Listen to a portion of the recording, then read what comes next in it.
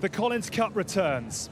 The biggest team event in triathlon is back once again at the incredible X-Bionic Sphere here in Chamarine on the banks of the River Danube. And in their role as the chasers today, it is down to Team US and Team International to try and catch up and overtake Team Europe. They will take to the start line not only as hosts and favourites, but also as defending champions after a quite incredible inaugural event here 12 months ago. Welcome to the Collins Cup. We hope we'll be faster and more furious than ever before, and with a dash of the spectacular. Daniela is arguably the greatest athlete of all time. Then you've got Taylor Knibb, the youngest athlete in the entire event. Athletes, you're in the hands of the starter.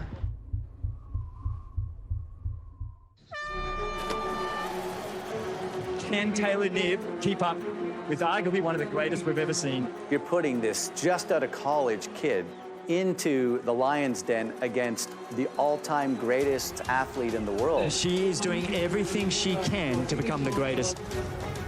When I heard that Taylor Knibb was just crushing her match, I think that pumped up Team US. Your mind said, there's no way she can do this. And she shocked a lot of people. USA claims 6. You know it's not Daniela Ryf crossing the line, but everything in your mindset says Daniela should be the one crossing in first. And Taylor Knibb comes in across. Suddenly you could kind of feel this nervous tension on the European team. And this is a blow for the European. The international team and the US team particularly with crushing the field. This is not going away. The experts were planning at the start. This is not going to be win everyone. This might not even be a victory for the Europeans. The United States just in a slight lead right now. It was very neck and neck with Team US and Team Europe. But it's still close. Only 4 points, I think, in total. Yeah, good. Emma Pallant-Brown continues to lead. These are athletes who don't fold easy. Europe has now moved into second place. All right, it's on. Ladies and gentlemen, we have a race. The blue tide is starting. 3:45. Pull back as much time as you can. Our guys tried to hold it together. Really got to dig in now and bring it home for Team Europe, because it's not just for you, it's for your teammates, it's for your country. The Europeans, for the first time, have gone in front. Europe have really suddenly just had that bit of a surge. It's all starting to fall apart. This is quite a surprising turn of events, actually. Here we come. Team Europe starting to take control. This finish will mean that Team Europe has won the inaugural Collins Cup. And quite rightly, the celebrations can well and truly begin. And the final word is congratulations to Team Europe. Well, brilliant scenes and storylines last year, and we will hope for much more of the same this time around. And I can tell you that not only have we had a lot of fast in the build-up to this year's Collins Cup, we've also had a fair amount of the furious, and we will come on to that a little bit later. But first things first, what a day we have got in store, and alongside for the ride, it's a very warm welcome to Belinda Granger and Vicky Holland. And before we get into the here and the now, let's just talk about the Collins Cup, because it feels this year bigger, bolder, braver. We've got higher stakes and perhaps fiercer rivalries as well. What, in your opinion, Belinda, is the Collins Cup doing for Team Triathlon right now? Well, let's just start by saying that I never thought in my lifetime that we'd be having an event of such ferocity. It's incredible, and I think the biggest thing for me this year is the athletes are a lot more savvy to what it's all about, and they mean business this year. Absolutely. We've got thunder and lightning in the build-up. We potentially got thunder and lightning overhead. What is in store for you, therefore, over the next 6 hours or so? Well, this year has possibly the strongest field ever. Athletes were here last year. They wanted to come back, and if you weren't here last year, you did everything you could to be on this start line, to be part of this event today. So I think the athletes are going to really make the day. We are in for what should be an absolute cracker, and we are talking about the Furious, so let's get straight into it. There is one matchup in particular that has bubbled over a little bit. Match 8 looks to be highly flammable today, and keep an eye on the body language from the very start of this. Did you know that you were going to be in this, or is it a genuine surprise when your name is pulled out? No, I generally didn't think. Well, first of all, I didn't even think I'd be in the Collins Cup, to be honest, and now I'm against two of the most famous guys in the sport, so it's pretty nice, yeah. I don't know. I'm generally really excited to see where I stack more than anything. Why are you laughing? He takes digs at us. Everything out of this guy's mouth is a dig. The two of the most famous guys in the sport. Two YouTubers. That would have been a better one, actually. I love it. To be honest, I think we could skip the swim, and I'd still give them a run for their money. I'm pretty I'm pretty confident about that. If you look at the times from previous races, like in Edmonton, for instance, no, I really feel ready, and I just hope to have a lonely day right to the end, basically. Great. You comfortable with that? Confidence? I mean, that's my life story. He's talking my life story. That is literally how I've done just about every race. It wasn't until later in my career where I improved my swim such that it wasn't always a lonely day. At 70.3 Worlds 2014, I came last place out of the water, literally, and I finished 4th. So I've had many, many lonely races, and this will. I mean, yeah, I think I'm also very used to individual time trials, but what this guy just said, that he could beat us if there wasn't a swim, is absolutely the farthest thing from the truth. I think skip the thing about St. George. Skip the thing about St. George. Yeah, about St. George. That's the only time we raced. Yeah, I was hit by a car 9 days before. Okay, sorry. But yeah, maybe you'll make fun of me for getting hit by a car too. That would be very much in your character. But you neglected the fact that Lionel has won, what, 30 70.3s, is that right? Oh, I haven't won nothing compared to you two guys. Yeah, you have won 0 70.3s. And I'm still going to beat you. I've won nothing. I've won a 0 70, no 70.3s, no Ironmans. Yeah. And nobody's going to beat you. So that's what's difficult. There's a degree of respect that should come in the sport. I think you take it too seriously. Too seriously? Yeah, I have a lot of respect for athletes, and I just think you take the sport a bit too seriously. Yeah. Perhaps you should show that respect to other athletes. Okay, Sam. And most people say actually that I'm a lot of fun, and I get to know most people. So you're the first person who's ever said that to me. I'm glad you think that. All right, here we go. Here we go. We'll settle it on the race. We got some beef. Settle it on the race. We got beef up in here. Yeah. Woo! And I'll get to be right in the middle of it. Anything else you want to say at this point? I mean, are you genuinely irritated? How do you use that on Saturday? I'm generally what? Irritated. I'm scared of him. I'm not going to lie to you. Yeah, I'm generally off, and I'm not normally off in the sport of triathlon. And I'm pretty sure this guy's going to be getting cramps and making excuses out there afterwards. Okay. I think we've got what we came for. Yes. Yes, you did. Thank you, guys. We'll see you later. I'll see you guys later.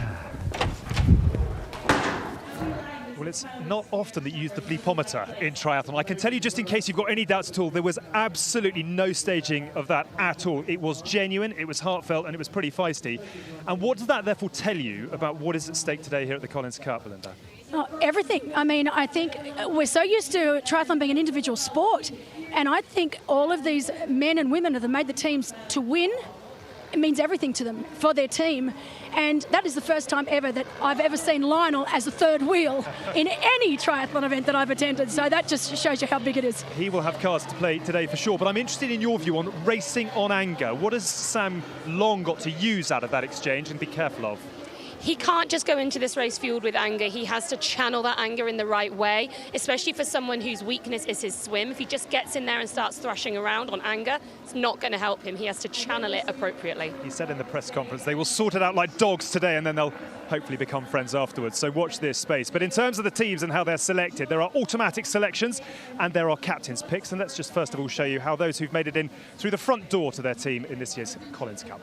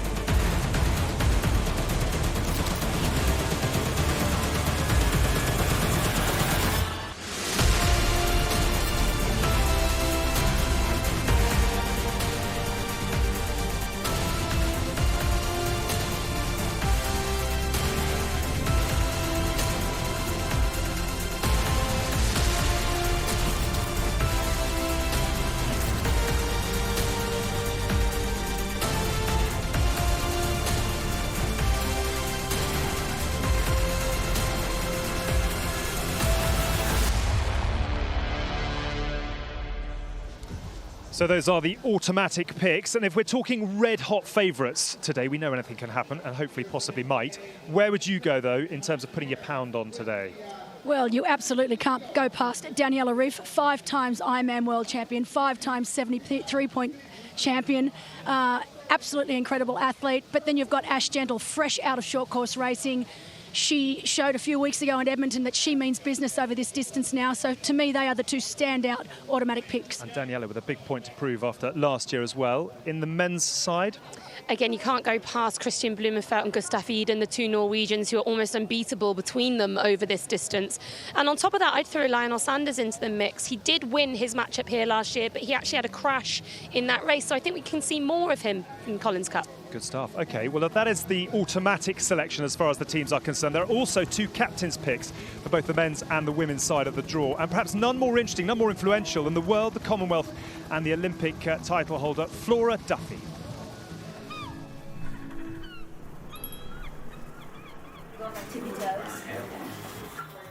I think in terms of like trying to get to that level of being there where you're like, oh yeah, I want to come here, I want to win this race, or, you know, really putting yourself out there, you really have to be, you do have to have deep belief with yourself, but you're also making yourself incredibly vulnerable by putting your biggest hope and dream out there. It seems now that you can't just win one race, and kind of seems like you have to win 2 or 3 in a year, but I might be part of that problem because last year I won the Olympics and a world title. You get forgotten quickly. I mean, I feel that. I'm the Olympic and world champion, and I'm like, wow, well, I better race a lot this year because otherwise, yeah, people will be like, well, what has she done lately? And you're like, the reigning Olympic and world champion. That's what I've done lately.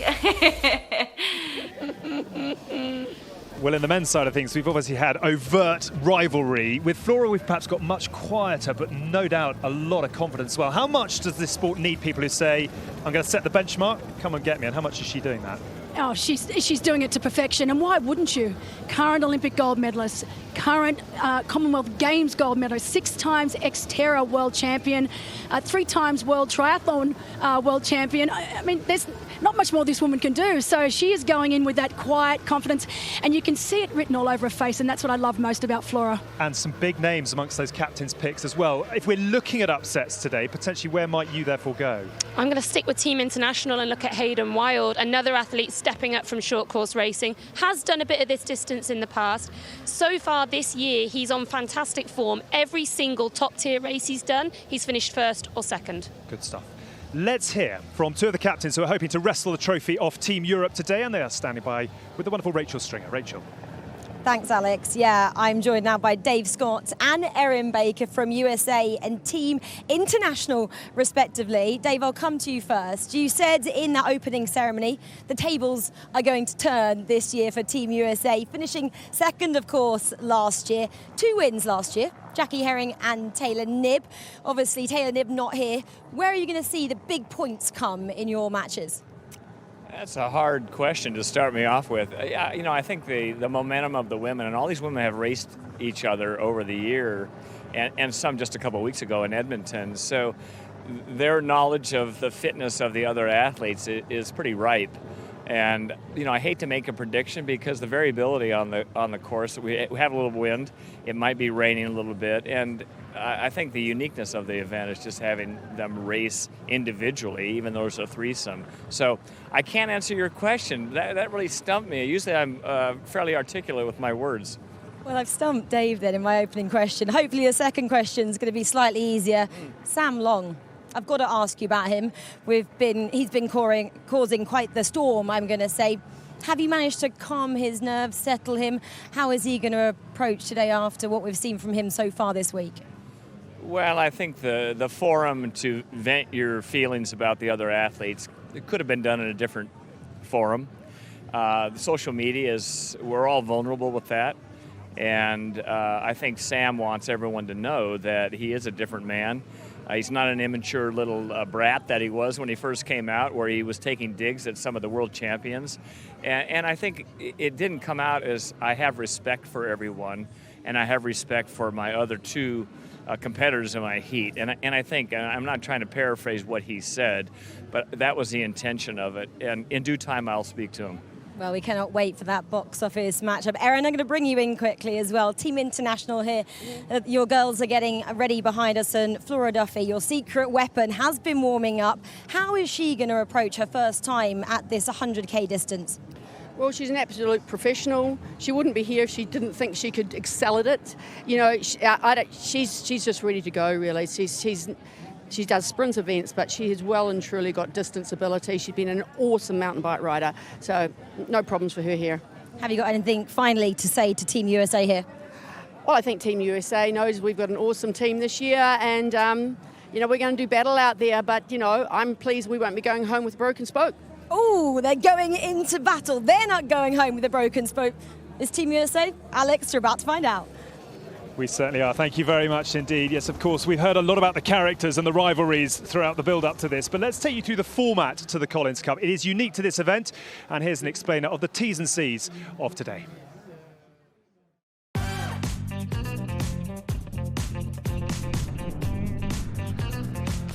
3 teams. Team Europe. Team US. Team International. Where is it? There. 12 races. 1 athlete from each team battling it out for points.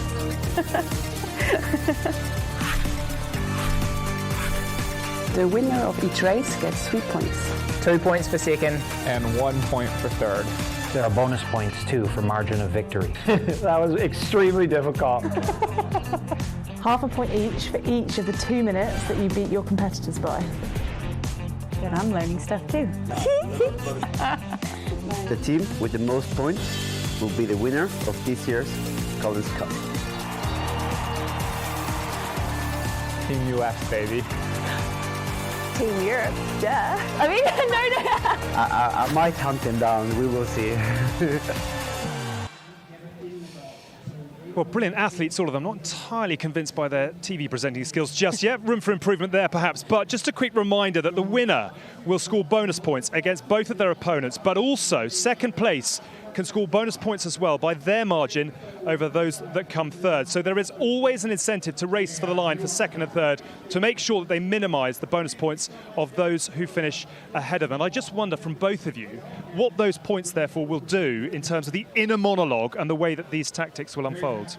Well, it's completely different to when you usually race. If you're out in front and you know you've got the wind sewn up, you can back it off, you can enjoy the finish line, you can take in the crowd, but with these bonus points on the line, you can't do that. You must race your heart out right to the line. And what about from your perspective? I'd love to know where you think the captains might have an impact today. Well, I would be advising them that really they need to think about the athletes that they're racing against. I look at a match, for example, like Aaron Royal's matchup.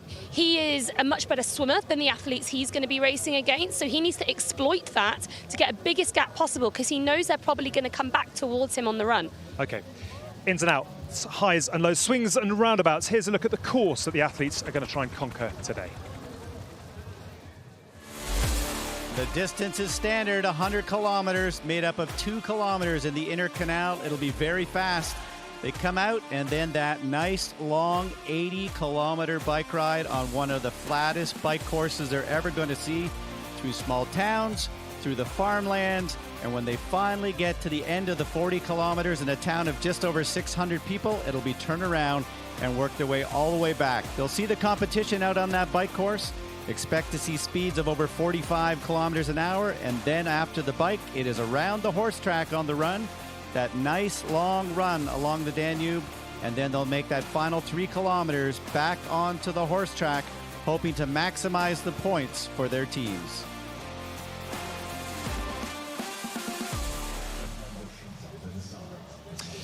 So that was Barry Shepley. We've got Vicky who's gone to the commentary box to join Barry, and they'll be back in action a little bit later on. But let's talk, first of all, matches 1 to 6, the women's side of the draw. And if you're looking at the head-to-heads that we've got, where potentially are you seeing the tightest races today? Ooh, tightest races.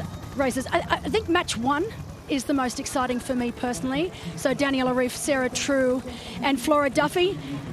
And the reason why, Alex, is because these 3 women have not raced each other in 10 years. The last time these 3 were on a start line together was at the London Olympics back in 2012. So for me, that's the matchup of the day in the women's race.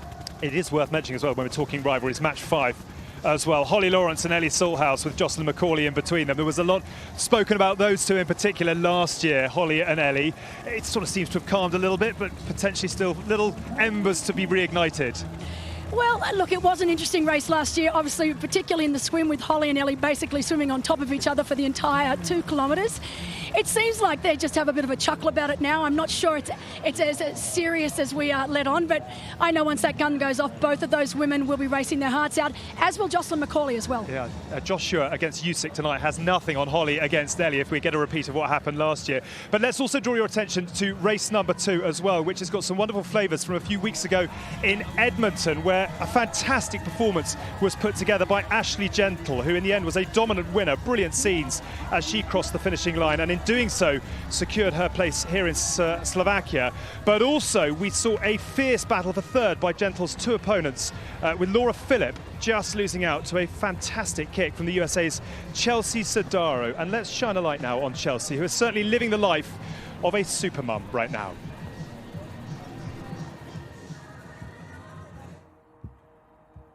You know, I know that I was born to do this sport. And, you know, I actually had a coach a few years ago who told me that you are very talented and you can have a way bigger impact than you think possible. And when he said that to me, I think that he was referring more to like my performances and winning, and he had a lot of belief in my ability.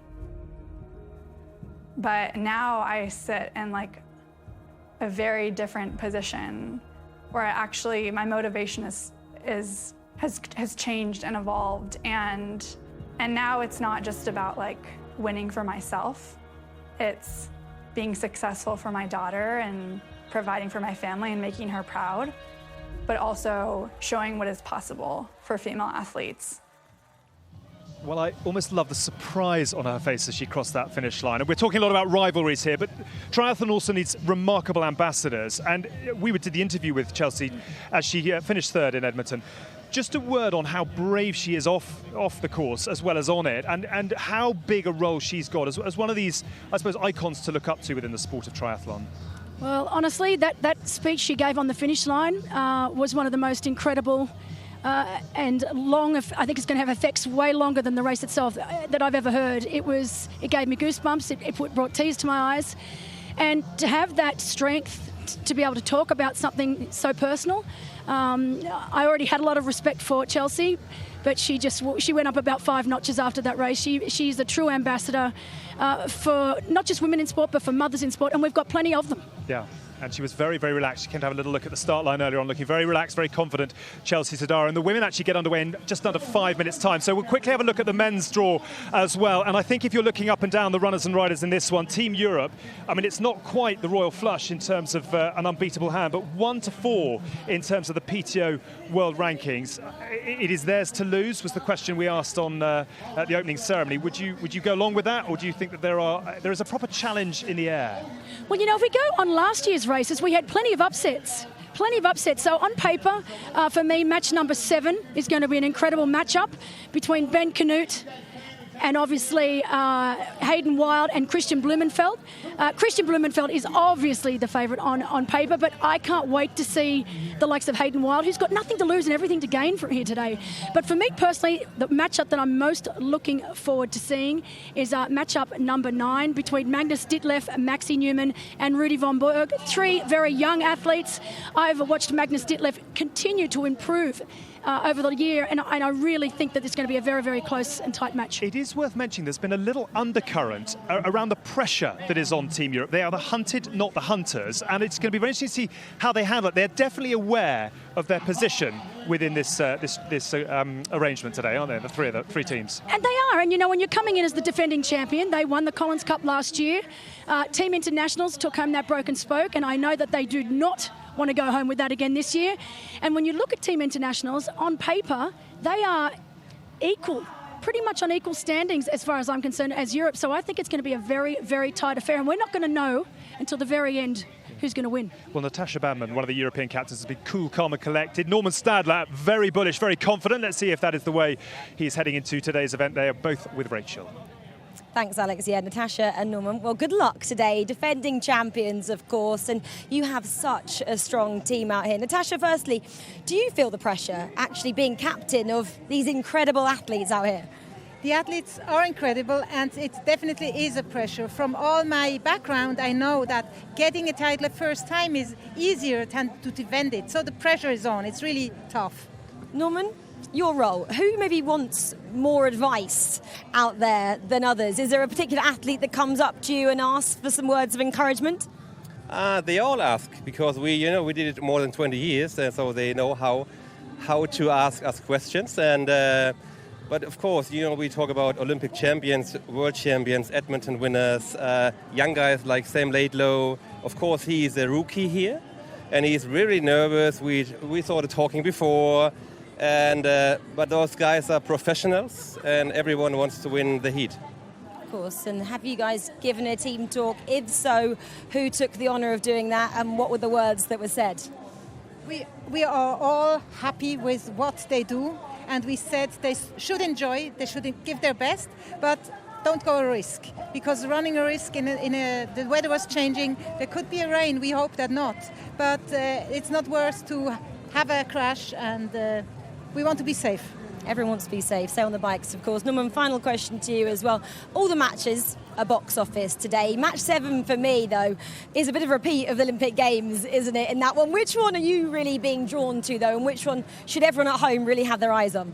What are you talking about? You mean the match with Blumfeld and Hayden? I love that one. That's one of my top picks. Which one would you say you're most excited to see? Of course, this one. Yeah, no, of course, this one and the one with Sam Long, Sam Laidlow, and Lionel Sanders. And Lionel is so relaxed, and Sam Long and Laidlow, they had a bit fight before, but that's good for the sport. Those guys are so young and so sometimes insecure, and they talk big before the race, but now you have to deliver, and the pressure is on. Well, that is match 8 then. Mr. Yo himself, Mr. No Limits, and Mr. Rookie. Well, thank you so much, guys, for chatting to us. Good luck, Team Europe. Yeah, those competitive fires still burning brightly. There's been a little chat, actually, about getting the captains back in the water and back in action. You reckon Norman would be first at the start line in that regard. But we are almost good to go, Belinda. Give us a little insight now into these athletes, their mindset, and how quickly they are going to be eager to get themselves into the flow and under running. Well, we always say that 5 minutes before the gun goes off is the worst 5 minutes of your life. You know, the nerves starting to bubble over, your mind's going at 1,000,000 miles an hour. But these are the best professionals in the world. Once that gun goes off, it is all business. They've got a job to do, and they're all going to do it to the best of their abilities. It is almost time for the talking to stop and the action to begin. The 2022 Collins Cup is about to get underway.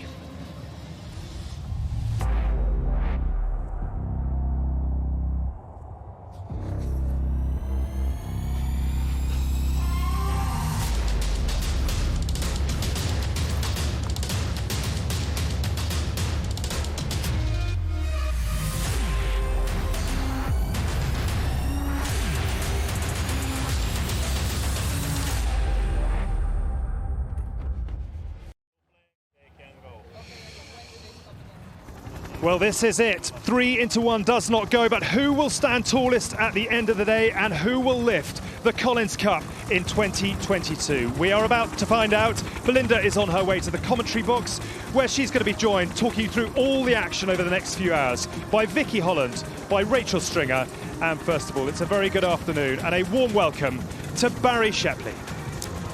Well, I don't know about you, Vicky, but I can feel the stress already in this booth. You could feel it down there. I know you saw the athletes. It's showtime now. It's been 2 or 3 days of lead up, and now it's time to go.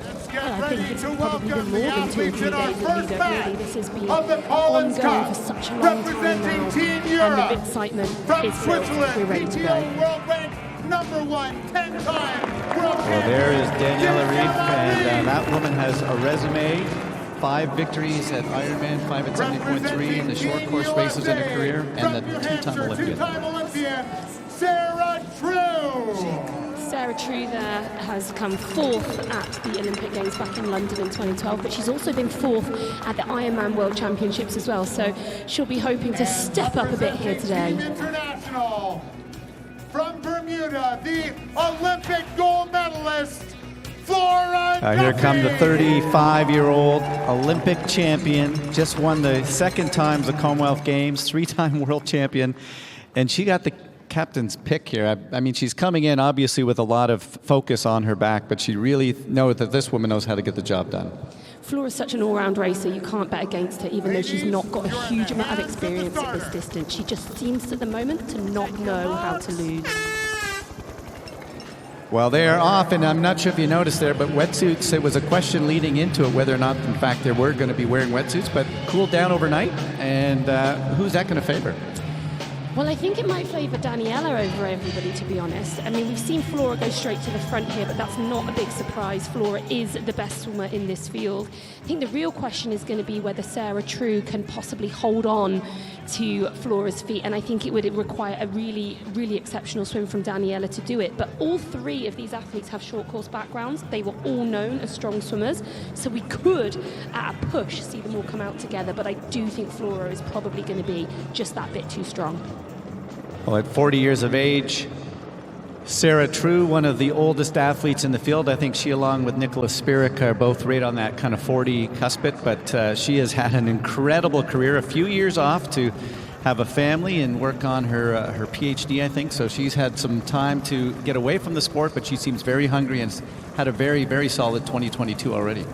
Yeah, I think at the age that Sarah is, without wanting to harp on about that too much, you have to have a real passion for this sport to want to come back into it, with everything that it entails, the amount of determination just in your daily training environment, let alone to come to these races, to leave her young son behind at home.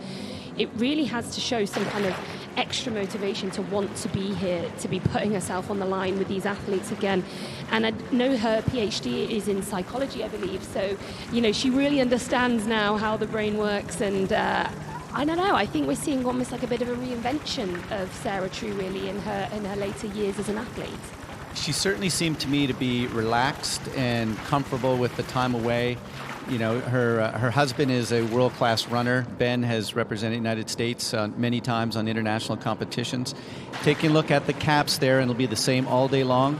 The yellow will be the international team. The red will be the USA, and that is, in fact, Sarah True. Just starting to lose the feet right there of Flora Duffy. And the blue all day long will be the reigning champion team from 2021, and that's the European team. Some great athletes got left on the sidelines. When you take a look at the people walking around our hotel this week who, didn't get selected just because the team was so strong, particularly the European team. The European female team especially was just so, both teams, I have to say, super, super strong this time round. And we've seen Emma Pallant-Brown, who raced here last year, won her heat, won her matchup last year. She's walking around the hotel. We'll be racing tomorrow at a different race here at the same event, same location, I should say, instead. But an athlete of that caliber to be left on the sideline, I think it just shows you the strength of this European team. Well, there's normally a lot of pressure being that first match out, but Daniela, Flora, and Sarah certainly are taking off well, and you have to think right now that this race is starting off much better than Daniela had last year. We remember she had a bit of flu. She's so gutsy, she hung in there all day long, but she looks like she's much stronger position just about 3 minutes in, so they're just past the 225-meter mark. I think Daniela knows that her race can be made or broken in this swim today. If she were to let Flora and Sarah get too far ahead of her, yes, the race would not be done by any means, but she is, and of course she's such a strong cyclist and runner that she could bring herself back into that race, but really minimizing her losses this early on in the race is hugely important to her, and I do think that's a tactic that she'll be employing right now. Now, does this distance kind of fall into one athlete's favor? Flora, I think, has had one maybe long distance. I think she won in South Africa a couple of years ago, so she hasn't had a lot of time at that distance, although we know she's a phenomenal cyclist watching her shorter distance racing, but a lot of that's been on a road bike, not on a draft legal, and getting out in one of those aero position bikes. Is that going to be a factor for her? Yeah, all of these athletes are so different. They have a short course background. We actually heard them talk about in the press conference just yesterday how the last time all these three athletes were on a start line together was at the London 2012 Olympics. That's a full decade ago when they were all racing over the short course distance. Now here they are racing over a distance that's almost double that. But you have Sarah True, who is also really now become a specialist at the full long distance racing, and she's coming down to race this distance. Daniela has raced over both really well too. There's Dave Scott and Craig Alexander taking a look, and you can see right there the international team looking over, and a big smiling Natasha Badman, and boy, that woman has had such a brilliant career. She has, but we did see the Team International and the American team there stood almost chatting, so you got to wonder, are they actually teaming up a little bit here? And we did hear from Sam Long, I think, early on in some of the build-up that we had over previous weeks. He was chatting about how he thinks that the best way for Team USA and Team International is if they're actually really clever about this and they team up against the reigning champions, Team Europe. It makes complete sense when you look at the really strong performance Europe put in last year. If the US and the international team can just kind of work together, knock off a few points here or there, there's going to be an upset or two today. There was a year ago. There always will be at these kinds of competitions. Somebody who just doesn't come through, has a flat tire, has a crash. You've got to optimize those points, however, when you have a chance. Yeah, that's absolutely how it should be, and I love that. I love that teams are using tactics and potentially working together here. We've heard Craig Alexander say that he really believes that his team, Team International, are actually the favourites here today, and there has been quite a lot of whisperings that it's not going to go all Team Europe's way, which frankly will just make for excellent entertainment for all of us. Well, that is the Olympic Games gold medalist, 35-year-old Flora Duffy, who I've joked a few times that I think her face is on the currency of Bermuda now. She is so popular. They had a holiday there. I was so disappointed after her gold medal because of the pandemic. The World Grand Final Championship that they were supposed to have just months later had to be postponed. And I had the chance to watch, Lisa Norden go home and race after that silver medal performance for her in London, and it was such a huge factor. Yeah, it would have been really lovely for Flora to get that opportunity to go to the grand final in Bermuda, especially because as the reigning Olympic champion, she was then attempting to win the world title. She did win that world title. She won it in Edmonton instead of her home country of Bermuda, but she's such a superstar there now. She's, of course, a dame as well. She's received a damehood from the Queen. She is on buildings from, story-high buildings on the side of them over in Bermuda. And on top of that, she has also had one of the hills there renamed after her, Flora Duffy Hill. Well, there's really a lot of pressure being that very first one out, and you can see Daniela Flora. Awesome! Super confident. First thought was it's going to be a freaking fast swim. And then the second thought was, how am I going to catch up these two? And third thought is stop thinking. So Daniela actually said, oh, this is quite like a short race. And I was like, are you kidding me? This is so long. From the start to the finish line, it's going to be me just trying to suffer as much as possible. So that's my strategy. Just turn myself inside out, without blowing up, hopefully. Yeah, Saturday will be fun, but it's not really fun. We all want to win, so the teams are on our backs, and you want to make your team proud, and it's going to take a lot of courage and a lot of effort. Yeah, it's really cool. Like, to think the last time the three of us were in a race together was 10 years ago, almost exactly 10 years ago, and our paths have gone many different ways. And I think it's actually a pretty special moment that here we are, 10 years later, racing together.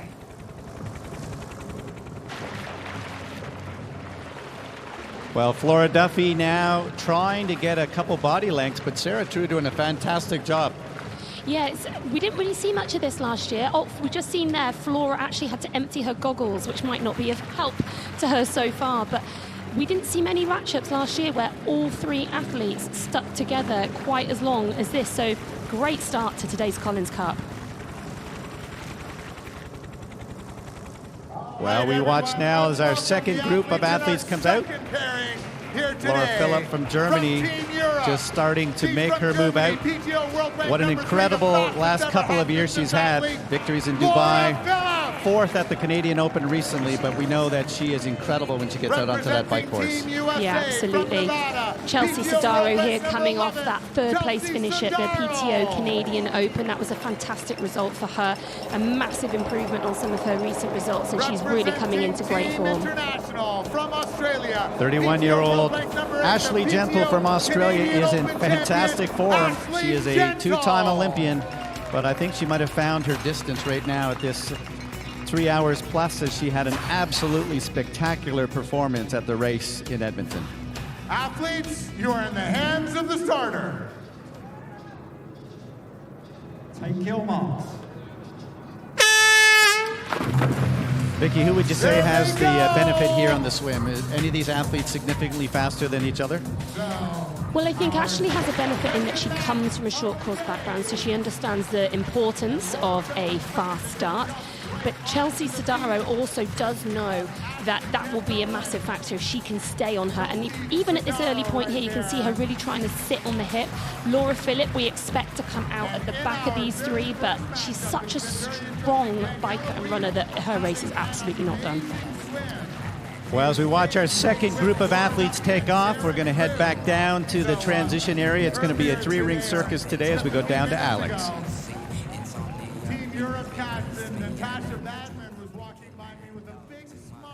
I love racing these ladies. I think they really bring out the best in me. I've had the opportunity to race them a few times this year. And, you know, honestly, last year I got picked towards the end of the round. And so it's nice that my team has a little more confidence in me this year. They put me against these studs. And so I'm just excited to see what I can do out there. Yeah, it'll be good. It's my first time here at the Collins Cup, so I have no idea what I got myself into.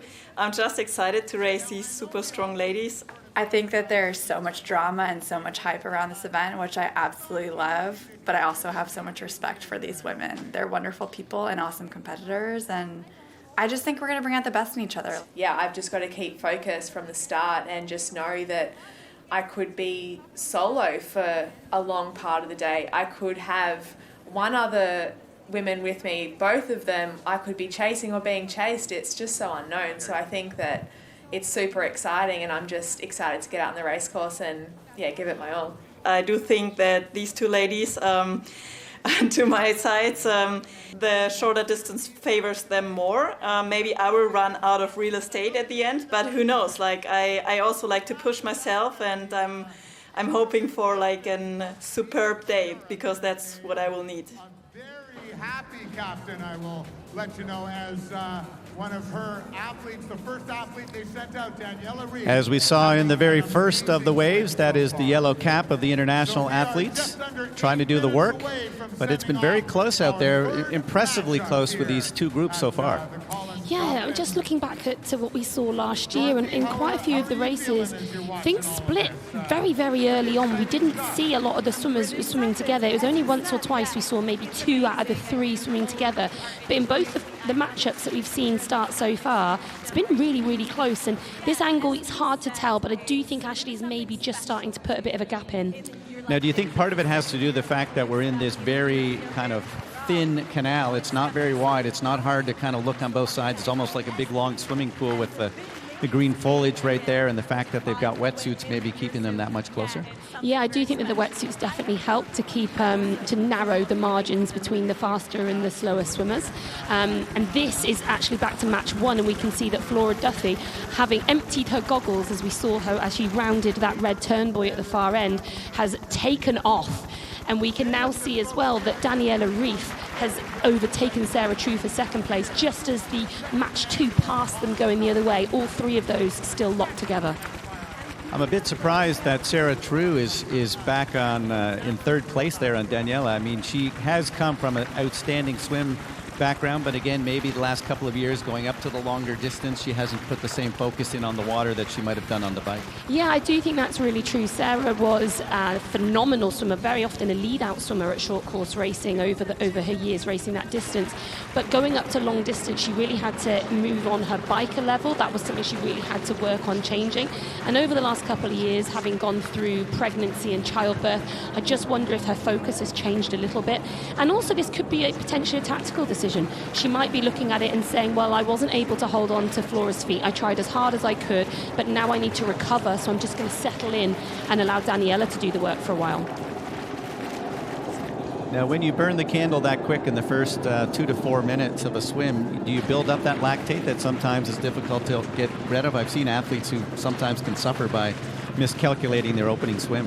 Oh, it can be fatal to your race if you do that, and I do think that is possibly what's happened here. We saw in the interview that Sarah did, she said, my aim is going to be to turn myself inside out all day long. Well, maybe she's just turned herself inside out possibly a little bit too early in this race, but there's still a long way to go, and if she can be nice and settled in there on Daniela's feet, that will be a big advantage to her and just allow her to flush that lactic out of her system and be ready to roll again come the bike. Yellow cap for the international team, red for the United States, and blue for the Europe as we take a look at the athletes well into the swim.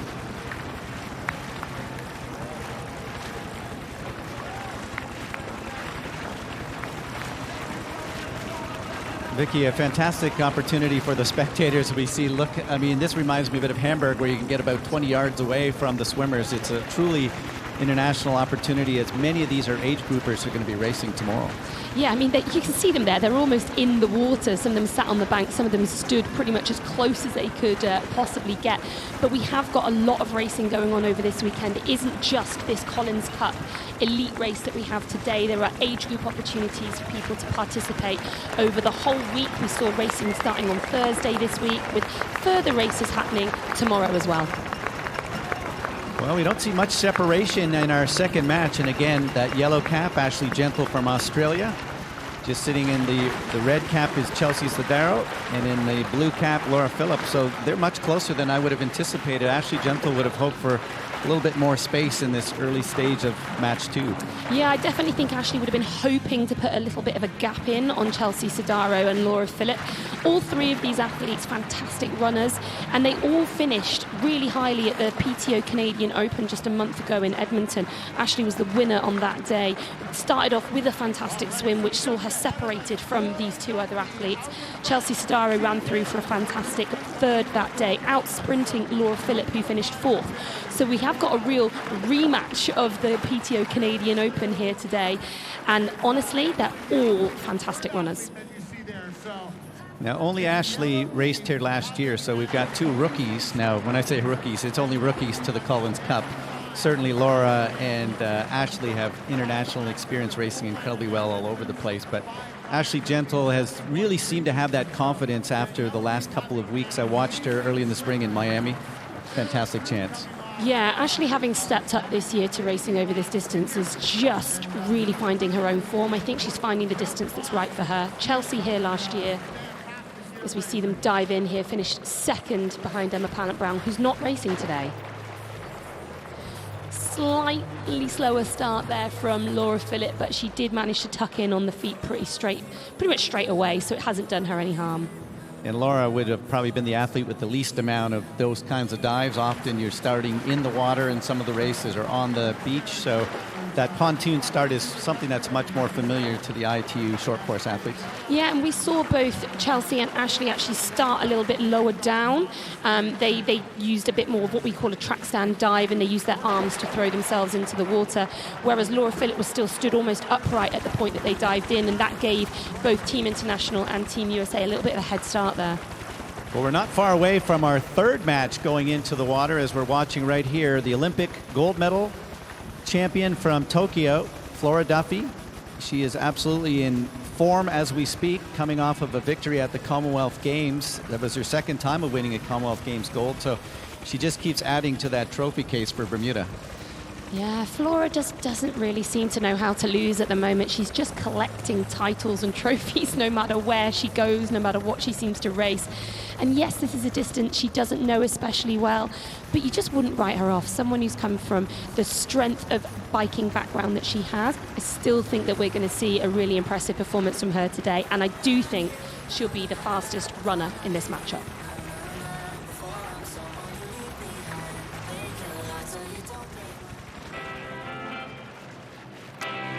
Well, it is time for match 3. The British officer, she's a physiotherapist for the British military program, and a big, beautiful smile for the woman who went 7 hours and 31 minutes winning the sub-8. And she got that last-minute call, so you know she deals with pressure very well. Yeah, we have Sky Munch here, our 4th place at the Ironman World Championships this year, possibly known as a more long-distance athlete, but she's a veteran, really, of Collins Cup. She was here last year.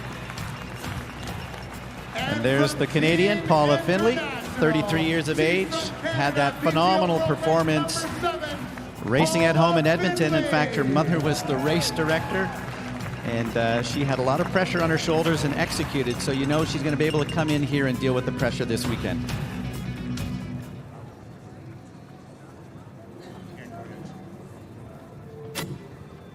Athletes, you are in the hands of the starter.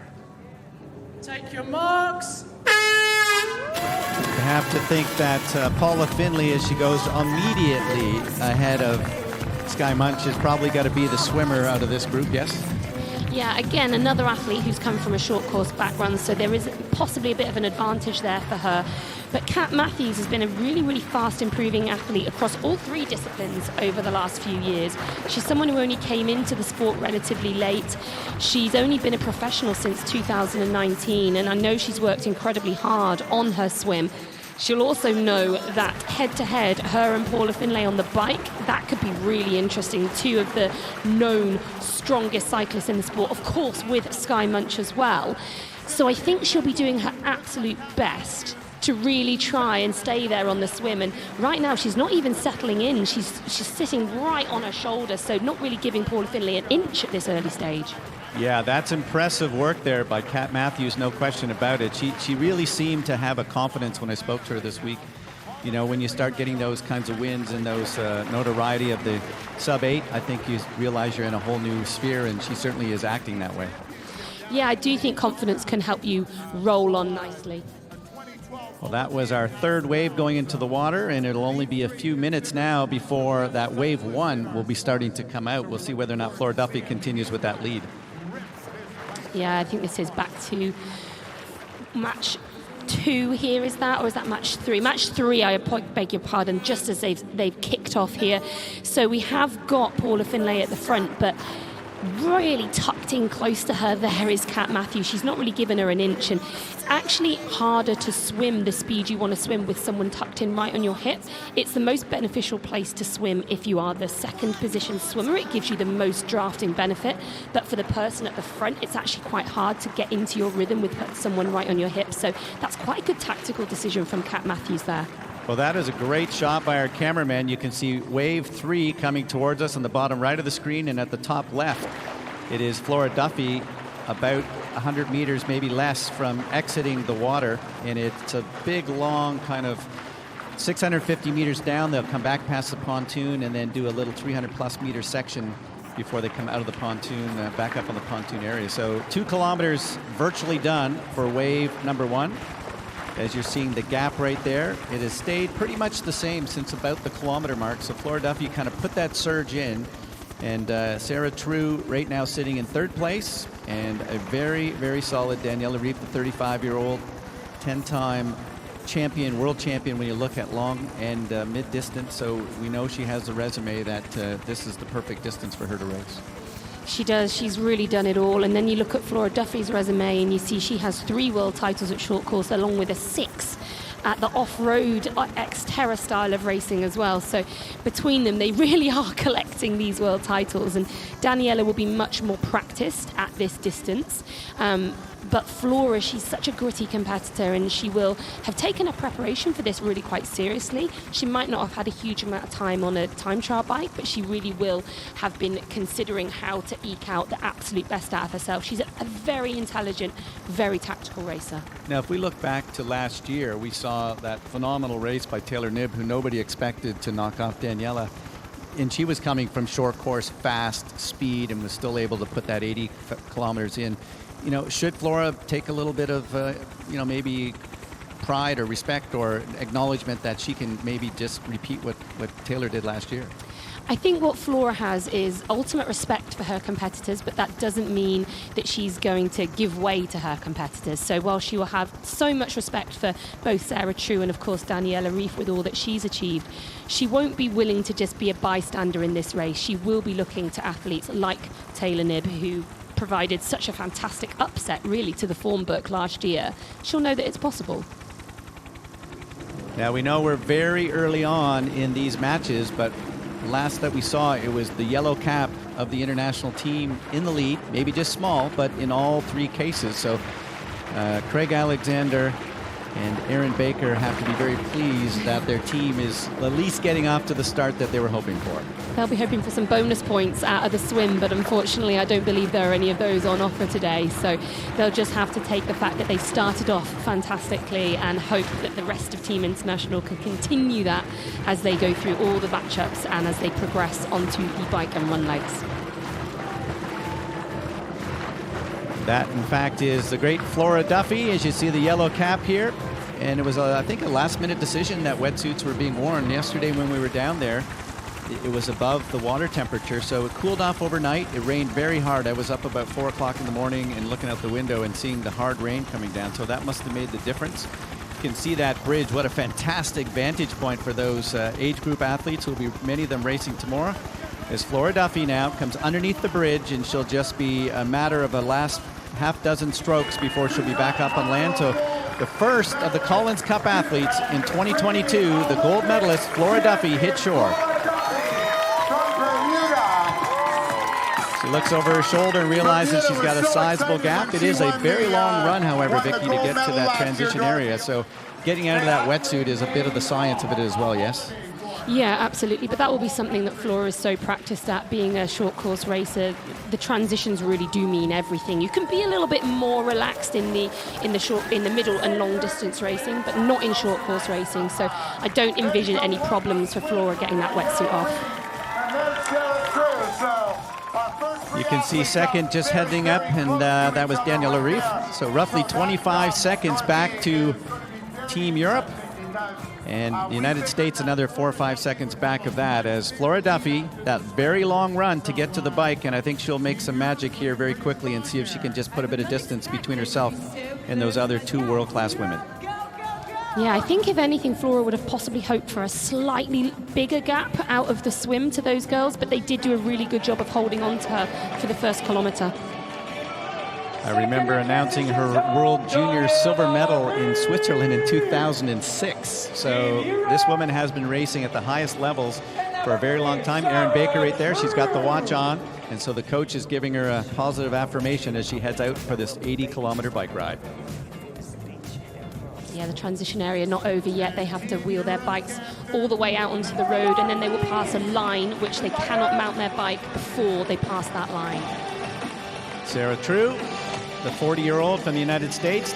Women will be side by side, and everyone has a little bit of a different science of how they get out of that wetsuit.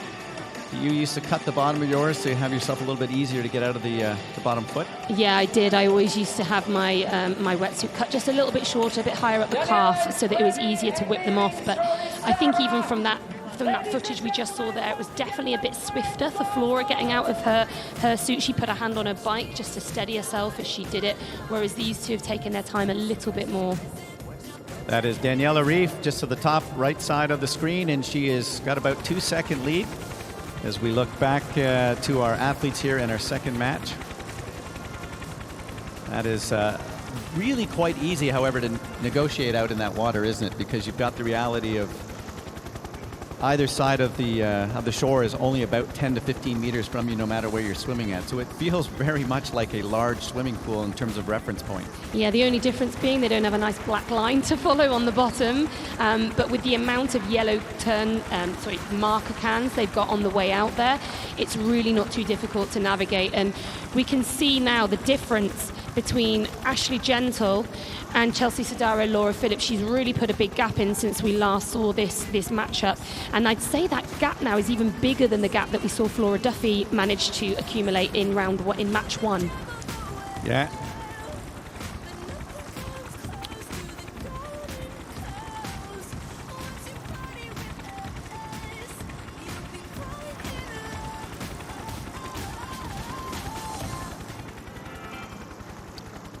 And it is time for our fourth match. Some may call her the greatest of all time. Gold medalist, silver medalist at the Olympics. She is a 40-year-old superstar, and this will be the last time we ever see Nicola Spirik race in an international event. Yeah, what an unbelievable career she's had. We can see a very, very excited Sophie Watts there representing Team USA. This is her first Collins Cup appearance, and we know she's just delighted to be here. You can tell she's a runner the way she went down that pontoon. And this is the woman who probably is going to have the fastest swim of the entire day. Victoria Lopez from Brazil. The 26-year-old comes from a very fast ITU background and maybe the biggest gap of anyone. So if you see Nicola Spirik back by 40 or 50 seconds, don't be panicking. Take your marks. Nicola Nicola didn't want to get a penalty on her final major race of her career. It's 10 seconds if you go early. I think all the women had their feet on the pontoon at the right time. Yeah, she was very, very careful there. And as you just mentioned, Barry, do not be surprised to see Victoria Lopez get away straight away. You can see how hard she's kicking in these first few meters here. And Sophie Watts doing everything she can to try and hold on to those feet. But Victoria Lopez was second out of the water at the Olympics. She led the swim with a gap at the PTO Canadian Open in Edmonton, I should say. And we really are expecting her to be gone straight away and not seen again by these guys until, well, potentially much later in the matchup. Nicola Spirik, haven't seen fantastic swims from her this year, so she's not the Nicola that we saw at the Olympics, and don't be surprised to see a little bit more of a time gap out of the water, but we know her abilities on the bike and the run for sure. Yeah, don't panic too much when you see Nicola possibly dropping off a little bit here. She has had some nasty injuries this year after a bike crash, shoulder broken, so we're just not expecting to see the best of her swimming at this point.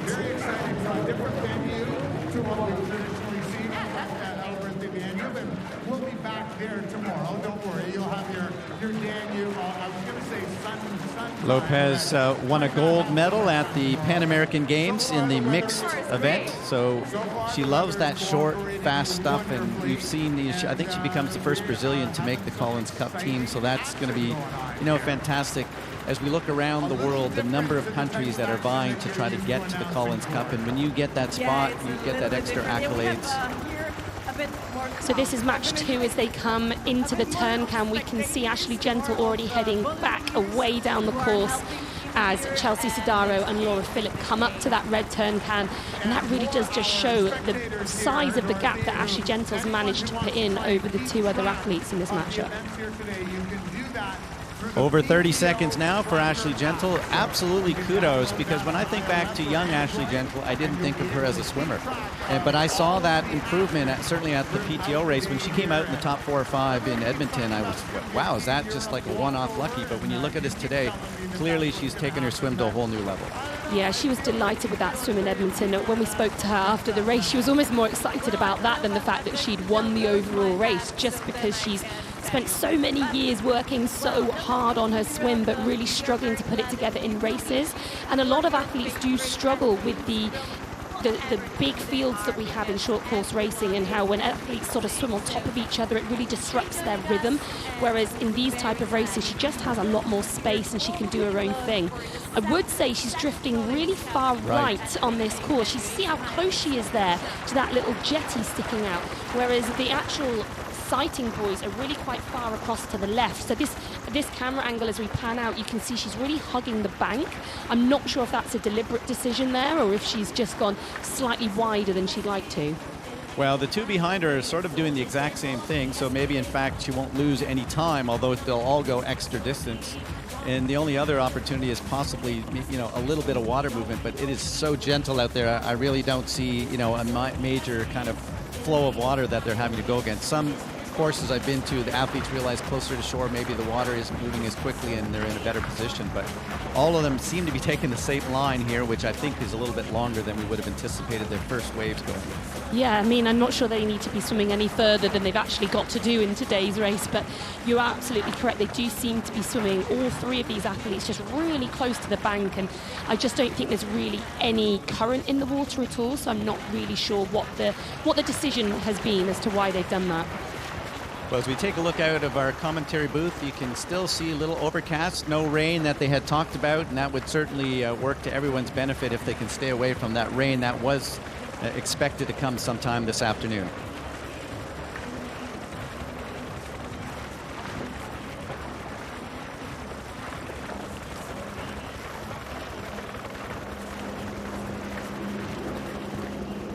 So only one wave out onto the bike course.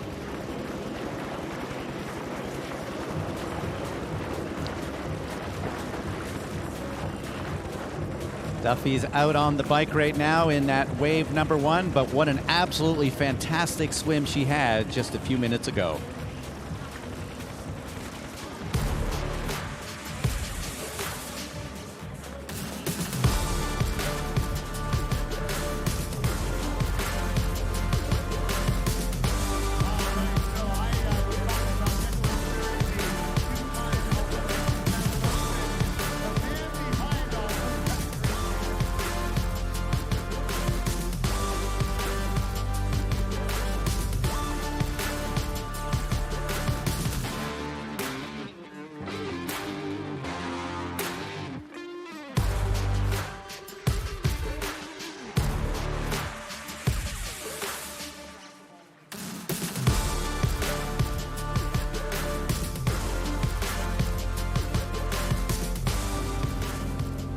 The Olympic Games gold medalist and world champion, and Commonwealth Games, and probably tiddlywinks as well if you add all the things in her repertoire and skills. Leading right there, that is Flora Duffy by Team International.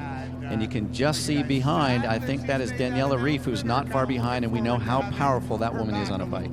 Yeah, we've just got some splits up on the screen there at 33 seconds, but I wouldn't be surprised if the next time we see a time check, that's actually come down a little bit. From that angle, it looks like she is catching. Well, that is match 2, another yellow cap for Team International, as Ashley Gentle will be very pleased looking over her shoulder with a large gap back to the chase group, which was Chelsea Sodaro and Laura Philipp. Yeah, I'm not sure she would have even been able to see them too clearly under that bridge as she ran up that really steep ramp they have at the bank of the canal. But another athlete who's got that short course background, knows how to execute a really fast transition. And even just comparing it to the 3 we've already seen come through, she seems to be running with real speed here.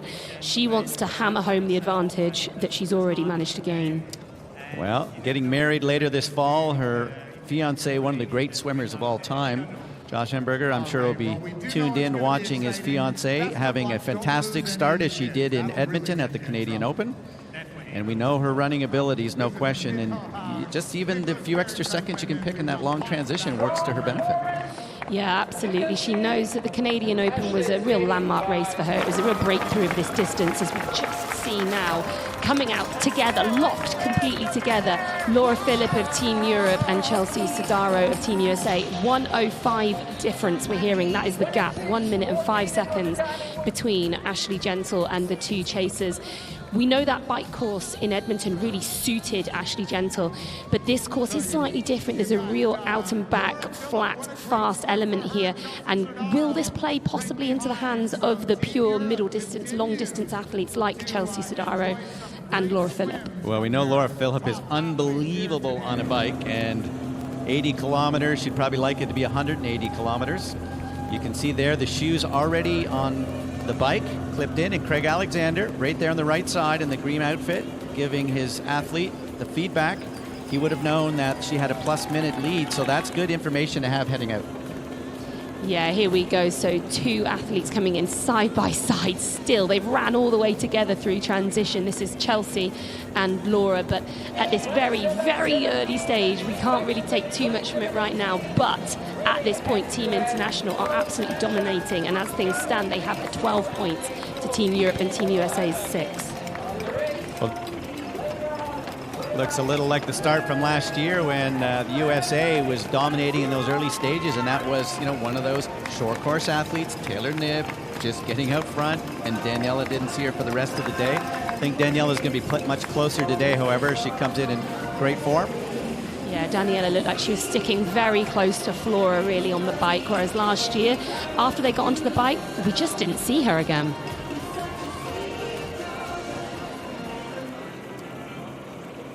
Well, as the bikers are out on the course, it is time for match number 5.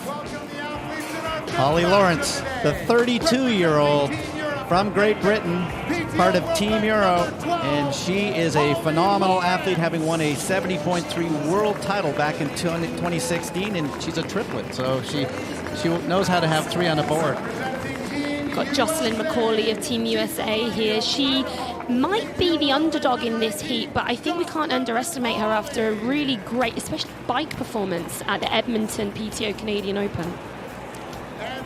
There is Ellie Salthouse from Australia. She won last year her event that she was in with Holly Lawrence. The 29-year-old had one season. She had 8 wins at this distance, so she really loves this format.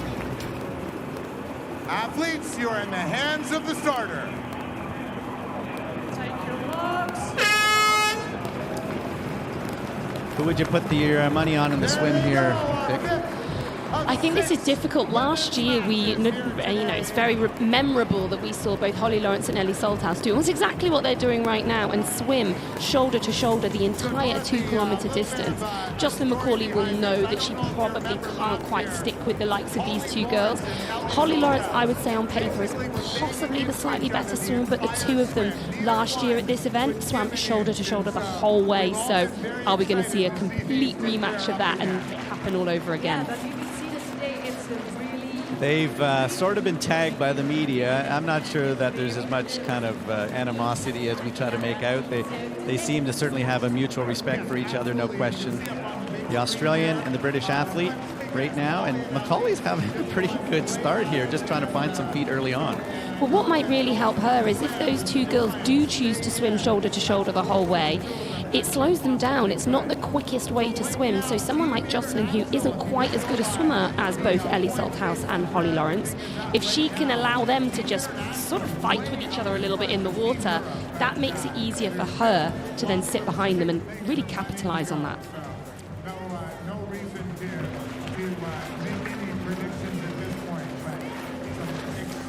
Well, there we are in match one, and the Olympic champion will know what that other motorcycle coming up, that Daniela Ryf in the blue outfit, will be coming through. It's important to realize these athletes are not allowed to draft each other as they do at the Olympics. You know, your style of racing where you get on each other's wheels. So Daniela will have to go out a little wide and take her own win, no question. Yeah, so the draft zone, as we call it in these races, is 20 meters. So as soon as Daniela gets within 20 meters of Flora, she has a limited time to pull level with Flora, at which point then Flora has a set amount of time to drop back out of that 20-meter box.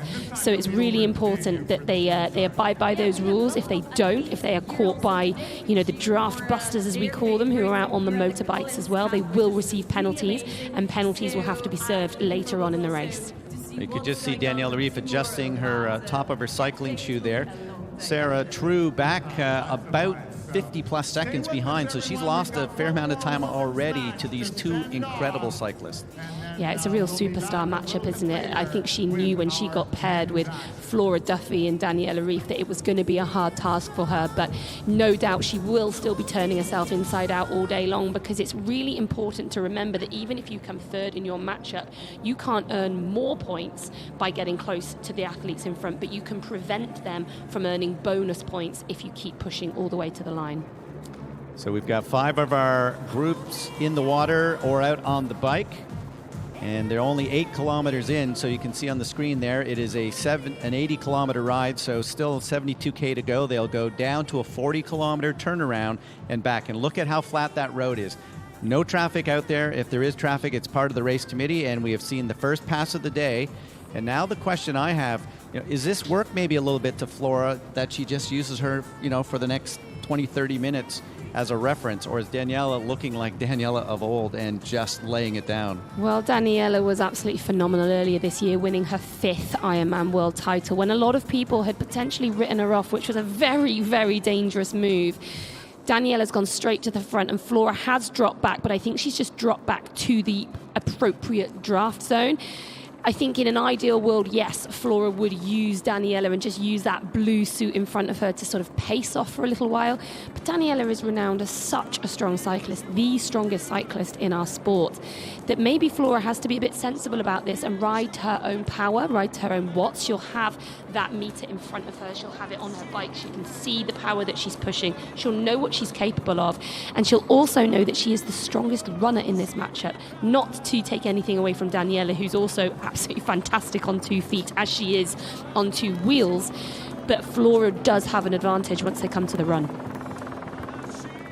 Well, as we watch the 10-time world champion on the left side, Daniela Ryf, we're watching on the right side. That is wave number 5, and it's Holly Lawrence in the blue cap. But really not a lot of difference. All 3 of those athletes very close, and the one that's most impressive right now for me is Jocelyn Macaulay, who is probably the best cyclist of those 3. Yeah, I'm really impressed with Jocelyn Macaulay right now. Wasn't expecting that at all. It's remarkable for Salthouse and Lawrence after the Europeans fall on the bike last year. Let's hear what they had to say about the opening ceremony.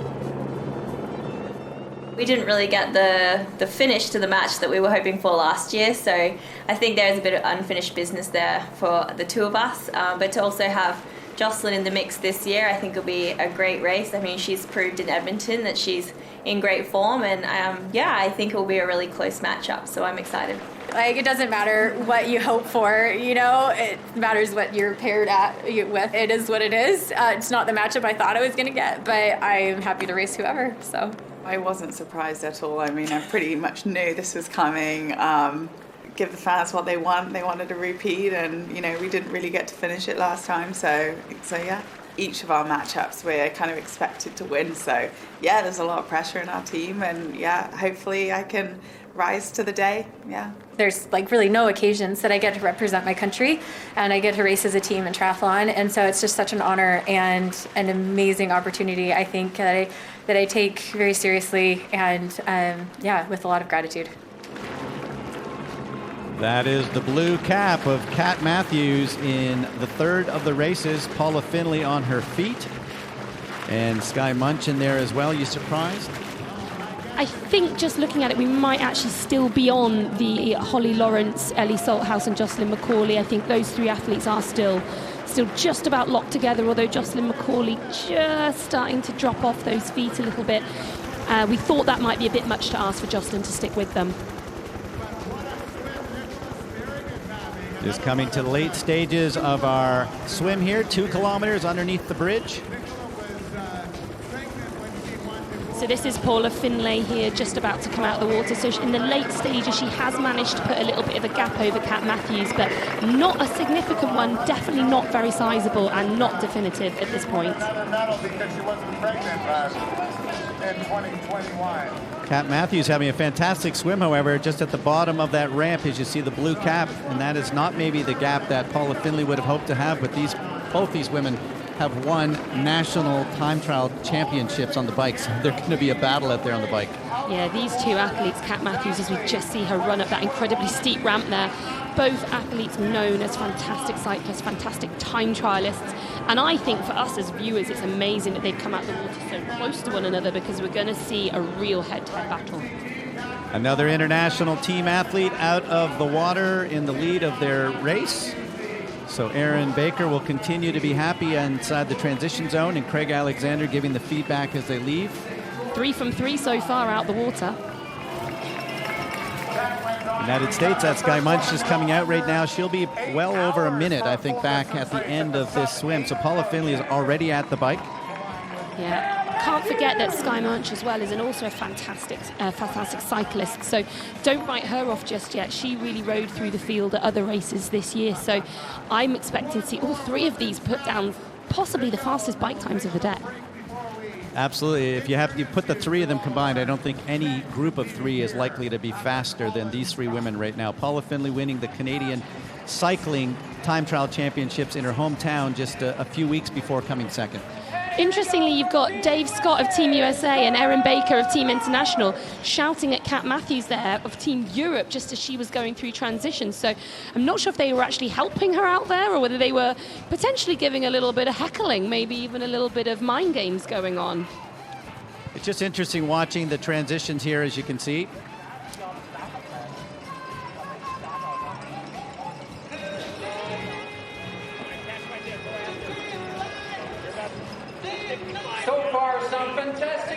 And as Skye Munch heads out onto the bike, we're watching our final wave of athletes. Olympian, Ironman champion from Germany, the 39-year-old Annie Haug comes in with some fantastic resume. Yeah, Annie's done just about all there is to do, but I know she felt a bit nervous about this matchup. That's Jackie Herring. She won her matchup last year and actually beat Annie Haug. So this is a real rematch of their 2021 Collins Cup too. That was a big surprise for me last year to see Haug lose. So Herring had a fantastic race. As we look at the Canadian, Tamara Jewett, the 32-year-old who's had 3 of the fastest runs we have seen, running 1 hour 14 for a half marathon off the bike. So expect this to be a group of unbelievable runners out there. Yeah, this is another real runner's race. Here last year, Jackie Herring was the fastest runner. Can she do it again?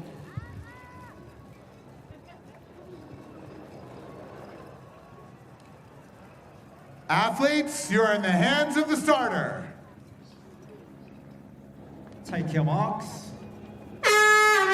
Well, I definitely don't expect Tamara Jewett to be the first out of the water. I've known her. She actually swims in the local group that I'm with, and she was late to getting into triathlon and late to learning to swim, but she's improved massively, no question. As you saw right there, Jackie looked like she had a little bit of a problem just coming off the pontoon. Yeah, I think Jackie got a bit crushed there in between both Annie Haug and Tamara Jewett, so she almost had to sit up put her head up, and now we can see her swimming wide around those two athletes. And on paper, you'd have to say that Jackie Herring is possibly going to outswim the other two athletes in this wave, but not a great start for her, having to sort of pause, reset, go round everybody and start again.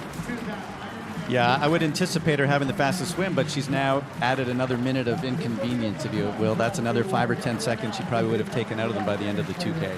Yeah, and it's just a little bit more effort that you have to put in. If they've been able to dive in all three together and Jackie just ease her way to the front, that's a very different energy expenditure to having to stop, realize there was nowhere for her to go, have to go to the side, swim all around them.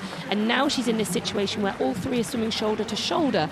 And as we've mentioned already today, that is just not the fastest way to swim.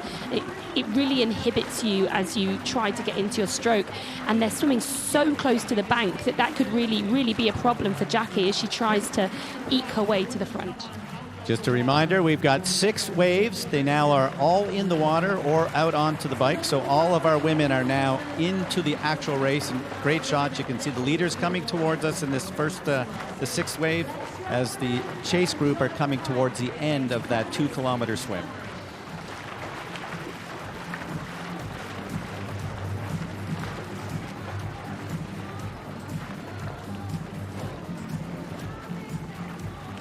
So $1.5 million being handed out this weekend. This is a very lucrative weekend for these athletes from all around the world, part of these 3 teams, but it's also going to be team bank account by the end of the weekend. Yeah, it is important to mention that the prize money, the money on offer here at this race surpasses anything that is seen at any other triathlon in the world. It really is phenomenal, and Professional Triathlete Organisation are doing incredible things for the athletes of our sport, really elevating it to another level. But we do have to mention that it's not just about the money, it's about the prestige. Just as I'm saying this, we saw Jackie Herring there have almost another little incident where she seemed to have to stop. So that's not been a great start for her. I think this is match 5 that we're taking a look at right here, and we're 52 minutes into the start of the race. Take off 10 for each of the various waves the athletes have gone through, but you can see a bit of a separation right there. Kayakers are out there to make sure everything stays safe on these courses. Yeah. These athletes staying very close to shore. I'm surprised that they're all doing that, as it is Team Europe right there in the blue cap. That's Holly Lawrence of Team Europe, with Ellie Salthouse still just about on the feet, letting a little bit of a gap go there, but I think she's quite happy and comfortable sitting on Holly's feet, and it's a much more sensible way to swim than that real shoulder to shoulder or athlete on the hip. It just means that the two of them will get away, they will get time on Jocelyn McCauley, as we just see her come into shot as well as another group go past us in the opposite direction. I think that's match 6 that we just saw with Jackie Herring, sat on the back of that pack, which is just not what we were expecting to see at all. But coming back to this match 5, Jocelyn McCauley, I expect to be the fastest biker of these 3, so they really do want to get a gap on her, and I'm not sure that gap is big enough at the moment. It is 2 kilometers of swimming, 80 kilometers of biking, 18 kilometers of running. If you win your category of 3, you get a total of 3 points, and then bonus points up to a maximum of 6. So these athletes are really trying to make sure that they just eke out every point. If they're not going to win, try to minimize that 2nd or 3rd place. And it's 2 minutes. Every time you lose by 2 minutes or 4 minutes or 6, you start losing more points to the leaders. So, that time is important, even if you're not having a great day. As we saw last year with Daniela Reef, she made sure that she minimized the loss to Taylor Knibb and didn't give up a full 6. Yeah, it's half a point for every 2 minutes you finish in front of a competitor, up to a maximum of 1.5 points per each competitor you finish in front of. So if you finish 6 minutes ahead of competitor 2, then you will get the maximum amount of points, because you'll obviously be more than 6 minutes ahead of competitor 3 as well.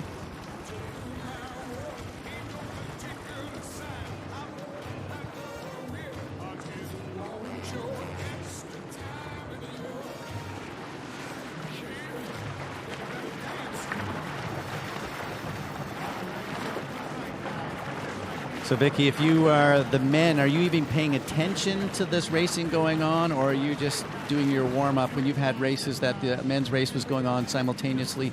How did you manage that? You'd be hearing commentary and things, but how did you just make sure you're focused on your own event or not be looking over to see how the British boys were doing? It's a real combination, actually. I think you do have to focus on your own race, your own processes, make sure you're doing your warm-up correctly, getting all the little things right. You don't want to do something silly like forget your timing chip because you're too focused on another race.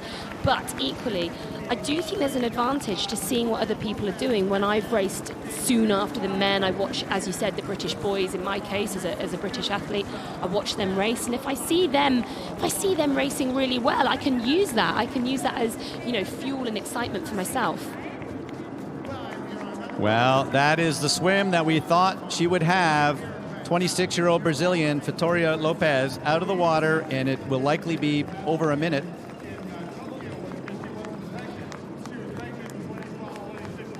Yeah, Vitória Lopes leading match 4 into the transition zone, and this is where we are right now with Philip, who is the husband of Laura Philip. Match 2, which is out on the bike course at the moment. Ashley Gentle's opened up about a minute's lead there, a minute 10 you were saying.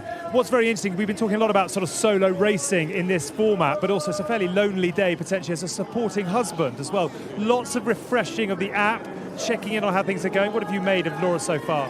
No, I think Laura can race pretty confident today, and like she's just a minute down at the moment. This is very good for her, so I'm pretty relaxed, and I will try to catch her around the course wherever I can. But I think on the bike it's not possible today, so I will wait for her in transition, and I think on the run course I have 2 or 3 chances to see her. Brilliant. Well, I know you'll give your full support as you do. How was Laura this morning? What sort of mindset was she in coming into this year's Collins Cup? Oh, I think she was really proud to be part of it here, and so she will give the very best for the team. And she said she had a good night's sleep, and yeah, so it's a bit interesting to have this late racing for her. Ironman usually starts earlier, but yeah, she managed very well, and yeah, like they were happy going into the water. And at the moment, I have no doubt that it's going to work out. Oh, I love your confidence. We hope she's happy at the end as well, Philip. Lovely to chat. Thank you for your time. Barry, back to you. That was Nicola Spirik we just saw heading out on the bike. She was about 25 seconds down, but did not have a fantastic transition, at least to my eye. Really close gap to Vitória Lopes there that I wasn't expecting from Nicola Spirik. She was a lot closer than I really thought she would be. And this gap now back to Sophie Watts, is over 2 minutes. So that's where the real damage has been done in this matchup so far. Now, Sophie is really quite novice in terms of these big major international races. She had a little bit of ITU stuff, but she had her big win earlier this year in Watkins Glen. That got her into the race in Edmonton. That got her into the race here. So she's on a little bit of a roll, but she's certainly up against some major hitters when you take a look at Nicola Spirik. Yeah, 9th place at the PTO Canadian Open just last month was a huge result for her and really got her into this American team, but she has taken a bit of a hit early on.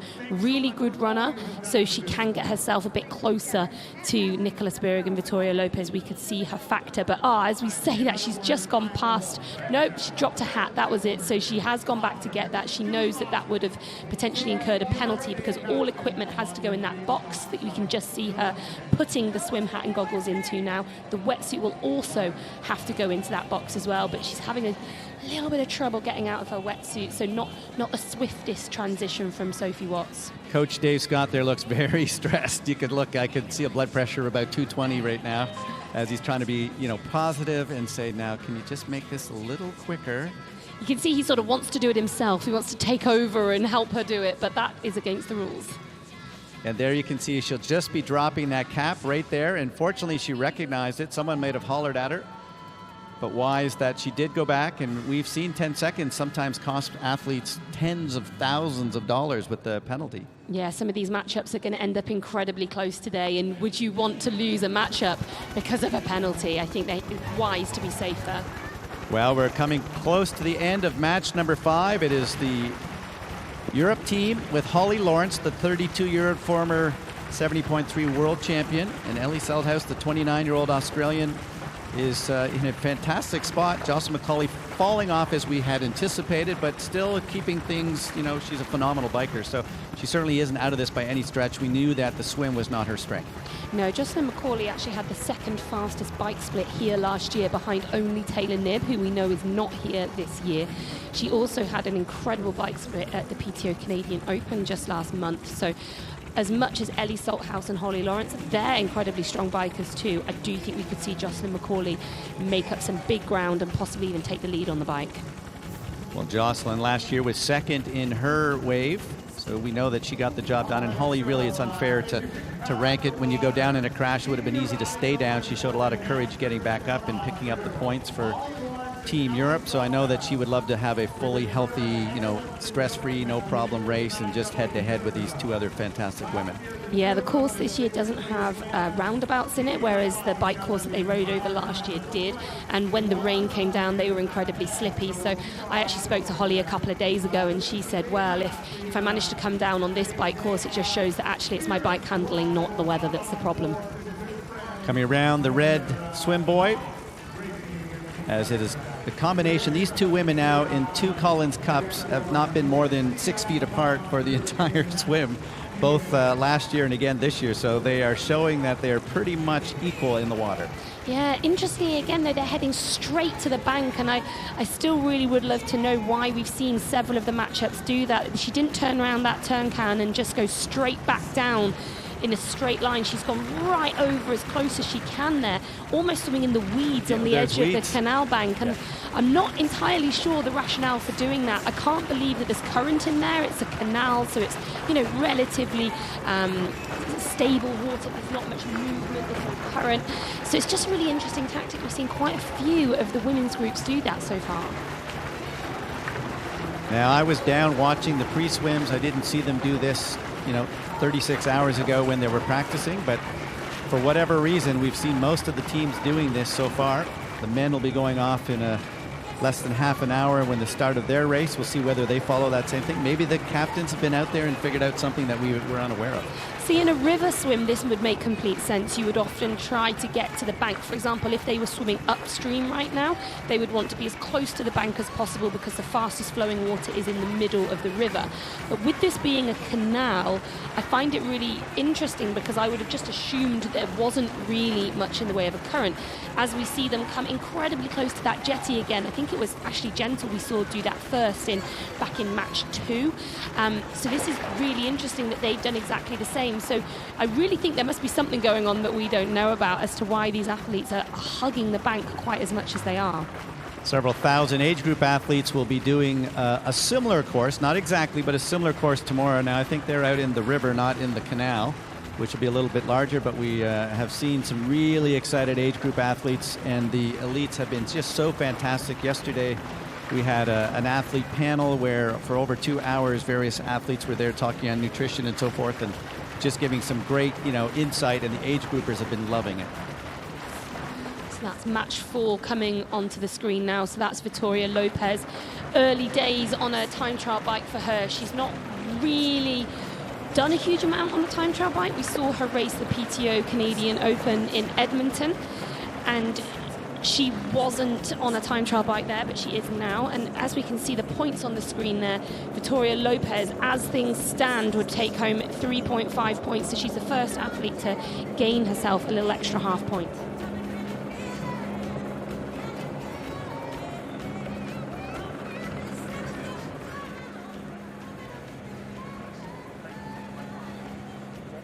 Well, there is the young Olympian.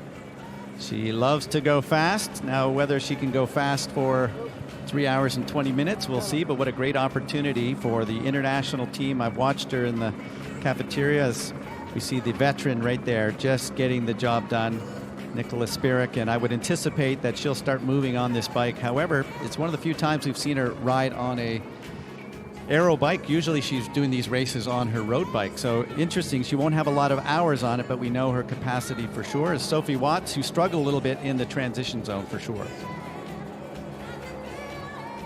Yeah, 2 of these 3 athletes are for the first time racing on a time trial bike, as you just explained there. Victoria Lopez at the front with Nicola Spirik just in the background there, we can see her in the blue suit representing Team Europe. Neither of these athletes have raced on time trial bikes very much in the past. We saw them both at the Canadian Open in Edmonton last month riding on road bikes. That was a very different course though, with hills. There was quite a lot of technical elements to that course. So the road bike probably didn't play too much of a detrimental role.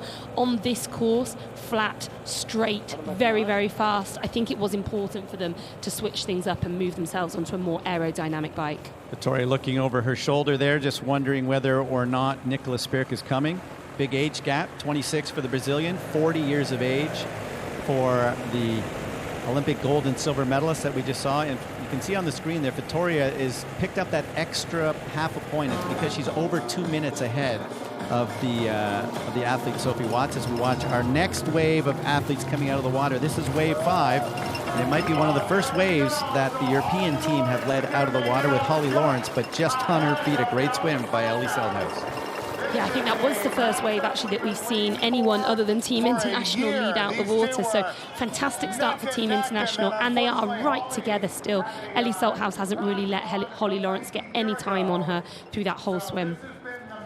Well, Holly seemed very motivated in the interviews we had with her this week to be on a team of that significance. I mean, it is not easy. When you looked around the room and saw people like Lucy, not there. You saw others like Emma Pallant-Brown who had some bike problems in Edmonton and didn't get selected. I mean, that is a phenomenal group of women who didn't make this team. Yeah, it's a tough gig being a European athlete at the moment with the likes of Lucy Charles-Barkley just coming back from injury. She hadn't done enough racing. She hadn't done any racing this year, unfortunately, to get herself in this team.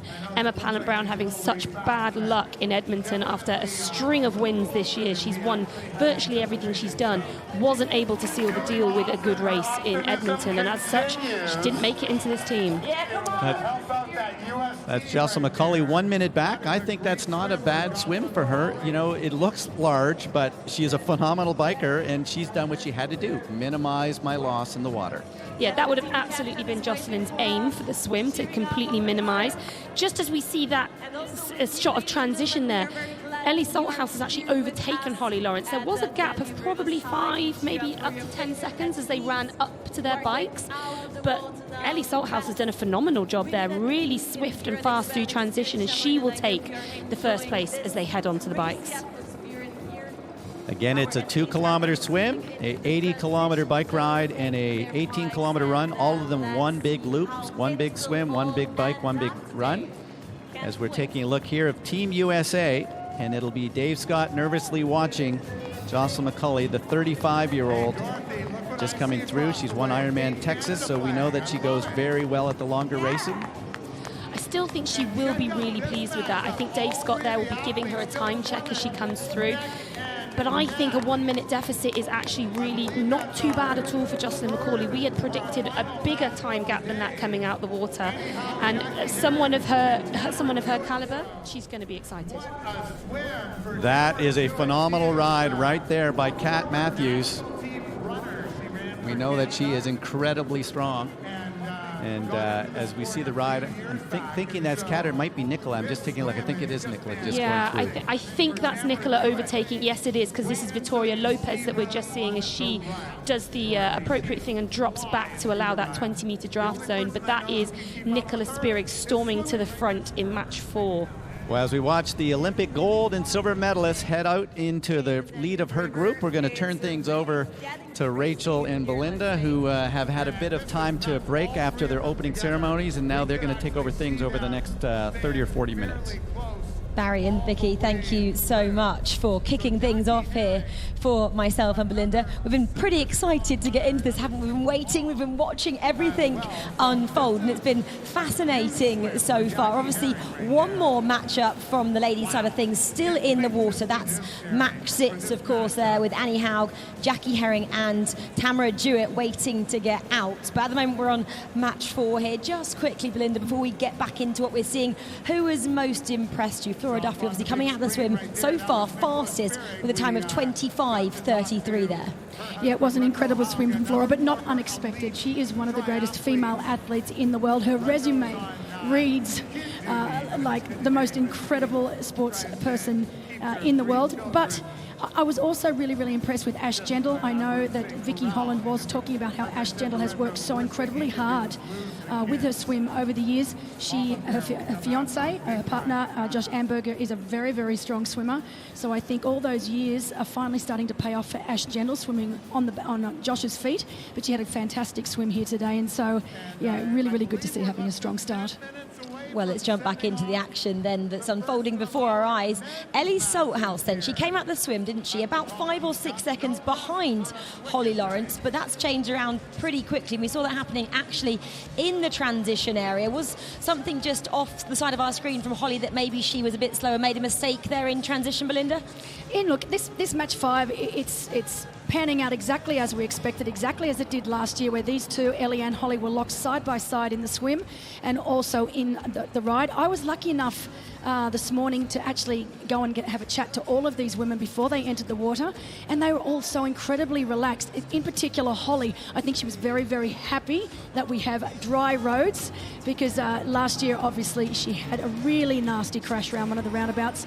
I expect to see these two stay together throughout the 80-kilometre ride, although Ellie's definitely looking very, very strong right now. All three of these girls, of course, did race here last year. Jocelyn, though, was in a different matchup, wasn't she? She came second in hers against Kat Matthews and Carrie Lester.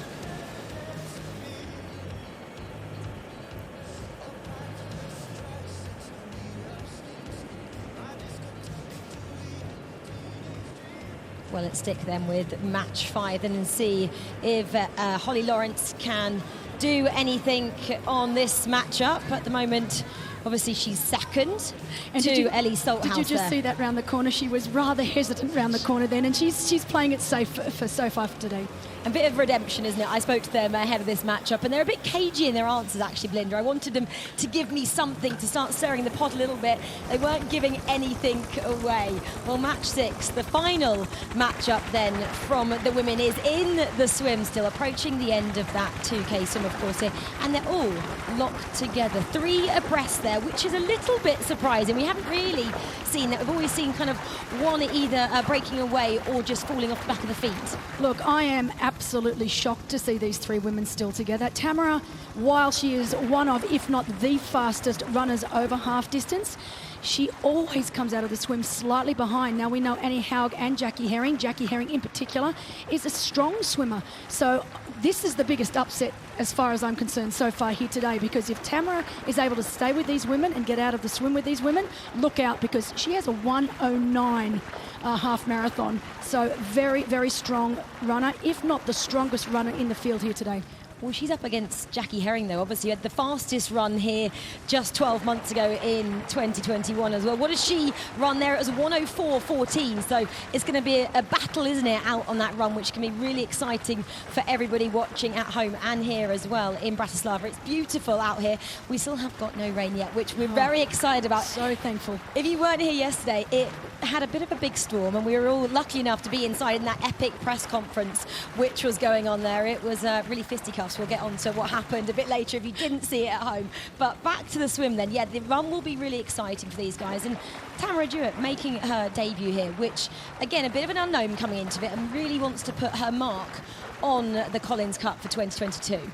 Yeah, and Tamara, you know, she's had some great races this year so far. We know that she was second at 7.3 Eagleman. She won Mont Tremblant. She was 13th at the PTO Canadian Open. Very, very strong runner. I call this the runners match because all 3 of these women are particularly strong runners. Annie Haug, you know, obviously Kona champion, won Challenge Roth earlier this year, had a spectacular race there. Very, very fast finish time. All 3 women are in very good form. The only chink in probably Jackie Herring's armour is that she did get sick. She did get COVID after Edmonton. So it will be very, very interesting to see if she is fully recovered from that. Yeah, that's been a running theme, hasn't it, throughout. A couple of these athletes coming in here off the back of COVID. Patrick Langer as well. He said he's not really sure. We'll see him later if he's back to fitness.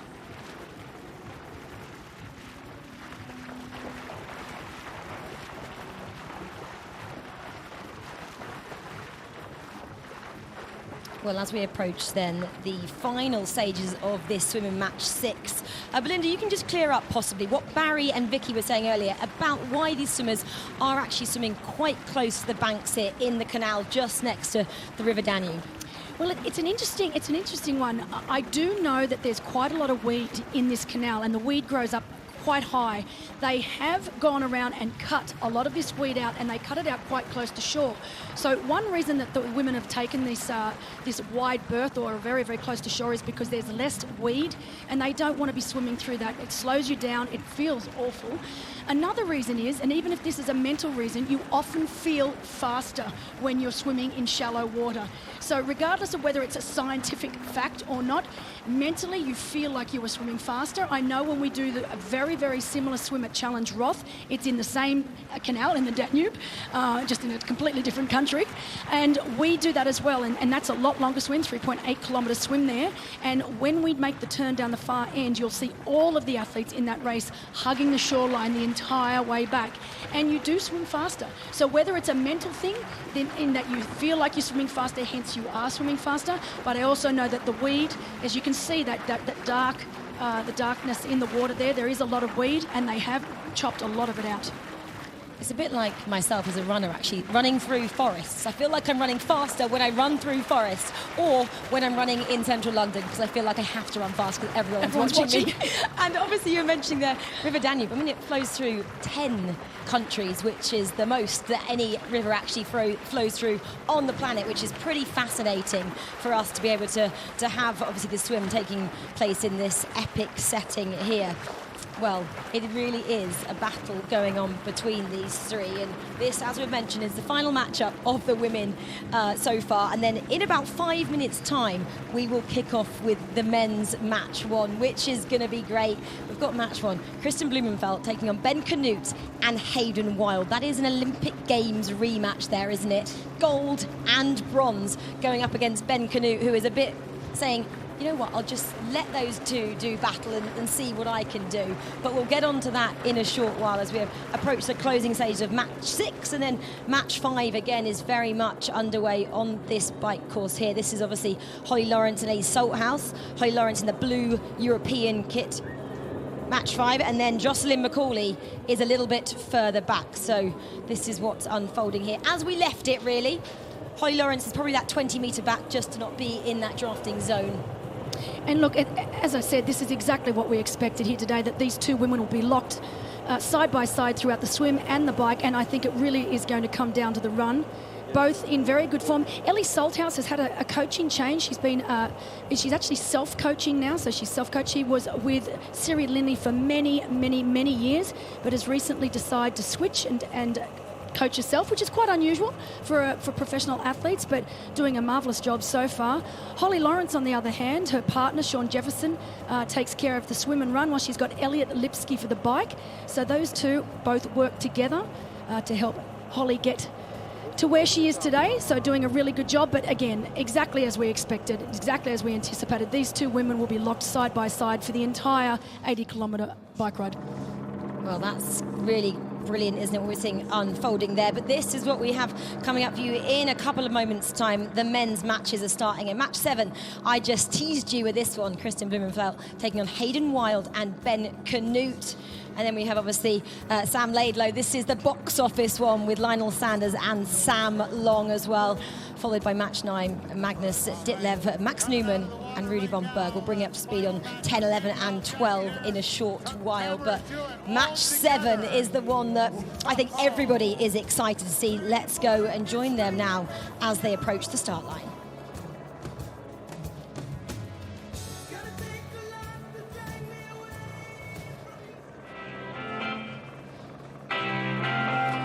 Well, this then is Christian Blumenfeld. He is the man everyone wants to beat, the Olympic champion. He's the Ironman world champion, the first man under 7 hours as well for the Ironman.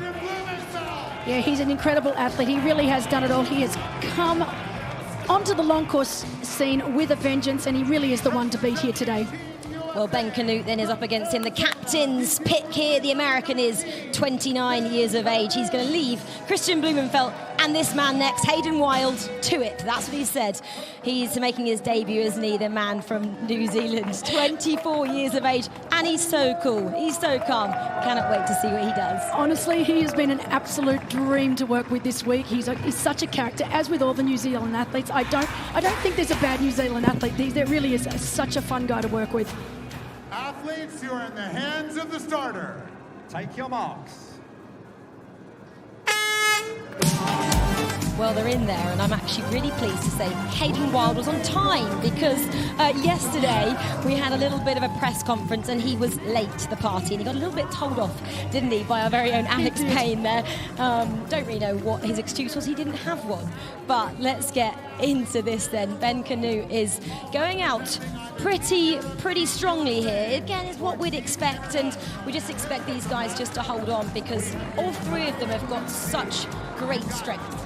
Well, it's interesting, you know, that you say that. Ben Canute, he's admitted it himself, he's had a very frustrating year this year. Many races that he thought he was going to go well, and his training has suggested that he would do really well. He actually hasn't had that many great races. He was third at St Anthony's, but then, you know, he was ninth in Chattanooga, 28th at the Canadian Open a few weeks ago, which is not a good result for Ben Canute. On the other hand, we've got Christian Blumenfeld, who has done no wrong. The only chink in his armour was coming second to Gustav a few weeks ago. And then Hayden Wild, well, what a season he's had. You know, so close to getting that Commonwealth Games gold medal, only run down in the final metres. Well, yeah, like we said, it's Olympic champion, Ironman world champion, Olympic bronze medalist, and Ben Canute all going head to head here. Is there an element of, if you come at the king, you better not miss? Well, of course, like I feel I have the pressure on, and he's coming here without any pressure, like what you do when you're coming from short distance over to long, like.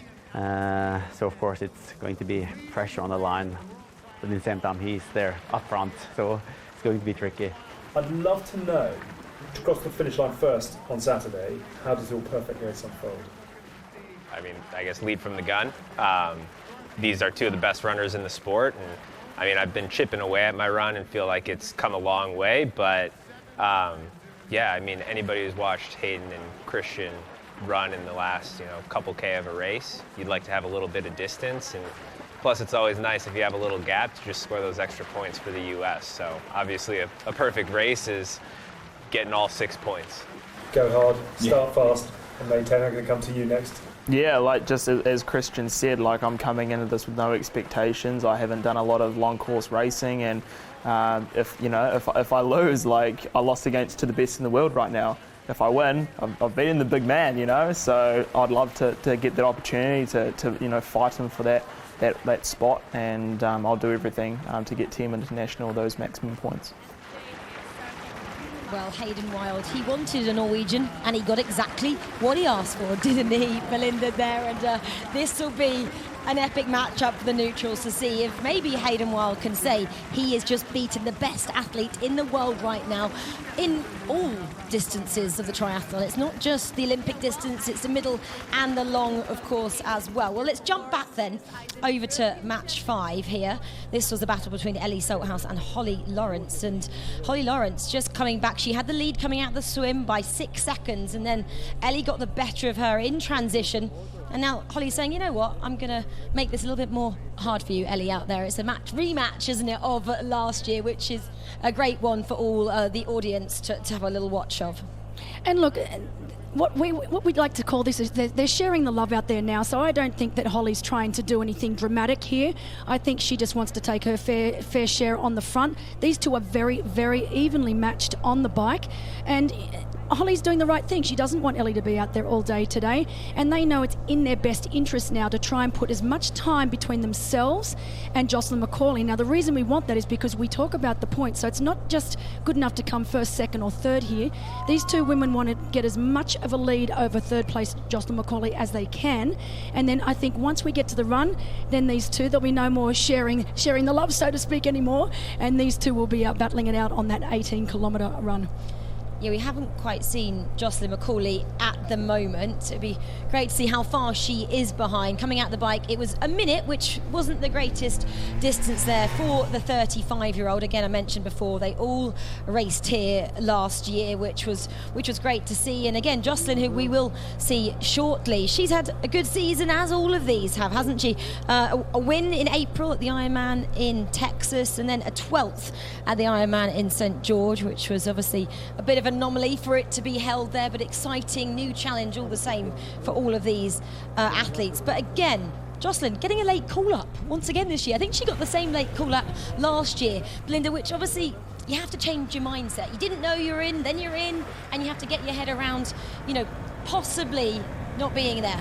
And it is difficult because, you know, your training hasn't really been structured around building up for a race, so it is very, very difficult. But these women are out on course now. They are absolute pros, so you're not going to miss an opportunity when it's presented itself. So I have no doubt that she's well and truly prepared. And you can see exactly what I was saying before. These two women are just going to keep swapping off turns. They need to be careful that they keep that 20-metre gap, which they are doing. But we'll be seeing this sort of riding from these two athletes for the entire 80 kilometres today. Yeah, this is exactly what we expect to see there. Holly just having a little bit of a fiddle with her, maybe, I don't know, her adjustments on her bike. I'm not quite sure what she's doing there, but still comfortable. And we can see the course. It's actually much brighter than we thought it would be. Really flat. Couple of people there just telling them exactly where to go, and it's 40k out, remember, 40k back, it's 80k in total. So they're heading for a little village called Medvedov, which population of around 600 people, but it's gone back to as it started now, with Ellie Salthouse just in the lead from Holly Lawrence there. And you can see it is a pure time trialist course here today. Very, very different course to what we saw a few weeks ago in Edmonton, where it was a very technical course and would have probably suited the shorter course athletes a lot more. They're used to doing a very technical course, whereas the long distance athletes, this is what they're used to, being down on those error bars, staying down there all day long and just grinding away. Well, jumping now over to match 6 there, and these three, they were pretty much locked together, weren't they, when they got out of the swim? And you can see now, as it's unfolding, got Team USA then, Jackie Herring in the lead from Annie Haug and Tamara Jewett there, which is the first time actually we've had one of the Americans leading out, and it was Jackie who got the win this time last year, and Taylor Knibb. So she's looking for more of the same, and I asked the team captains a little bit earlier, I said, you got those 2 wins, where are you seeing that's going to come from? He said, that's too much of a difficult question to answer, Rachel. It really is. And look, what we're seeing right now is 3 of the greatest runners in the sport. So Jackie Herring, what I love about the way she races, she's got such an incredible attitude, and she often goes under the radar. A lot of people don't pick her out to do well in races, and she comes through and she shocks them every single time. Just like she did here last year. She was not predicted to win her matchup last year. She did. She's done this at so many races that she's at. She just has such a great relaxed attitude. You know, she's the mother of 2. And then Annie Haug, you know, undoubtedly one of the greatest long distance athletes as well. She's a previous world champion winner in Kona. She's won Roth twice now, and very, very strong runner. But having Tamara there, they are not going to be happy about that, because they know that she is an incredible runner. Well, back to the first matchup of the men then. This is match 7. We are still very much underway in the swimming. Ben Canute, another one of Team USA, is leading them out at the moment. And then just behind them, I mean, they're pretty much locked together, aren't they? Hayden Wild, and then just on the back of his feet is Kristen Blumenfelt there. Are we going to see anything that's going to change in this? Well, to be honest, I thought Ben Canute would be able to actually create a little bit of a gap. I knew that both Kristen Blumenfelt and Hayden Wild would be swimming together, but I did predict that Ben Canute would try and get a little bit of a gap. You can see that Hayden Wild is still well and truly sitting on Ben Canute's feet. We saw from Com Games what an incredible swim Hayden Wild had. And talking to him earlier this week, he said that he's really, really happy with the way that his swimming is going, and he has definitely improved. Well, let's see then how that unfolds as we get into it. Well, it was great, wasn't it, to see some of these shots that we get here from that first matchup from the men, but we're very much excited for what's about to unfold in front of us. Match 2. Well, this is Sam Laidlow then from Team Europe making his debut here. He's the captain's pick, he's 23, and he's been stirring the pot. He has definitely been stirring the pot. Sam Laidlow, 23 years of age, one of the youngest in the field. And yes, he has caused a rather large ruckus this week. Well, here he is, Mr. Yo-Yo-Yo himself, Sam Long from America, the 26-year-old here. He's excited to prove a point after what's been said earlier on this week. And Mr. No Limits is Mr. Lionel Sanders, 34 years of age. He won, didn't he, the Collins Cup, his matchup last year. He'll be letting those guys get on with it there and just keeping his own game plan very much underway. And did you see the look on Lionel Sanders' face then? I mean, I absolutely love the way that this man races.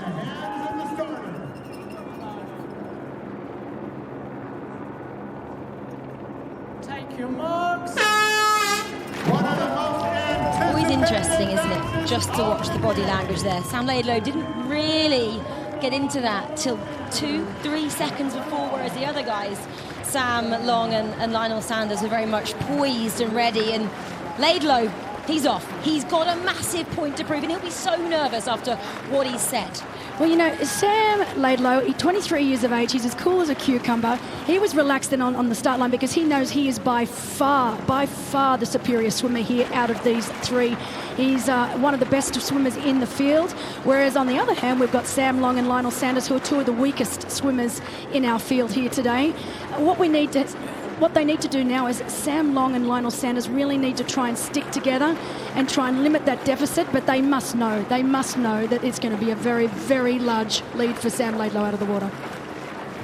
Yeah, well, he's done that, hasn't he, so far? Remember as well, he's the youngest in the field in terms of the men, actually, and the women as well. 23 years of age. It's Victoria Lopez, 26 years of age in the women, who's the youngest there. So, again, you know, coming into this, he said, you know, he hasn't got the accolades of Sam and Lionel, but he's only 23, so he's obviously got a long career ahead of him. You know, some highlights, second in the Ironman event in the UK last year and 8th on his debut in St. George. But I've been teasing you, haven't I, with what's been said. If you have missed it, well, you're going to really want to get your eyes on this. This is what's been said this week here in Bratislava.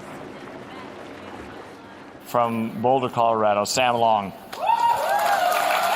The Lion himself, Lionel Sanders. Lionel, come on up. Sam Laidlow.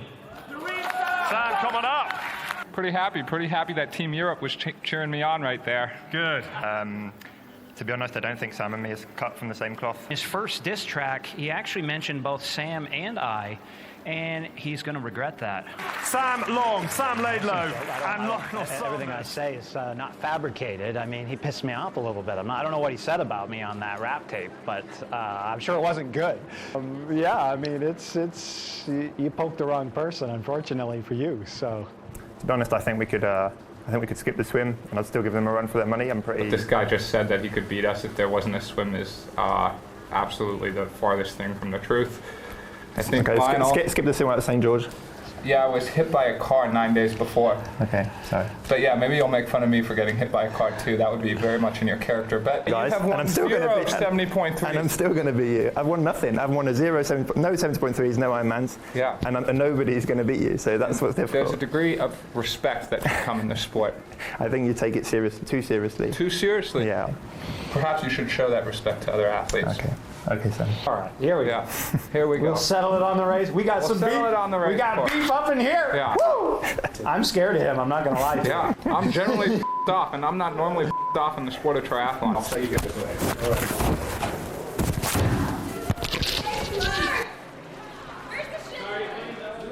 Lots of drama then, as you could see just there. And for once, it wasn't Lionel Sanders, which I think he loved, the fact that he was an outsider in the drama which was unfolding there. Well, those three are in the swim at the moment. And as anticipated, you know, Sam Laidlow has got that lead like we thought he would.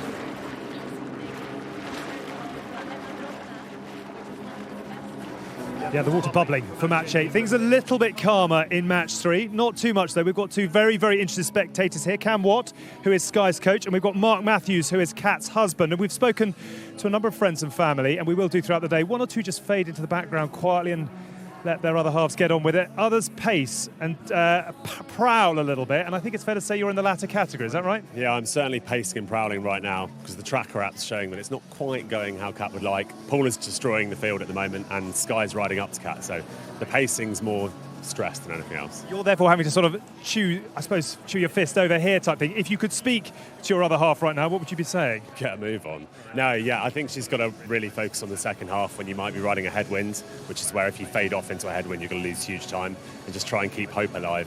If she has 2 minutes, she can probably still win this, but at the moment, it'd just be any encouragement, I think. There was a huge smile on her face as she walked down to the starting pontoon. I mean, it looked like she was in fabulous form and certainly enormous confidence. Where is the kicker going to come from her? I mean, she had a great swim. To come out only 20 seconds down on Paula Findlay, who's a fantastic swimmer, and Sky had a great swim as well. That's a huge start. So she should have been confident out there. When she starts running, she's happy. She always runs well. So I think even with the bad bike, when she's off the bike, the relief will come flooding in.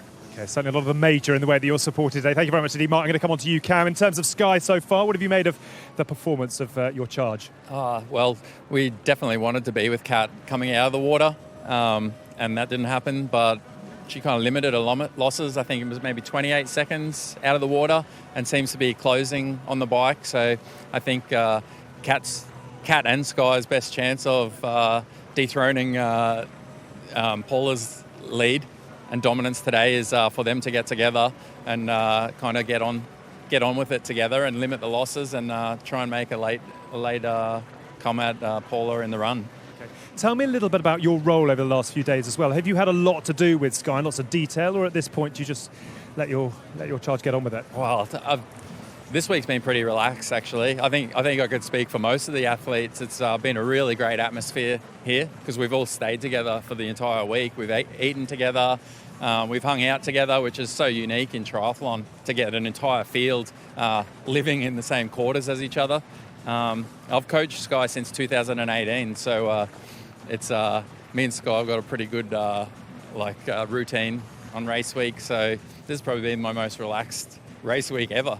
Yeah. I think was it you that said earlier on, she wouldn't know if you were asleep now? We said we wouldn't tell if you don't, so we'll leave it there for now. Well, yeah, this interview's going to foil that. Sorry about that. Yeah. Anyway, we'll let you enjoy the rest of the afternoon. Thanks both very much indeed. Cheers, good luck with the heart rate as well. Thank you. Well, it's always great, isn't it, to hear from some of the athletes, friends and family there, obviously from Kat and Sky's team, just to get an insight into what they've been going through. Okay, well, let's get back to the races at hand at the moment then and just see what's unfolding. So match 3 then, this is what we were just speaking about there. So Paula Findlay coming out of the water really strongly and is still she's just increasing that lead, isn't she, there? And then match 1, well, this was the first one to kick off at 1 o'clock, so they've been out on that course now for just over an hour and a half, and that is Daniela Ryf, who came storming past Flora Duffy after being about 25 seconds behind her as she came out of the swim. She's now 2:15 ahead and looking pretty strong. Just describe how you feel she's looking, Belinda, in terms of body language at the moment in this race. And this is the Daniela Ryf we all know and love. She proved it again in the World Championships in St. George, and she's doing exactly what we expected her to do. She is one of the greatest long-distance athletes that we've ever seen, and this, honestly, she looks fantastic. She's nice and relaxed, very, very strong rider. The thing with Dani Ryf is she does not have a weakness. She had a coach change not that long ago. Michael Harvey, an Australian who lives over in her hometown of Solothurn in Switzerland. And she's really, really enjoying. He's not taking on so much of a coaching role, more of an advisory role for Daniela. I think Daniela's been in the sport for so long now. She knows what works for her. And so she's pretty much self-coaching with a little bit of an advisory role from Michael Harvey. But yeah, I looking right now, I think it's going to be very, very difficult for Daniela Ryf to be beaten. We talk about Flora Duffy. We know that she's a very, very strong athlete and a fantastic runner. A little unknown over the 18 kilometres, having only ever done one half distance before. But honestly, Daniela is no slouch on the run as well. So this is Daniela's race to lose. Well, yeah, Flora Duffy has to make a move quickly if she's to get back with a chance on that run. 2:14 the gap, and it's probably going to grow a little bit.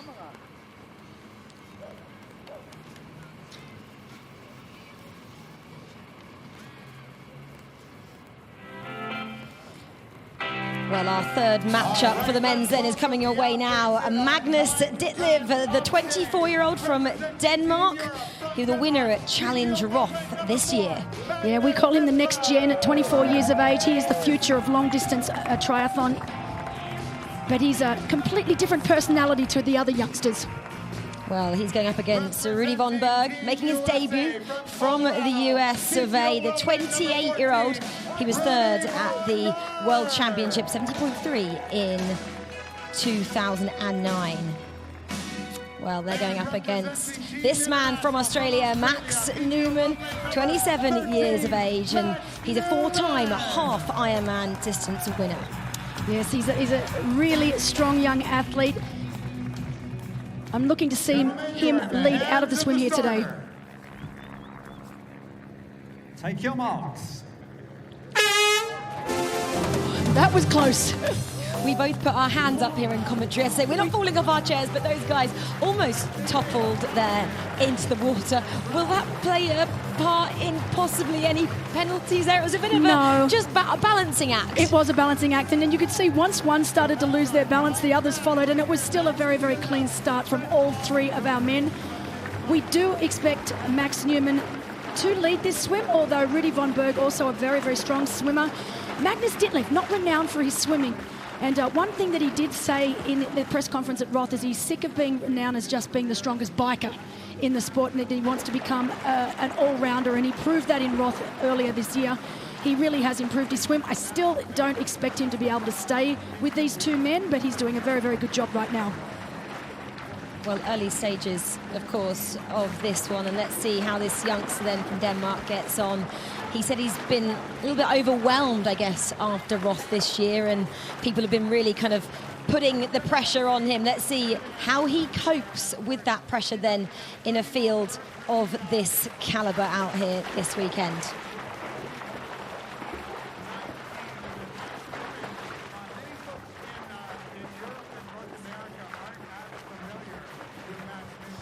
Well, these three then are pretty close together. They've only just started, and we've heard as well that match one, it's pretty close still in that swim, which is a little bit surprising. Remember, that's Christian Blumenfeld, Ben Canute, and Hayden Wilde. We thought Ben Canute would swim away with this one and leave Blumenfeld a little bit further behind, and that isn't the case.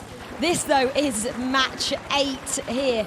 I mean, Sam Laidlow is absolutely doing a job out there. He had such a point to prove, didn't he, over Sam Long, and not possibly Lionel Sanders, but Lionel Sanders with all his accolades and achievement. It would be great, wouldn't it, if you can get the win here. But do you think Laidlow has gone a little bit too fast early on because of the nerves which were building, and he just needed to get out there and quickly get away with it?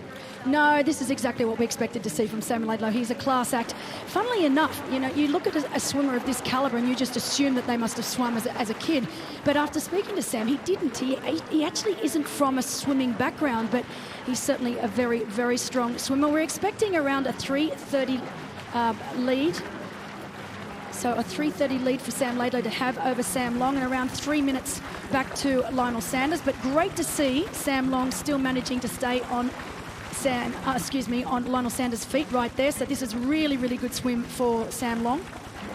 Well, we know as well, don't we, that Lionel Sanders finds the swim one of the most challenging, doesn't he, disciplines out there, and he's been working on that quite a lot with his swimming coach. And if you guys are watching some of the introductory videos, we saw he was out there with one of his coaches, obviously Mikael Aiden, Gustav's brother, and he was like, I've just woken up, you know, I'm not going to be swimming my best. He's a guy that really does show all the emotions, all the feelings out there, and yeah, he's open in saying swimming isn't my best distance, but I'm gonna try and work on it.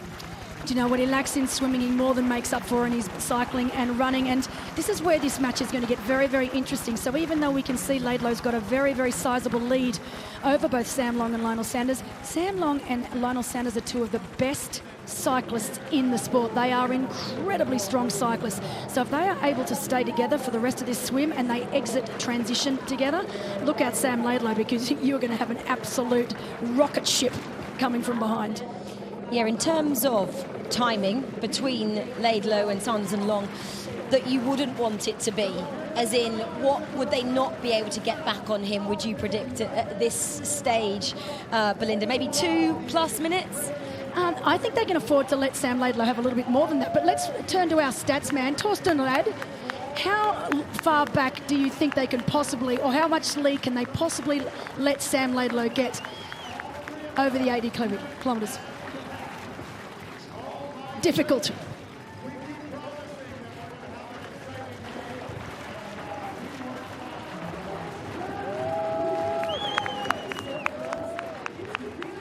Four minutes though, 2K distance. That's going to be a pretty difficult gap for even Sam Laidlow to be able to get there. Well, let's go back to this matchup then.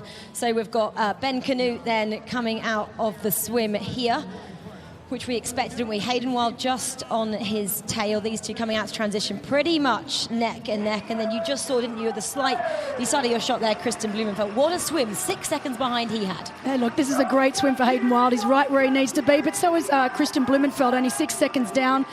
This is the matchup so far. This is very, very close racing. You can already see Ben Canute getting himself out of there as quickly as possible. He doesn't want to give these boys even a sniff. Now, did you notice the funny sock-like piece of cloth on Hayden Wild's head? It became a bit of a trend in the Tour de France earlier this year, where it's meant to be more aero. I tell you what, then he's not winning any star points right now, but he knows that he needs to be very, very aero for this 80-kilometre bike ride. It is a pure time trialers course. So he's doing everything in his power to make sure he is as aero as possible. There we go. Every little advantage helps, doesn't it, when you're at top level like this? Well, let's get back then to the women's matchup. This is match number 5. We saw this a little bit earlier, and we think there's been a bit of a moment, didn't we, between obviously Ellie Salthouse here and Holly Lawrence. So we have been given reports out on course that Ellie has already received a warning from one of the officials for riding right on the edge of that 20 metres. So as we said, that the drafting rules in this race have slightly changed, and they are being proactive. So the draft officials are being proactive here. So they are given a warning if it's very, very close. So obviously Ellie was just inside what they deemed to be 20 metres. So they have ridden up beside her and have given her a warning to say, listen, you are really pushing the envelope here. Back it off, or next time you'll be given that 1 minute penalty. Yes, they can receive 2 warnings, can't they, out there as well. Well, maybe that's why she wanted to kind of stay in front there. And Jocelyn, just 35 seconds back, you can see that on your screen as well. So she's really pulled it back. I think she was about a minute behind, didn't it, when it was on the swim. That was correct. She came out 26.55 to Ellie Salthouse's 26 flat there. So quite the battle going on as we approach the kind of mid-stage of this distance. Can Jocelyn overhaul these two? That's the question. Belinda, do you have the answer for me? Look, she's as you know, Vicky and Barry both said, very, very strong bike rider. She's used to being out on her own, so she doesn't rely on having people around her to pace off. She can pace herself beautifully, and it doesn't surprise me that she is taking good chunks of time out of these two women out front. Well, I know it's a slightly different course here, isn't it? It's a little bit less technical, not a lot of the roundabouts that we had in 2021. But for a gauger, 1:55.28 was the time that Jocelyn posted this time last year, and she had a great cycle then as well. Obviously, conditions a little bit nicer again here. We expected some rain. We have been very lucky so far with those weather gods, so hopefully that will stay like this. So this was the final matchup with the women. This was match 6. Annie Howe, Jackie Herring and Tamara Jewett there. And it is still Jackie Herring leading this one. And again, they're just being pretty sensible here, just sitting in that 20-metre distance back from each other. Yeah, this is really close. As I said, I did not expect to see Tamara riding with the likes of Annie Haug and Jackie Herring. And I know, even though I've said it before, that both Jackie and Annie are very, very strong runners. On paper right now, if these 3 ladies come into T2 together, look out, because Tamara is the fastest runner in this field. And I loved, actually, we got a bit of an insight, didn't we, into these athletes in the press conference just yesterday. And Annie Haug said, I write a timetable of every single thing I have to do before my race. So I'd love to see that. What was it? 6 a.m. I'm getting up. 6:05 I'm going to have to go and brush my teeth. I'd love an insight into these athletes' lives. It's just great. But Jackie Herring leading the line on this one at the moment. 2 seconds to Annie Haug and then 4 seconds to Tamara Jewett there for Team USA. This is a cracker.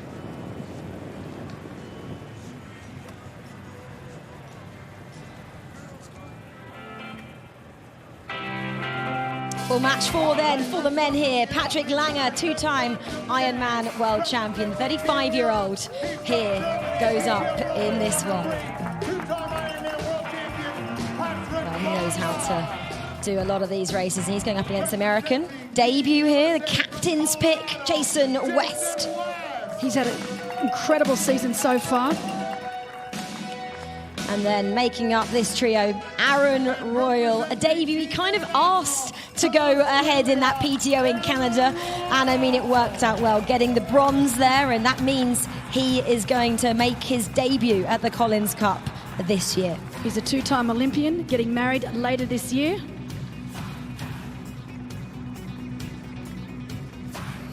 Gentlemen, you are in the hands of the starter. Let's hope for no wobbles in this one.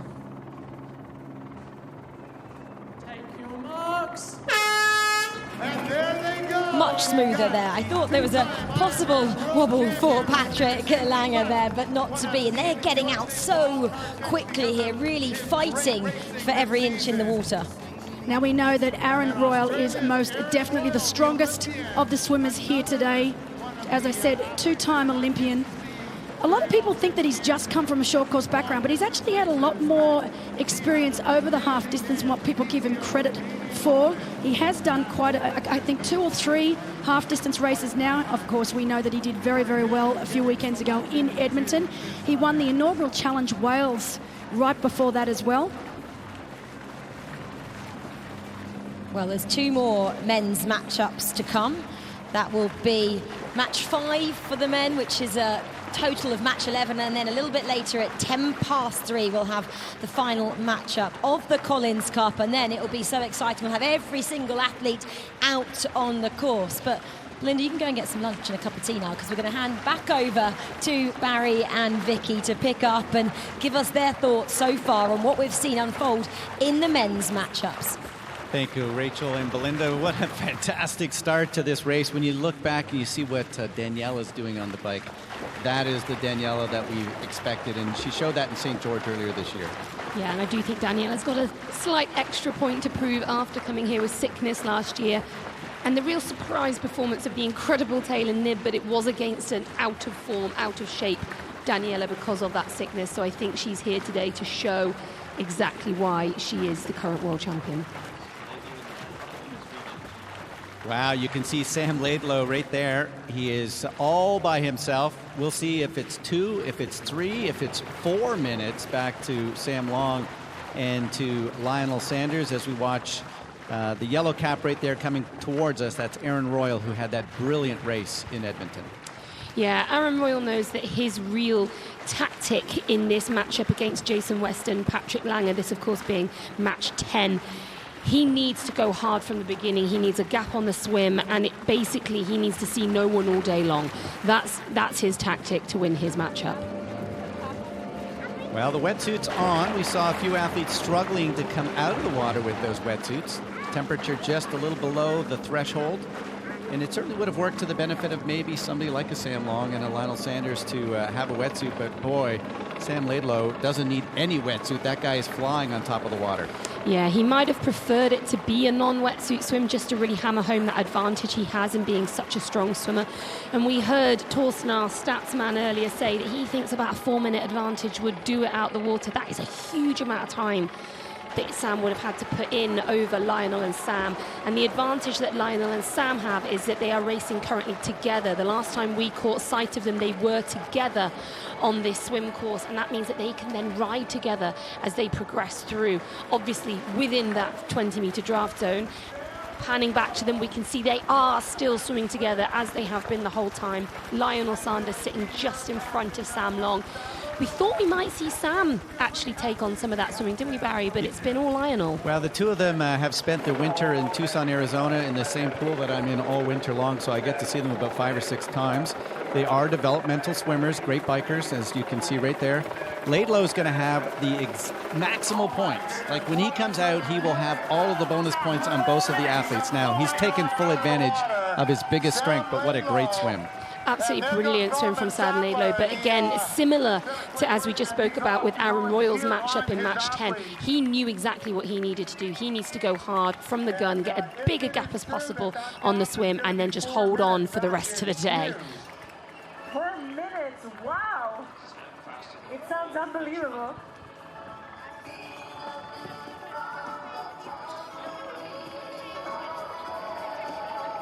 Well, we are watching an unbelievable swim. It may be the fastest one of the day. It's the fastest one so far. And when you have people like Ben Canute ahead of you and you have an even faster swim split, you know this young man, just 23, 24, and he's actually waving to the crowd. So he is an entertainer, no question. He's an absolute showman, and I do wonder if that's part of the troubles that we saw in that interview earlier on was just because he's a bit of a showman, and he likes the media, he likes the attention as he struggles there to whip that wetsuit off. But it's not really a huge surprise to see him outswim the athletes in matchup 7, the first of the men's matchups today. Incredibly swift transition there, but he actually was the first out of the water of anybody in this event at the PTO race in Canada just last month. He did beat Ben Canute out of the water there, and Ben Canute was the first swimmer out in that first matchup of the men's that we saw today. So sort of going to the form book at this moment.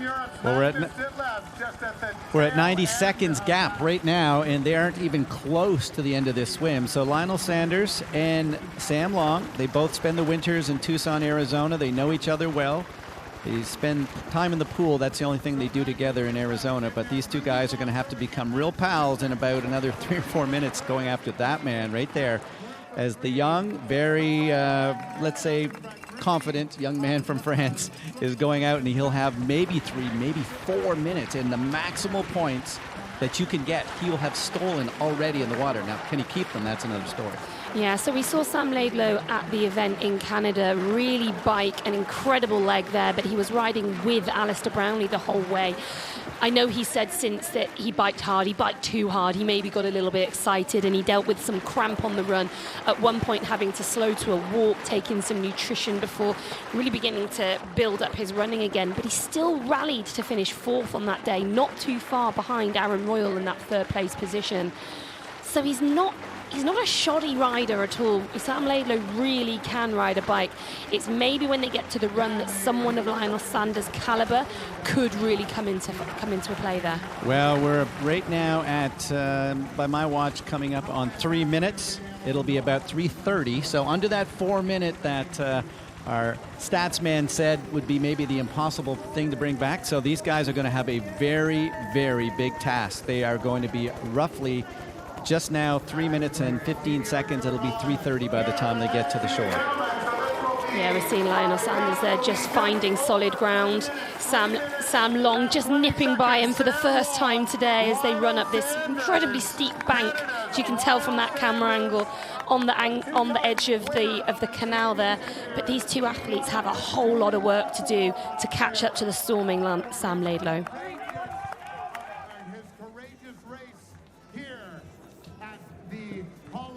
That was Canadian Jackson Landry just saying over to his teammate, come on here, we need to go, Lionel. And now remember back to the race in Edmonton, Lionel lost about 25 more seconds in the transition zone. We saw how quick Sam Laidlow went through. Let's see whether or not Sanders is even close to that kind of transition, because that's not the thing he's well known for. Yeah, we saw in Edmonton that Sanders stops to put on his shoes at his bike rack rather than having them attached to his bike and then attempting what we call a flying mount, where you run and jump onto your bike. Sanders also just struggling to get the right box there. Well, this looks like an overtake by the international team right there. Is a very motivated young short course athlete. Says, I have no respect for these long distance athletes, and the Kiwi is now in the lead. Hayden Wild is taken over from Ben Canute. Yeah, Hayden has been known to be one of the best riders in short course racing, especially over the last season or so, where we haven't seen Christian Blumenfeld racing that short course distance. He took some time, Hayden, actually, to put his socks on in transition. He was overtaken as he went to put his socks on in T1, but that hasn't affected him too much as he's next back to the front. That is Ashley Gentle from the international team right now, and you look back to the blue outfit. That's Laura Philipp having a fantastic bike, as we fully anticipated that she would.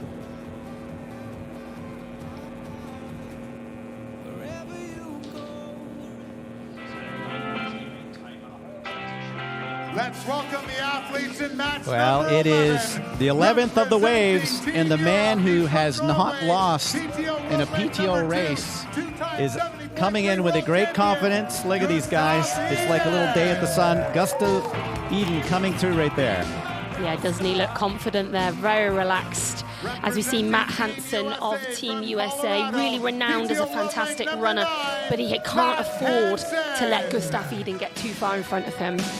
The third man won his race last year, but he's going to have a massive task today.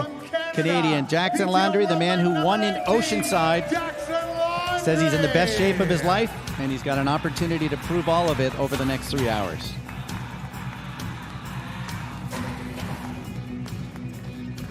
Look at that. I love that. Positive attitude by these young men. Athletes, you're in the hands of the starter. Take your marks. You have to think that Eden is the swimmer of this bunch, but we've been surprised in a couple of those waves. When it's so small, sometimes that faster swimmer doesn't necessarily go as hard as they necessarily could. Yeah, and we've actually seen this year Gustav Iden hasn't been swimming probably as well as he has done in previous years. I would still say that he is the classiest swimmer of these three, and as we even mentioned that now, he is beginning to pull to the front just, 50 meters in. But he has struggled a little bit on his swims this year. He had a bit of a disappointing swim in Edmonton, and especially when he stepped down to the short course racing, he's really, really struggled with that. So for him to come out of the water first today, I think he'd be delighted. Well, Jackson going back right now to match 7 as a back and forth between the international team and the U.S. Ben Canute only knows one way to race for him, and that is at the very front. You can see Christian Blumenfeld. I think Blumenfeld says, look, I'm going to let these guys blow their brains out for the next 20 kilometers, and I'll get them on the second half coming back. Yeah, there's a bit of a game being played here by Christian Blumenfeld, probably a bit of patience involved. It's a very long race yet, and someone like Hayden Wilde, who races with such heart all the time, and he's never afraid to take a race on from the front, but he doesn't have a huge amount of experience at this level, at this distance of racing, having only raced a couple of middle distance races in his history.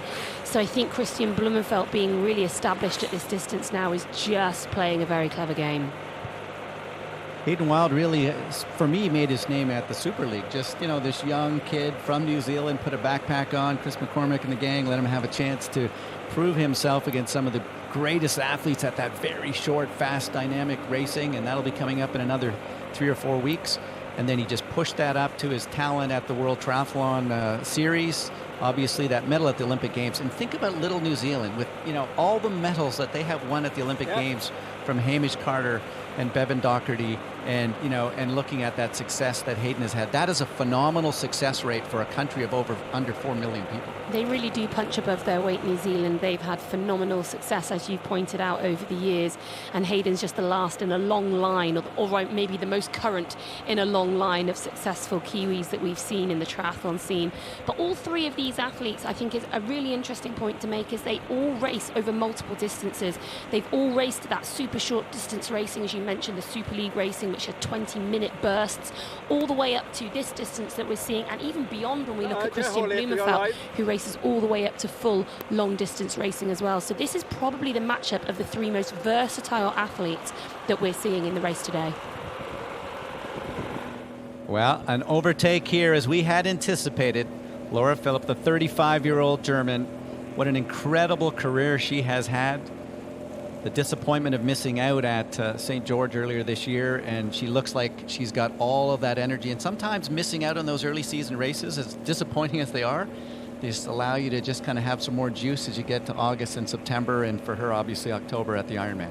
Yeah, these middle and long distance specialists aren't used to having races that are real focal points so early on in the year. With the World Championships being placed in May this year, a lot of them were peaking very, very early. And I know that Laura was in fantastic shape ahead of that, but not being able to go there, not being able to race and to execute as she would have loved to do, means that she's potentially just saved a bit for this back end of the season. On the way back for match number 5 right now, that's a combination of Holly Lawrence, Jocelyn McCauley, and Ellie Salthouse. Yeah, Jocelyn's really been eking her way back up to the front now, hasn't she? She's just been slowly keeping them in her sights. She was a bit down out of the water, but about a minute gap wasn't too bad. We thought she might be a bit further down than that. She's not even 10 seconds now behind Ellie Salthouse, so with more than half the bike to go, it's a great position for her.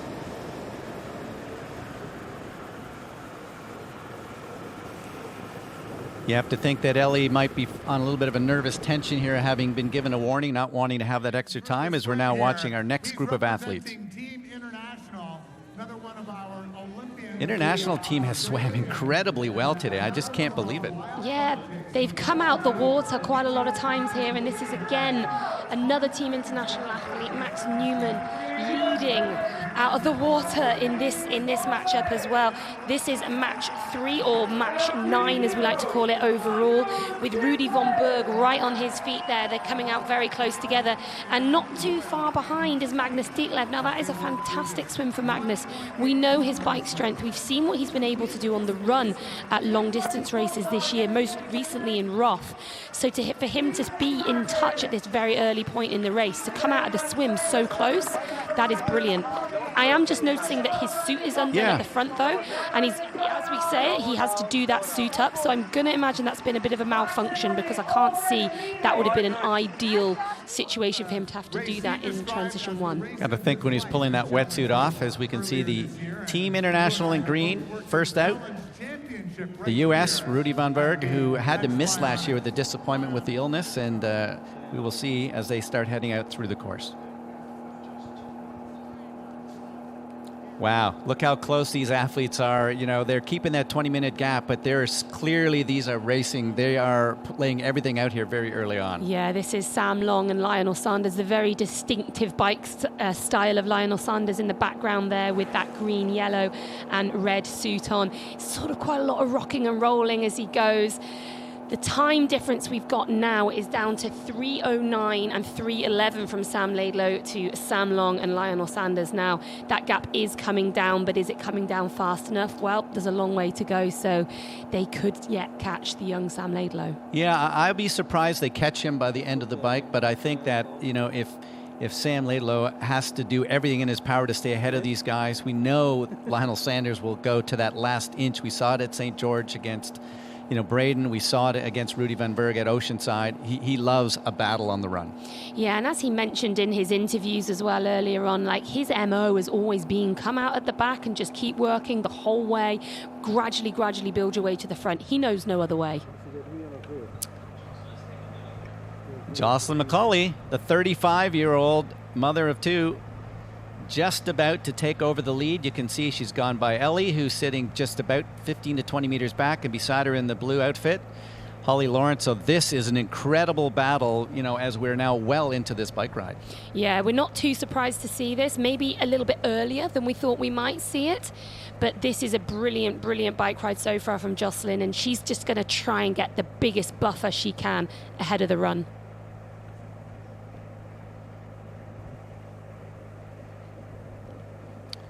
Jocelyn, better known for her Ironman longer distance wins, so we know that the endurance is certainly there. We saw in Edmonton how important having that last bit of gear of speed is, however. There were some of these young up-and-coming ITU athletes who moved up and had some great success, like Aaron Royal and others, so things like the transition, things like having just that little bit of extra power on the run is going to, I think, be a real important factor. We're looking at, again, for a perspective, probably about 3 hours 25 for the women, just over 3 hours for the men. So it's certainly longer than the ITU World Olympic distance that they go, but much shorter than the Ironman. Yeah, it is. It's a real hybrid distance here, and I do think it's almost easier for the short course athletes to step up. It requires a little bit more endurance, a little bit more pacing and strategy, but for the long course athletes to come down, especially those who are deep in a training block ahead of the Ironman World Championships later this year in Kona, it's hard to find that extra gear of speed when they just haven't been training for it. Jocelyn is much more renowned, as you said, over that Ironman distance, but she's also, I think, a little bit hungry in this match, because a lot of the pre-race talk has been about Ellie and Holly.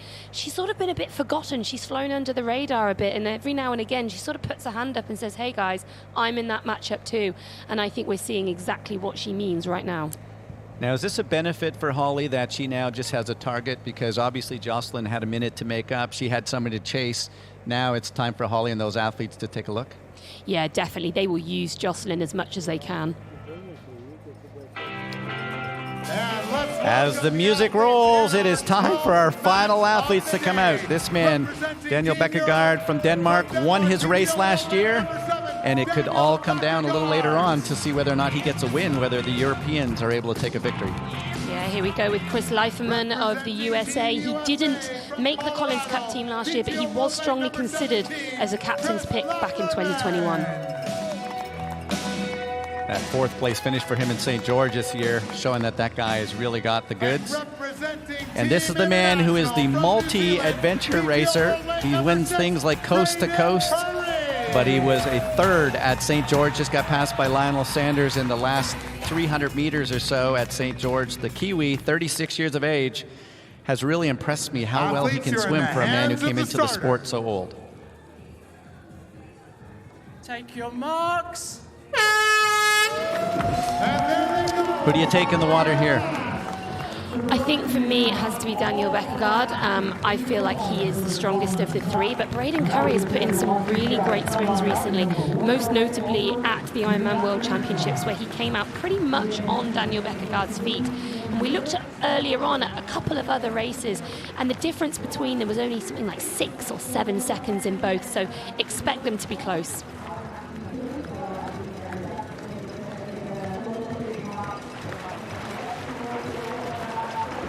Well, Bekkegaard already going very quickly. And as the final match, Bekkegaard, Leiferman, and Curry know that the whole Collins Cup might just come down to these athletes. Do they understand the pressure that they had coming in?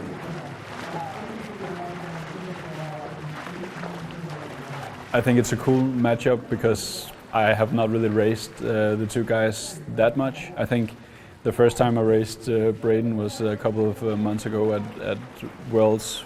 I think Chris have raced maybe 2 or 3 times. The first time I raced a half distance, Chris came second, and I bunked massively. So I hope that will not happen this time. I feel like this is our trophy. Like, this is what we have earned. You're going to come here and race hard. I don't think either of us are going to not race hard. Like, we're going to go give it everything we got. And so it definitely has a different vibe and feel than other races. I guess the Euros have always been seen as having, such a dominant team, but I guess that gives you more excitement to try and take them down. And what's cool about Team USA is we're all from one country. Like, you guys have a mix of different countries. Maybe you have like not as much camaraderie because of that. So ours is stripes, baby. Why do you love the stripes? Because I'm the best prepared. Well, yeah, we'll get away in the swim and then Daniel will blow up in the run, so it's easy. I like those personalities. It's been a great week to have that opportunity. You can see how far over to the side Danielle is. He's certainly virtually the only athlete that's taken that line. We'll see when they get to the far end whether it's the smartest move or not.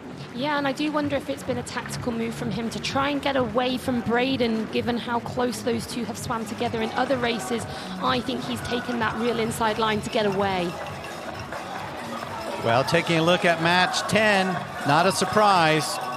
Team International? Team International and Aaron Royal, and we mentioned it right at the beginning that this had to be his tactic here today. He knows that his way of toppling the might of the runners like Patrick Langer and Jason West was to get this huge gap out of the swim, and as we look back there, couldn't even see the other athletes in his matchup, which is exactly what he wants. He's struggling with that wetsuit a little bit as he gets up that bank, and I think possibly it'd been better maybe to wait to this flatter section to try and start taking it off. But he is a short course athlete in his background. He does know how to be as swift as possible through transition. And yeah, for Aaron Royal, he doesn't want to see any other athlete all day long. Preparing himself.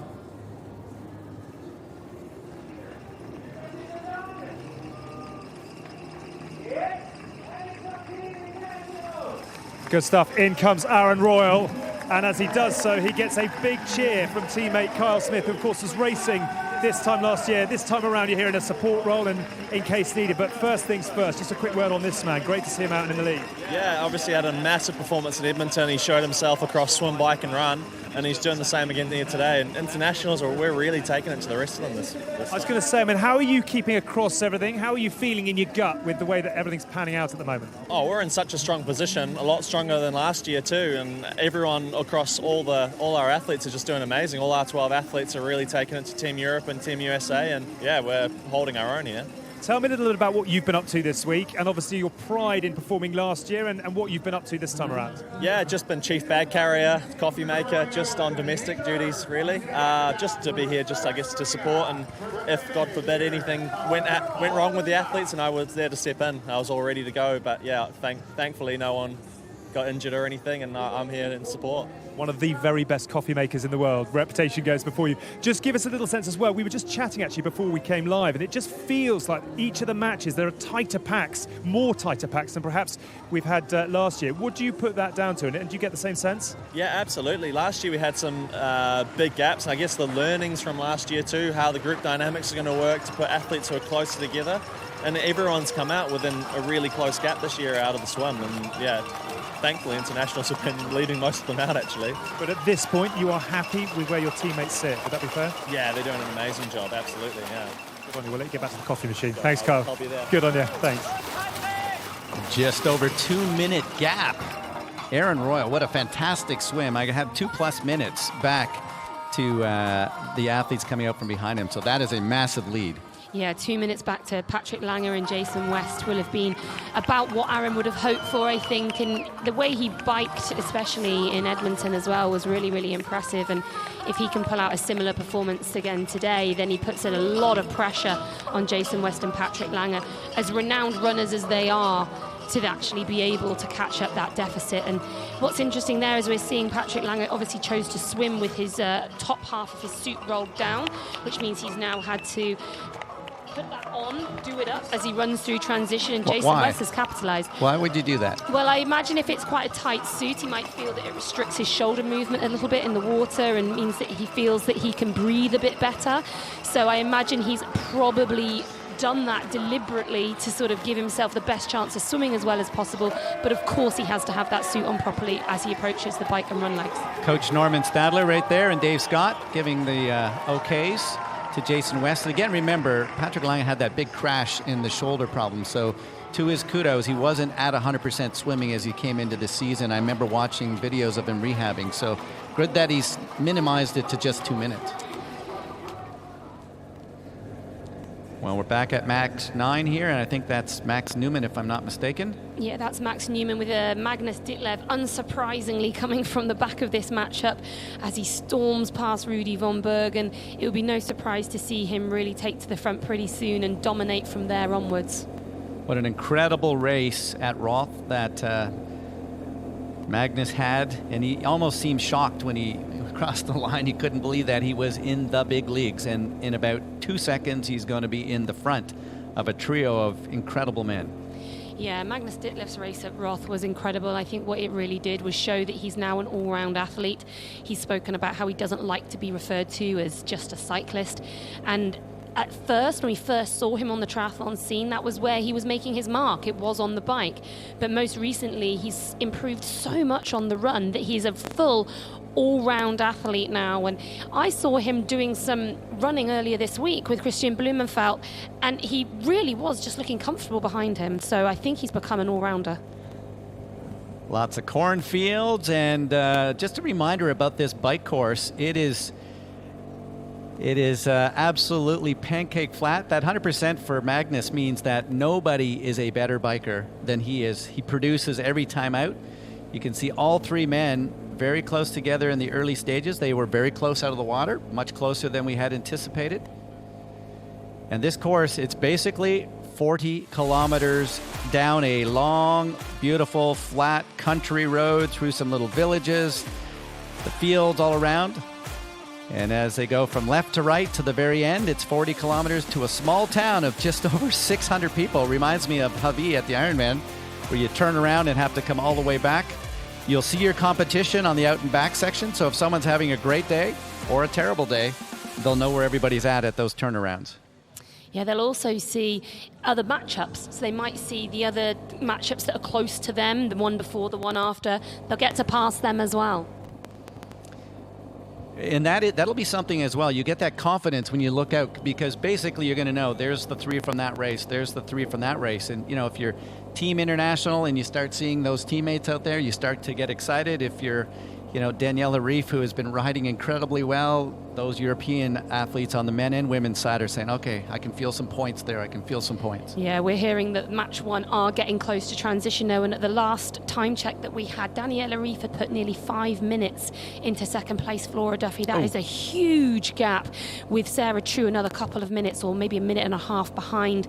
So that is a massive gap. And we do know that Flora Duffy will likely be the fastest runner on course, but Daniela Ryf is paying back the course for last year, for the fact that she was not on form last year. She was ill. She had to suffer through. She did still manage to come second, but was just seeing her now dismount her bike and come into transition, and she's going to find out pretty soon the size of gap that she's got. Well, that is going to probably be the fastest bike of the day. Certainly incredible to have her back in the Daniela we know. She's maximizing virtually the points that she can get out there. Look at 4:43 to Flora Duffy. That just shows you when Daniela Ryf is on her A game, nobody in the world is close to her. Well, that's why she's won 10 world titles in total. You don't win 10 world titles without being an absolute tactical genius, and also her bike strength is known. It's her prowess. Everyone knows about what she can do on a bike.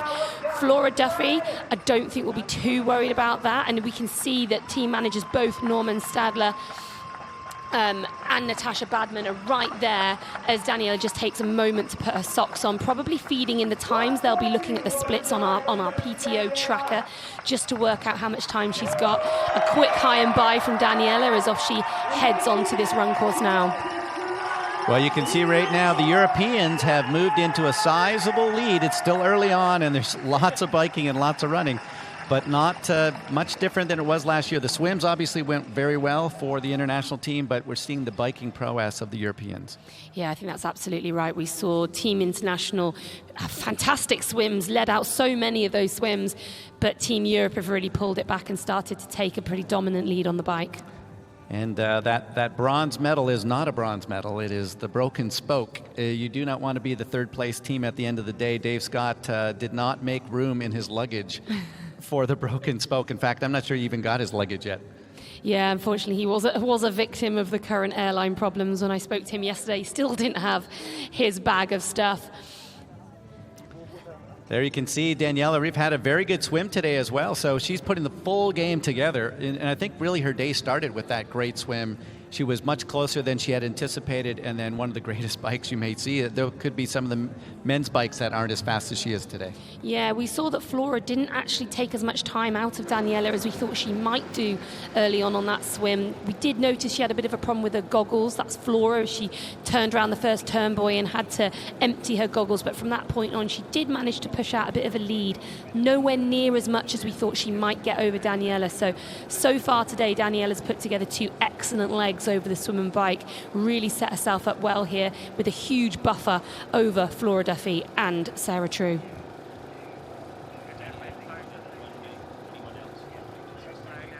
At the 60-kilometer mark, she was over a minute faster than the second fastest rider. Now there's still some women to come through there, Macaulay and others as the day goes on, but just showing that we're looking back to the Daniela of old. 5 Hawaii championships, 5 70.3 championships. I remember some under 23. I also remember she and Nicola Spirik being a part of the mixed team gold medal. You probably would have been racing in there in Lausanne back in maybe 2011, 10, somewhere in that period of time. So she's been able to win at every distance, and it's incredible to see that she still has the motivation and the drive at this point in her career. Yeah, I think it was 2009 when they won the first ever mixed team relay world championships back, and it was on home ground, as you said, in Switzerland. they were a bit of a surprise package that day. I seem to remember beating the Australians, but that just again shows that Daniela's raced over absolutely every distance. And we've got to remember too, she's been to 2 Olympic Games, finishing 7th, I believe, at the Beijing Olympics back in 2008, only stepping up to the middle and long distance racing after the London Olympics. And since that point, she's been virtually unbeatable. And yes, she did go through a bit of a rough patch earlier on this year and through last year, but I still think we refer to, you know, she's back or the Daniela of old, but in a lot of ways that does her a bit of a disservice. It was really quite a short period of time that she was off her game. Well, it's 18 kilometers. The spectators will not see Daniela Ryf for a little over an hour, the out and back section. And then they come right back towards the stadium for what in some races could be down to the carpet for that final win. Now, the 18 kilometer is a slightly different distance. It's almost double what the Olympic athletes do out there. And when we're taking a look at Daniela Ryf right now, with a 5+ minute lead on the Olympic Games gold medalist. That just shows what kind of day she's having, and the fact that Europe is not going to hand this thing over in any easy capacity. They are not, but we have just had word that Europe will have a penalty to serve. Patrick Lange, we've heard, has got a mount line penalty, which means that he mounted his bike too early, and as such he will have to take a penalty right near the end of the race.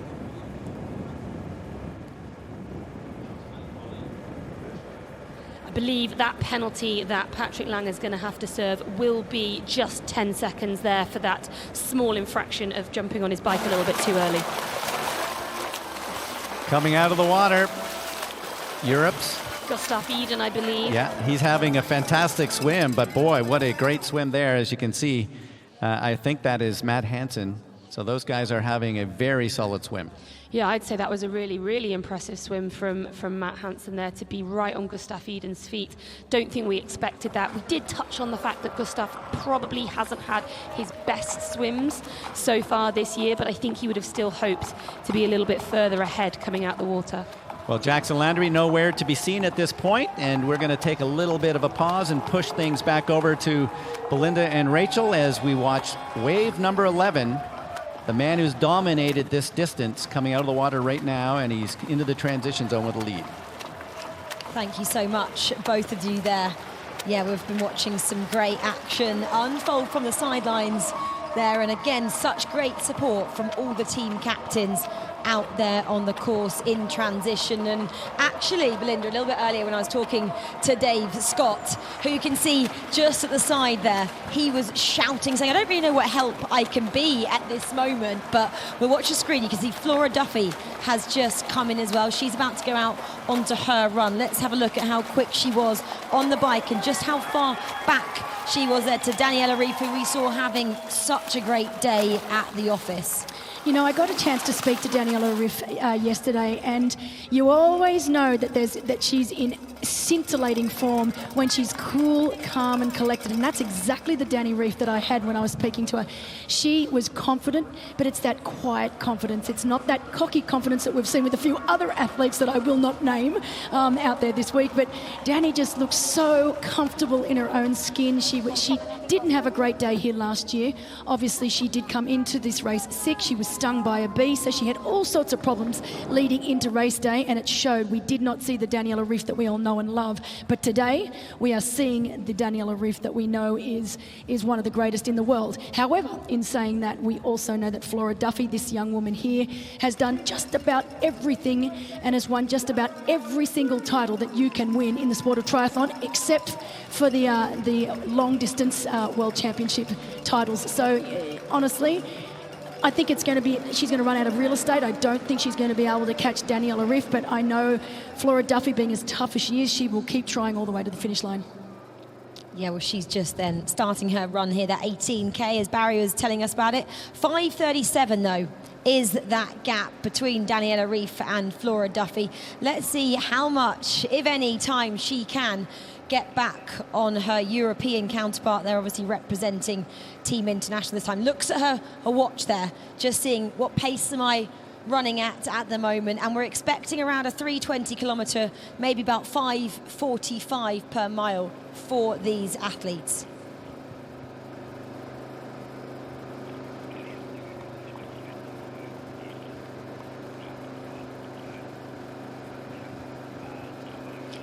So first time racing a 100k distance for Flora Duffy. Obviously, you know, recently be doing the Olympic course triathlons. How much of a difference is this for an athlete who, you know, week in, week out, still probably gets to these kind of distances in training? And look, honestly, 18 kilometres, it definitely is still a long way for her to race, but an athlete of this calibre, it's not going to be difficult for her to do. And if you think about it, she has raced over this distance before, but it was back in 2020 in 70.3 South Africa, where she actually had some issues on the bike there with some really nasty cramping. Emma Pallant-Brown was able to overtake her and come into T2 in front by a long way in front. And Flora Duffy was able to run her down. Now, there are not too many people out there that can say they've run the likes of Emma Pallant-Brown. She is one of the greatest runners that we have in triathlon right now. So that's what makes me think that, you know, even though this is not a distance that Flora Duffy is used to, I don't think she's going to have any problems out there today. Possibly what's more impressive is the fact that she got COVID not once but twice this year. Anyway, let's get back to Daniela Ryf then, who is on your screen at the moment, leading out this 18-kilometre run. And they're going again alongside the canal, which Belinda and myself have both ran a couple of times since we've been here in Bratislava. And it's pretty windy out there, that's what I'm going to say. So one way, obviously doing 9K out and 9K back, it's going to be windy. Okay, well, let's go back over to this bike leg that we're seeing here. This is Jocelyn McCauley and Holly Lawrence in match number 5.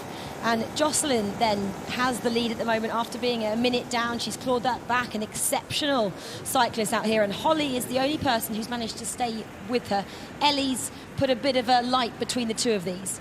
Yeah, look, it's interesting to see that Ellie Soltes hasn't been able to stay with these two. Obviously, when Jocelyn McCauley has caught them both, she's probably upped the ante just a little, and that's just been enough for that, what we call that rope to break, so that, you know, you can stay there for just as long as you're looking at your power. You think, okay, I'm under control. All of a sudden, it starts to get a little longer, and before you know it, that rope breaks, and you can see now she's lost a minute 14. So she's gone from riding with these two to now being a whole minute 14 back in not a great deal of time. And that's when the mental strength really comes into, doesn't it? I mean, it's for tough. all of these athletes, and you, 15 times Ironman winner over there, you know exactly what it's like to be in these kind of races. And, you know, when you're having maybe not calling it a difficult day with 1 minute 14, the gap, but still, you've got dropped and you've got to struggle back. Well, match 4 then.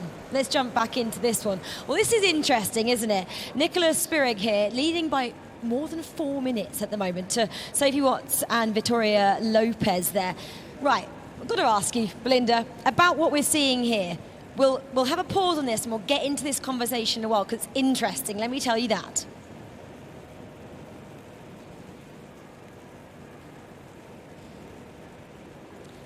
So Nicholas Spirig here. We want to talk about the bike that she is racing with here because it's a bit of an interesting story because she's maybe a little bit of a newbie to this kind of bike, Belinda. That's right. She's definitely not a newbie to long-distance racing. She's done quite a few long-distance races, including an Ironman distance race. But what we've always seen with Nicola is that she prefers to use her road bike with clip-ons. She used it a few weeks ago in Edmonton, and she actually copped a little bit of stick over it. So it's great to see that she's out on a time trial frame today, and not only just on a time trial frame, but riding a disc as well.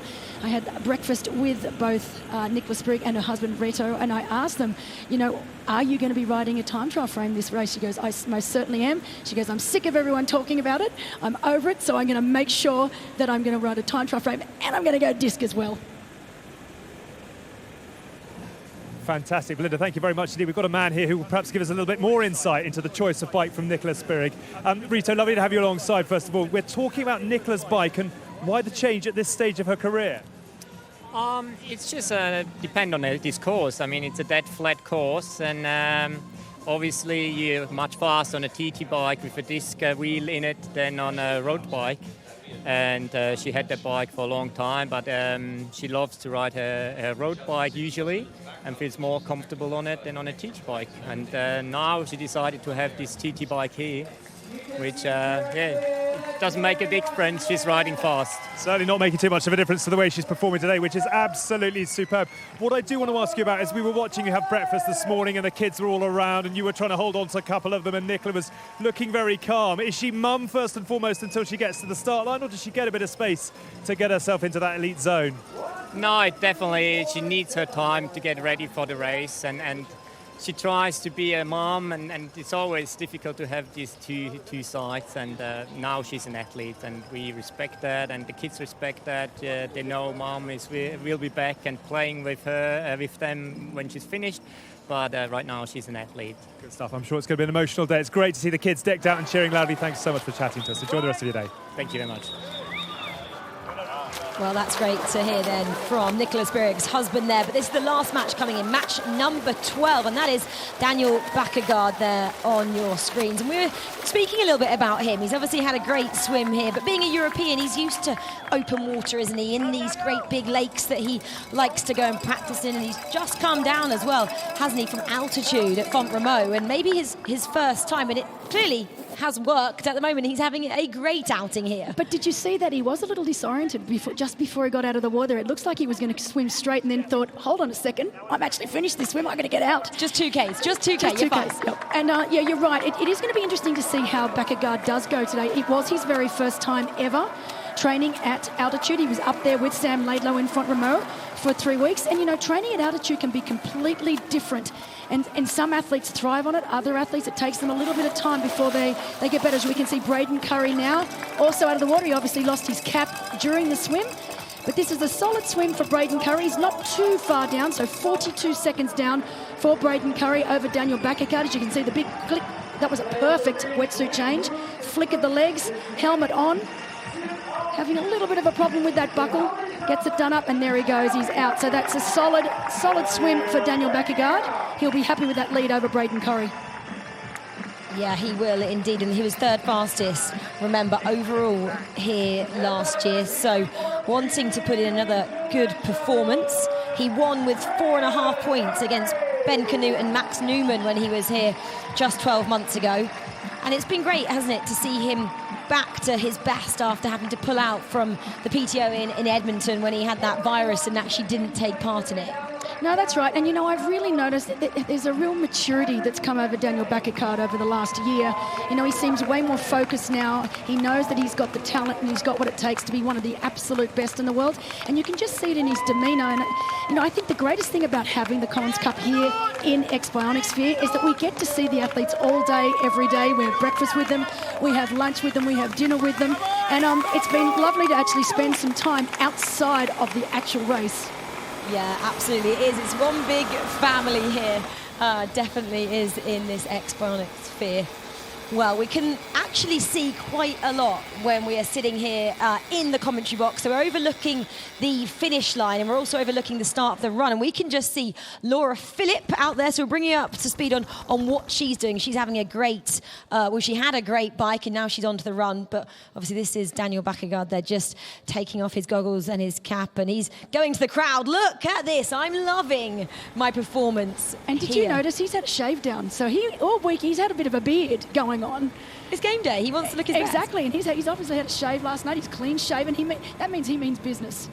He does mean business. Well, match 12 and match 3, obviously, they're coming thick and fast. That's Daniel going off on the bike, and then this is match 3 here. So Paula Findlay has taken the lead by 4 minutes on this 18K. So she'll be kind of coming into the latter stages of this now. She had that 19-second gap to Kat Matthews on the swim, and she's just absolutely pulling away here, and that is a big deficit for even an athlete like Kat. We've seen her strength, haven't we, this year when she went under 8 hours for the first time in that sub-8, breaking 8 event that she took part in. I mean, what can Paula do with this lead? Oh, look, this is exactly where Paula would like to be. She did this the other week in Edmonton, and it took the likes of Ash Gentle to run her down, the only woman that was able to run her down that day, having the fastest run split in doing so.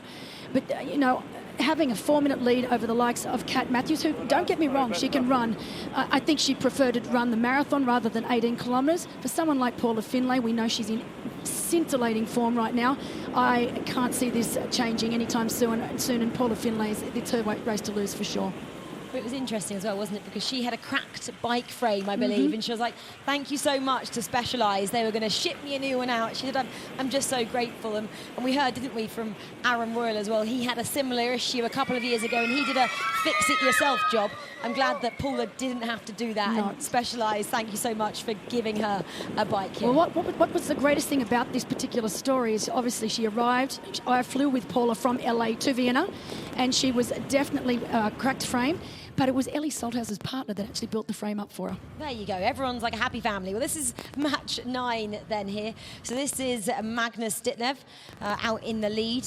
And obviously in his matchup, we've got Rudy von Berg and Max Newman all got an Ironman win between them this year. They've had a great season, all 3 of these. And Magnus was saying that this young gun who's really coming, he's fearless, and what a race he's having. And then Rudy von Berg, he won his home Nice Ironman event a little bit earlier this year, and he said that was so great to win on home soil where he grew up.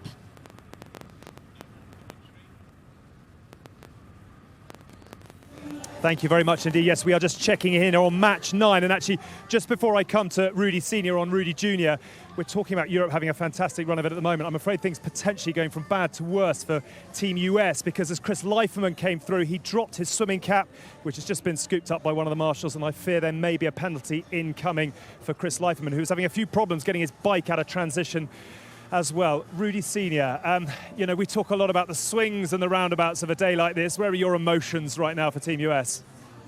Well, my emotions, you know, first of all are with my son, I have to say, because we're coming off a very bad year last year, where you remember he had mononucleosis the week before the event, and he had to drop out of the race the night before.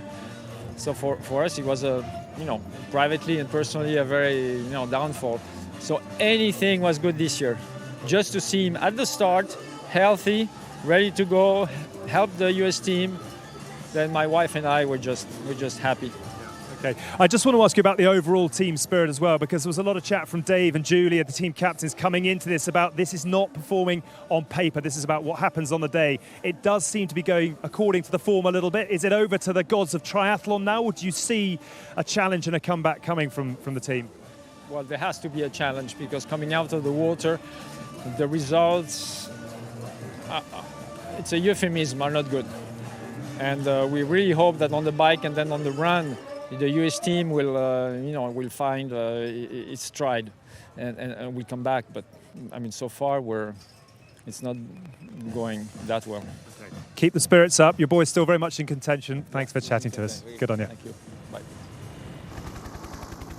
Well, it's not over yet, is it? Well, this is match 8.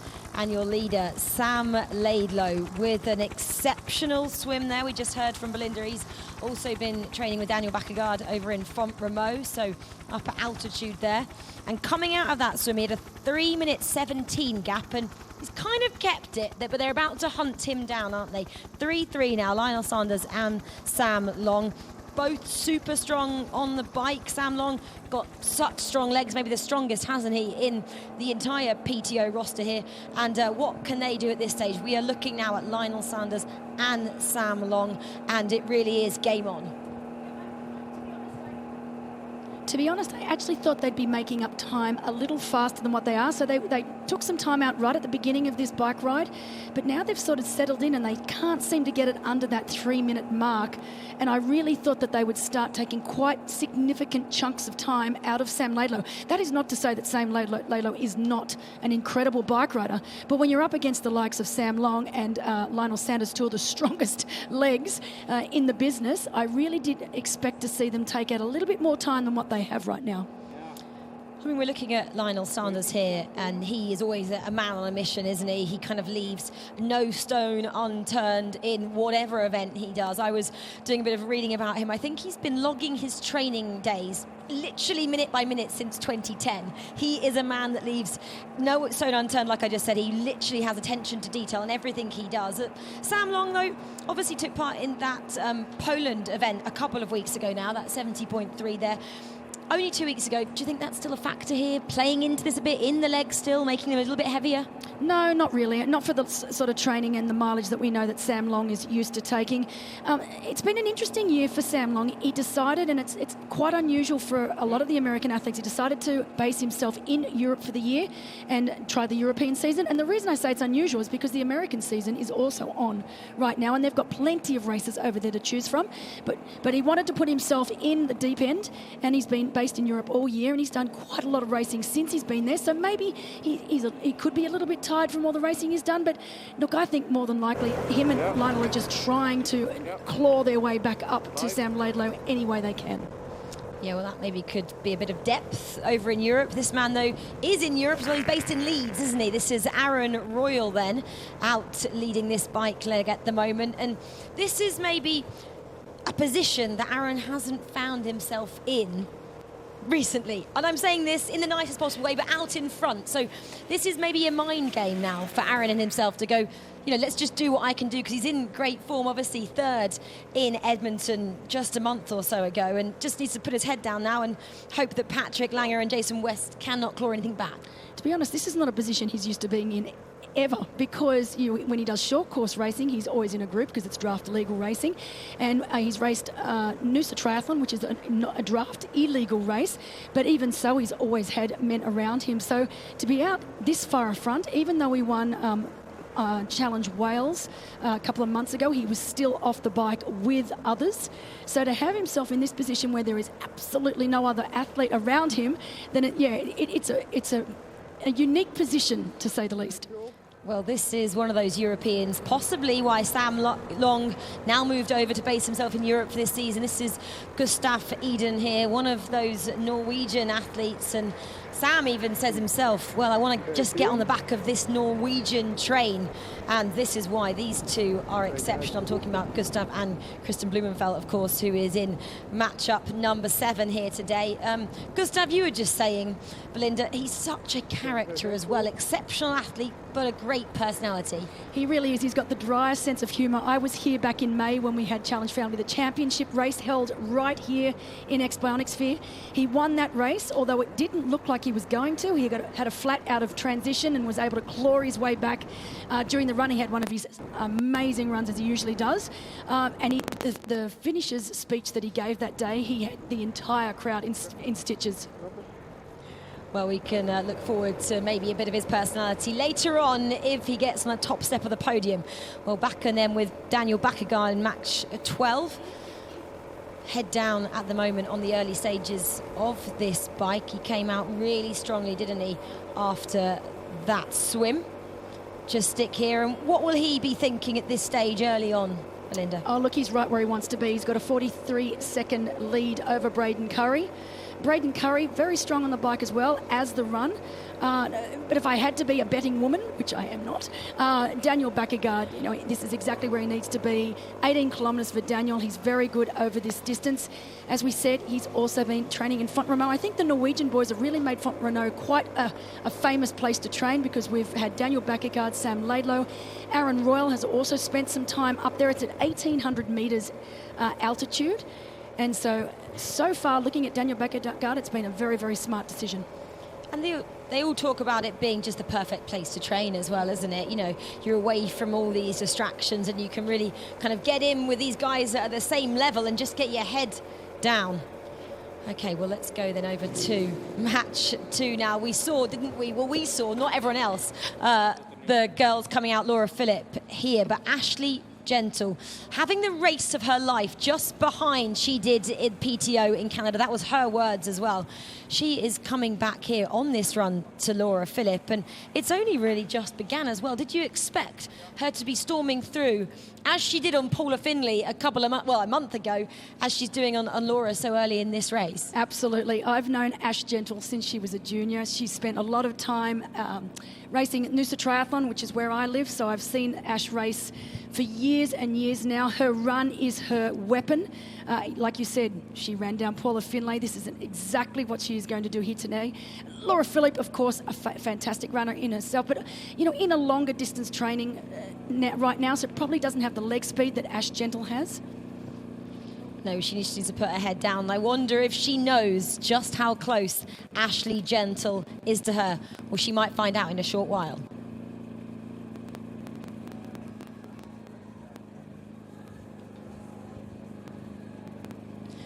Well, we're looking at Laura Philipp then, and eagle eyes are at home. She's wearing her superpower earrings there. She mentioned that as well in our little bit of a press conference a couple of days ago. That's her lucky charm. So there you go. Fun fact about Laura Philipp. And what I love about Ash Gentle right now is that she's taking her time. She's not trying to rush this overtaking of Laura Philipp. And it just shows you what a professional athlete Ash Gentle is. She is only new to the longer distance racing, having only crossed over at the beginning of this year. So far, she's had a fantastic season, winning Clash Miami back in March. She was 4th at California, 5th here at the Challenge Championship in May, which wasn't probably a great result for her, but she does know this course, so I think she's got that advantage. She was 2nd to Emma Pallant-Brown at the European Championships. She had a win in Andorra, which is where she's been based training since her European trip started, and then of course a win only weeks ago at the PTO Canadian Open. So fantastic, what we can say, first time at long course racing. Well, let's leave then that running race there and let's get back to this box office clash then that we have been talking up quite a lot. This is Lionel Sanders there, and Sam Long has just overtaken him. You can see him in the top of your screen, and we can't see him at the moment. Sam Laidlow is somewhere out in front. At the last count, it was about 3 minutes. Let's see how far away that is. And these two now, they've got to work together if they're to build anything back on Sam Laidlow. Will they be thinking about that? Will they be helping each other? Yeah, absolutely they will be. They will be working together legally. As we said, 20-metre rule here today for the Collins Cup. But we can see already from when we spoke about these two last, it's now at 2:37, so 2 minutes 37 back. These guys have realised we are not making up any time. We need to get our heads down, butts up, and we need to start working together. And we need to start making this time back up on Sam Laidlow, and that's exactly what they're doing. I remember as well, Lionel Sanders crashed here last year, so that possibly will be in the back of your mind. You know, when you have crashed on a course, we've spoken about it being very different conditions and a slightly different bike course out, not for Sam Long, who we can see, but for Lionel. Do you think of that while we can see Sam Laidlow here? Look, I mean, obviously it is in the back of your mind, particularly when you've had a nasty crash, and it was a nasty crash that Lionel Sanders had here last year. But, you know, we've got dry roads. We really have got fantastic conditions. We know it's windy out there, but to be honest, that'll be an advantage for these cyclists because they are very, very strong riders. 2:37, I mean, if they can continue making this sort of time up on Sam Laidlow, remember, Sam's out there by himself. These two are behind. They've got the moral support of each other, and that makes a huge difference mentally to have each other to really keep driving and pushing the pace. Well, they've now just closed down another 25 seconds, so how much more can they make up on Sam Laidlow?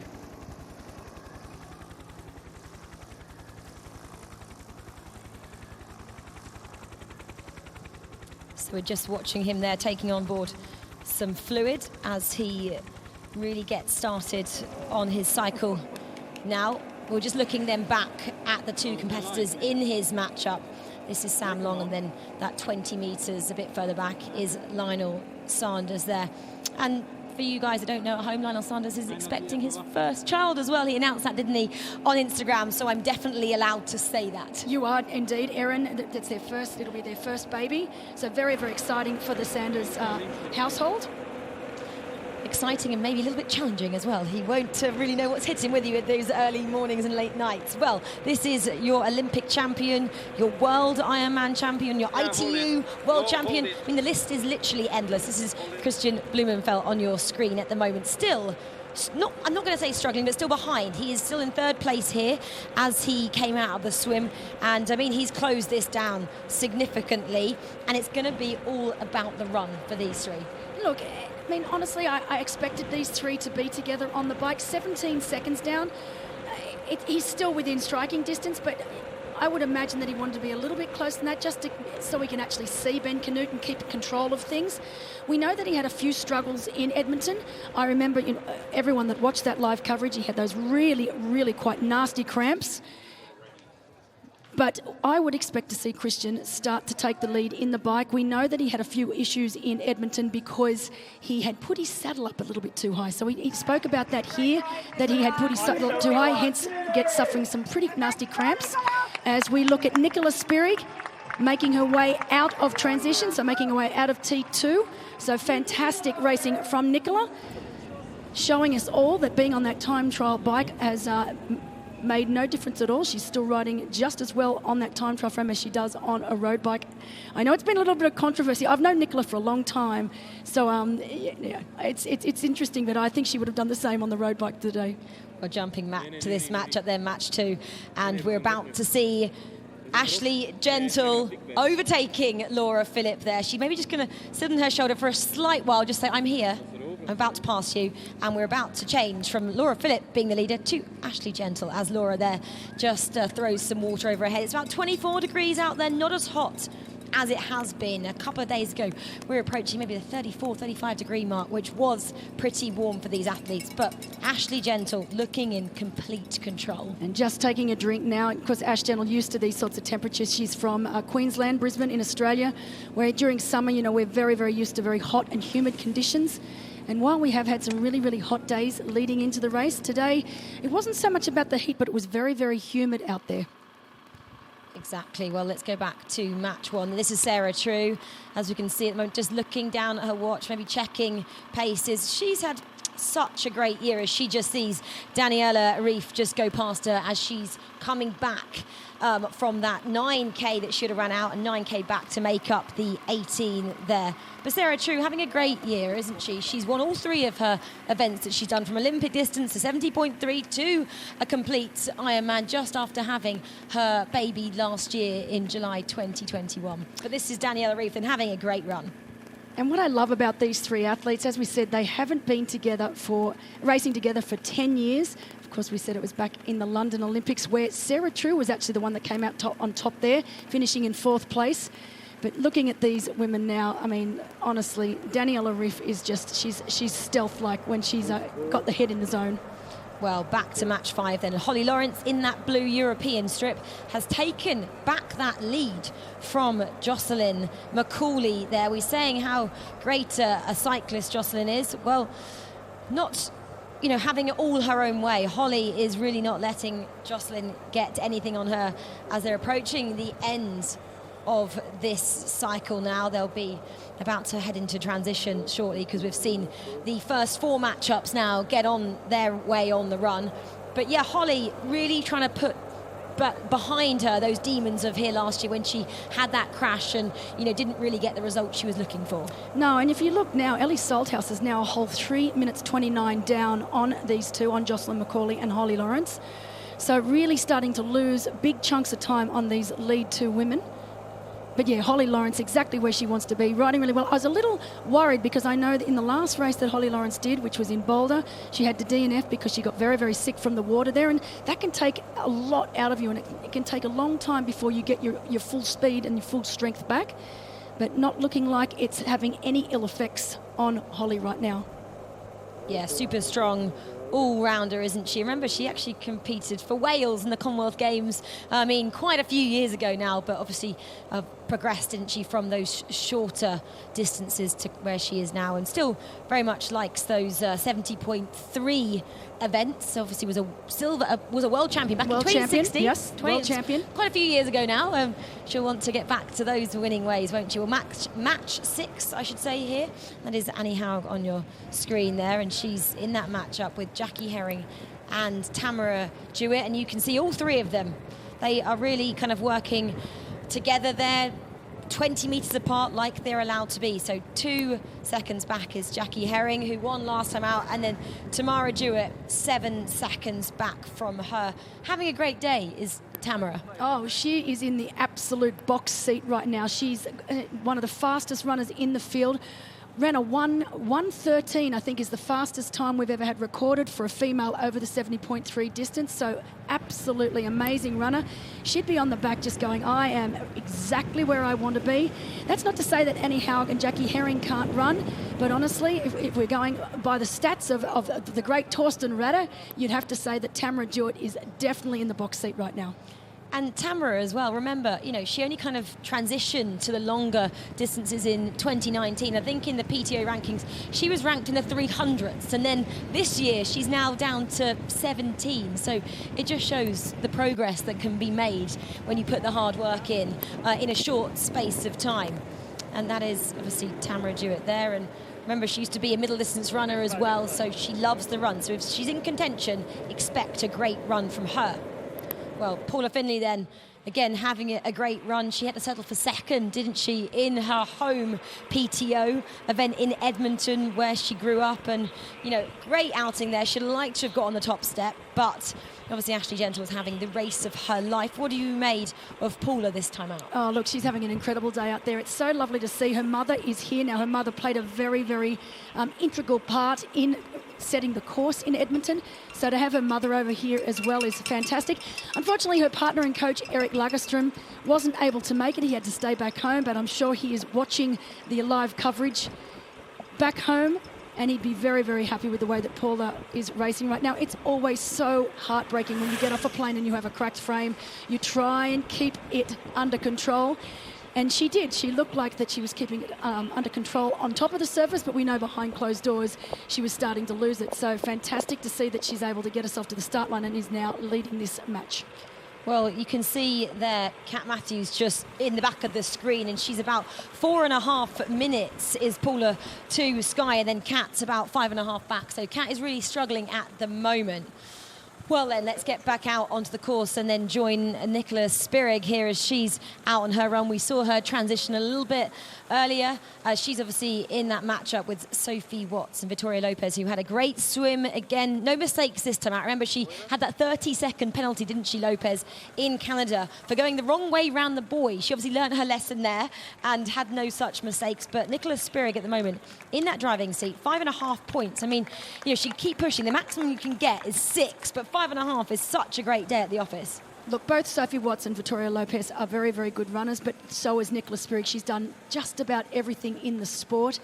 This is definitely going to be her last international race. It won't be her last race. I know that she has a half Ironman race that she still needs to do in Switzerland, as well as a half marathon that she is going to run. And as Rito said, you never say never when it comes to Nicola Spirig, because she just loves the sport. She's been in it since she was a junior. She's had the same coach all the way through. And she's been an incredible athlete and an ambassador for the sport. She's got, a kids triathlon and a kids group that she runs. She's part of Phoenix. She's going to be coming on a camp with me next week where we're taking a whole lot of young up-and-coming kids. And I just love her attitude. She really does give back to the sport. We could sit here and talk about Nicola Spirig all day long. I definitely could. Well, let's jump then to match 7, because that is Christian Blumenfeld there, and he has taken the lead now. I think he'd done that a little bit earlier. We just were getting our graphics a bit mixed up here, but he's very much out in control at the moment.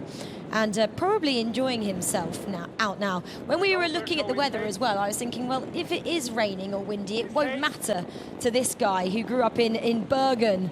So somewhere he says is always rainy and always windy. So whatever is thrown at me in Europe, I can deal with the conditions. But you also find with Christian Blumenfeld, that's just his attitude with everything. It could have been 40 degrees and 80% humidity, and he still would have had the same sort of race. He doesn't know how to race any differently. And I think one of Christian Blumenfeld's greatest strengths, apart from that he is a superior swim, bike and runner, is that he just loves to race and he loves to win. He's admitted that he absolutely loves winning.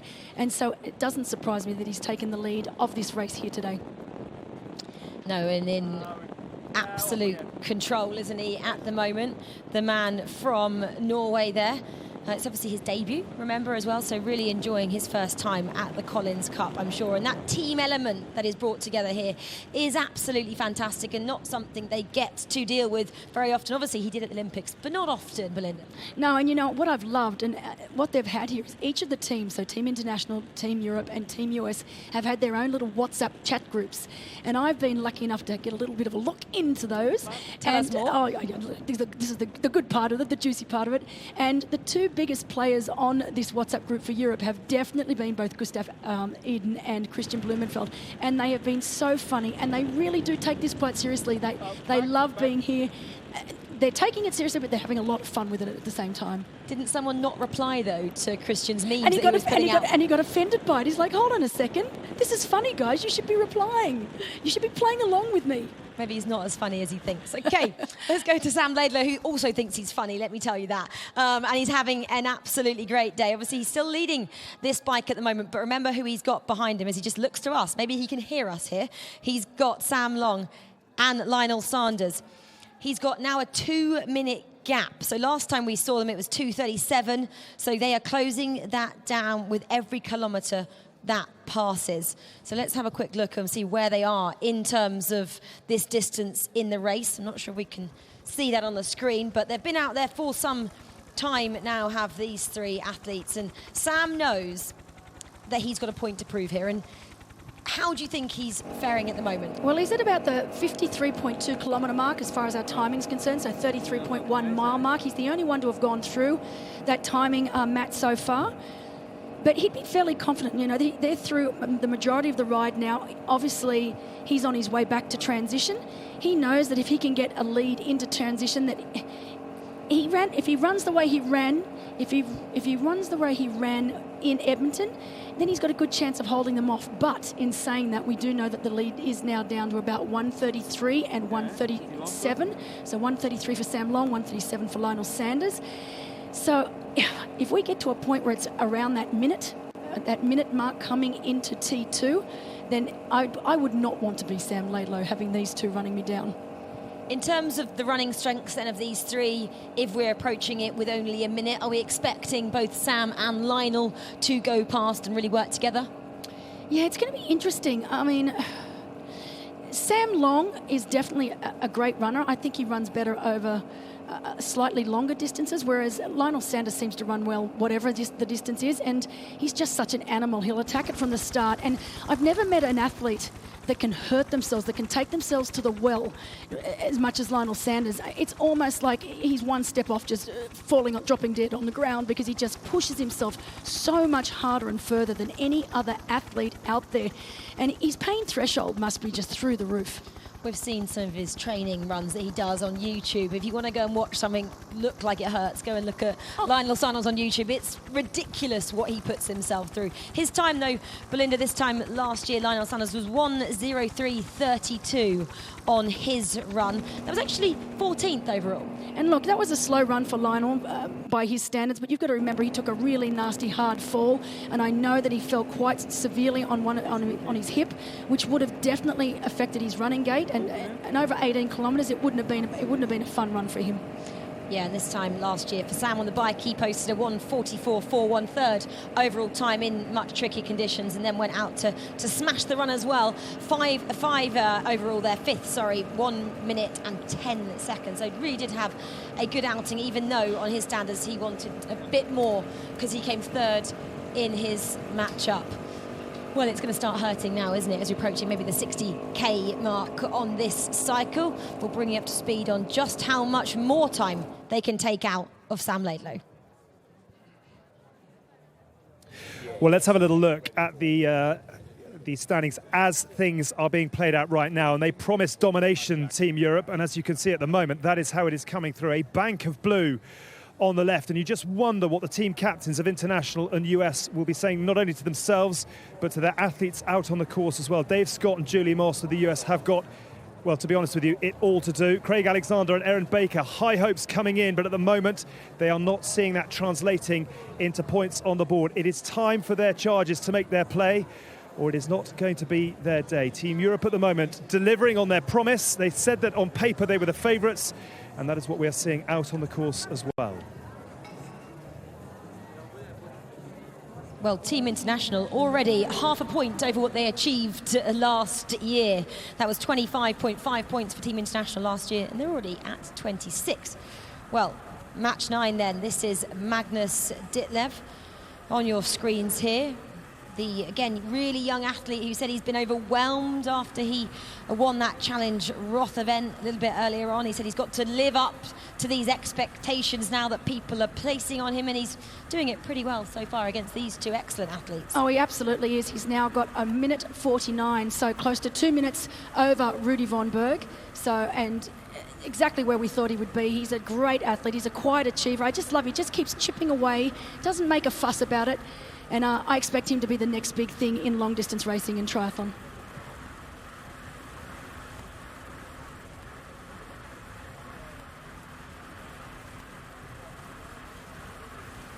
Well, yeah, the next big thing, Belinda says, in long course racing. Well, it doesn't look like he's too overwhelmed, does it? No. Well, let's go back to Daniela Ryf then. Just taking a little bit of fluid and maybe a little bit of nutrition in there. It's been a pretty long day. She's been out on that course for quite some time now, has Daniela, and making it look pretty easy. I mean, Vicky was saying she's back to her best, but was she ever not at her best? 4:21 to Flora Duffy. That's the gap she's got. I think it would take quite the mistake for Flora to overhaul Daniela now. Yeah, it's funny you talk about that. You know, we often say that everyone had written Daniela off because, you know, coming into the Ironman World Championships in St George, she'd had a bit of an up and down year. But what they don't realise is that she'd been sick for quite some time, and she'd had a few things go wrong. But it just shows you how fickle sport can be, because, I mean, to write off a world champion, a multi-time world champion, I mean, you'd have to be a very, very brave person. But she let her legs do the talking in St George, and she proved to everyone that she is exactly where she needs to be, and she's doing exactly the same thing right here, right now. Well, actually, if she does get that time down, Flora, to 4 minutes, that would take off another point there, because the gap of +6 is 1.5 and +4 is 1. So it does actually come into play with how fast and slow and how big that gap is. Well, Ashley Gentle then, still continuing that great run of form from that PTO event in Canada, where she had a great swim as well. I think she came out in the top group there, maybe 5th or 6th, and then she just progressed, didn't she? She had to sit in second, and she overhauled Paula Findlay there to get that eventual win. No, she did. As we said, Ash Gentle, she's getting married in November, so very, very exciting time for herself and her partner, Josh Amberger, who is actually racing today, or tomorrow, I should say, over in America at in Canada at Ironman Mont Tremblant. So it'll be very, very interesting to see how he fares tomorrow, but I know that he will be watching right now and cheering on, just like he was for Edmonton when he was in Andorra. So very, very close relationship that these two have. They've helped each other throughout their triathlon career, but he'll be very, very happy to see Ash Gentle racing just as well as she was in Edmonton a few weeks ago. Wasn't he doing a live stream or something, yes, I think, on his phone? And yes. He was almost doing his own commentary. Not that we want you to go and watch that. Very much stick with us here and watch what we're bringing you up to date with. But yeah, great run out. Chelsea, though, obviously a new mum herself. Only a couple of months ago. She was here last year, obviously after having her child 5 months ago. Now she's very much into it. Sky, her child, is here this time, so bringing extra support. But Ashley at the moment really dominating here. You can see the average pace per K as well there.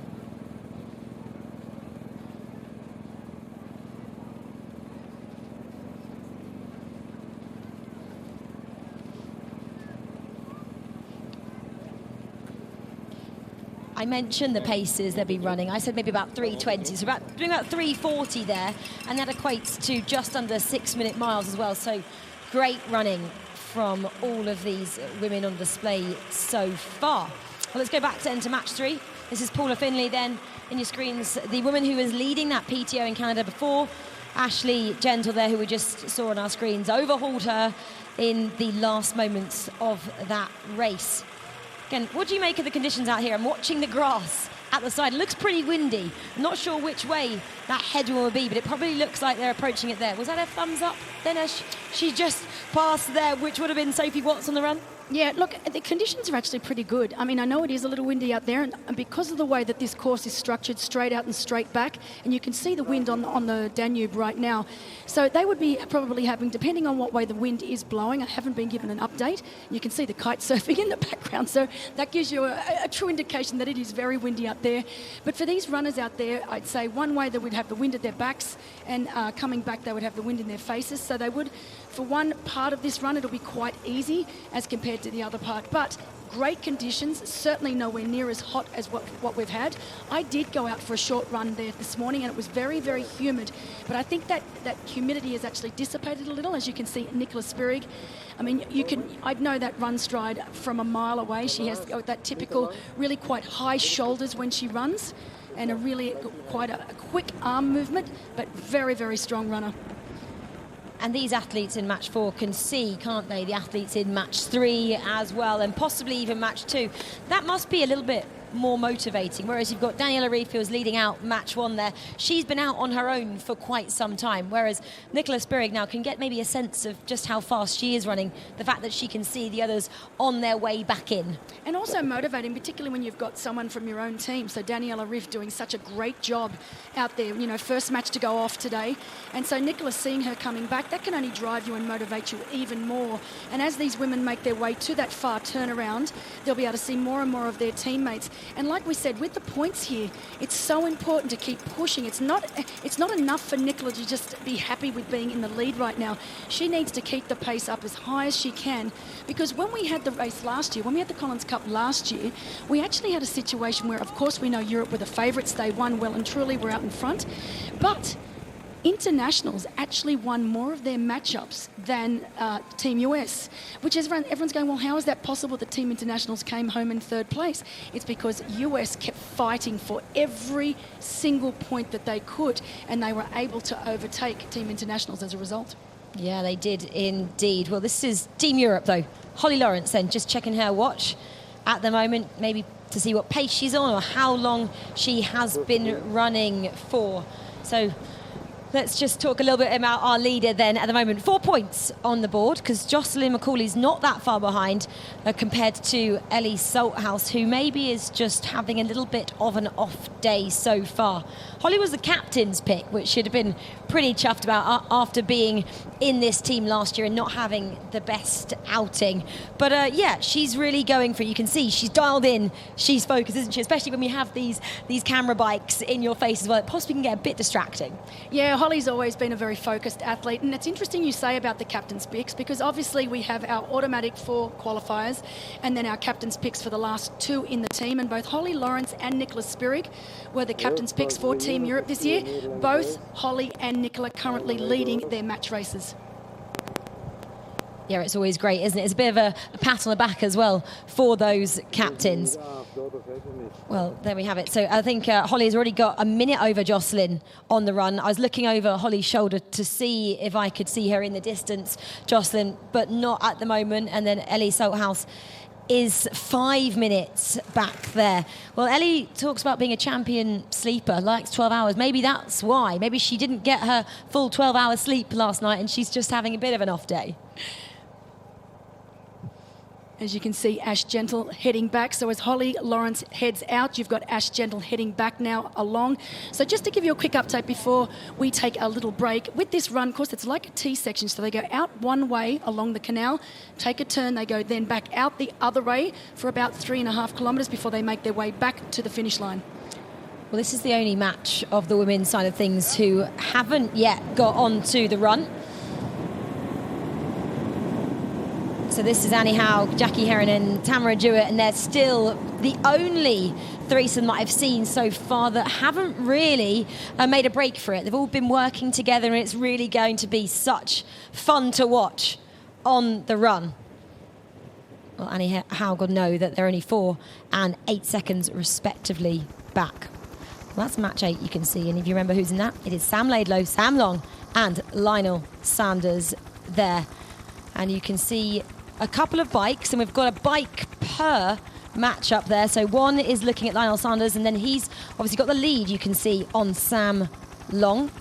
So the yellow and green kit in the right-hand side of your screen is Lionel, and Sam in the red strip just a bit further back. We're going to pan out and see if we can see Sam Laidlow in the distance. Where is he? We're trying to spot him. He's there somewhere. There he is. Right, 19k to go, and that gap has got even shorter. He has got a lot of work to do right now. 51 seconds. 50 seconds is the gap. Well, we're going to let you enjoy that. I'm going to let Barry and Vicky enjoy that as well, as we're approaching the end of this bike leg for these three athletes.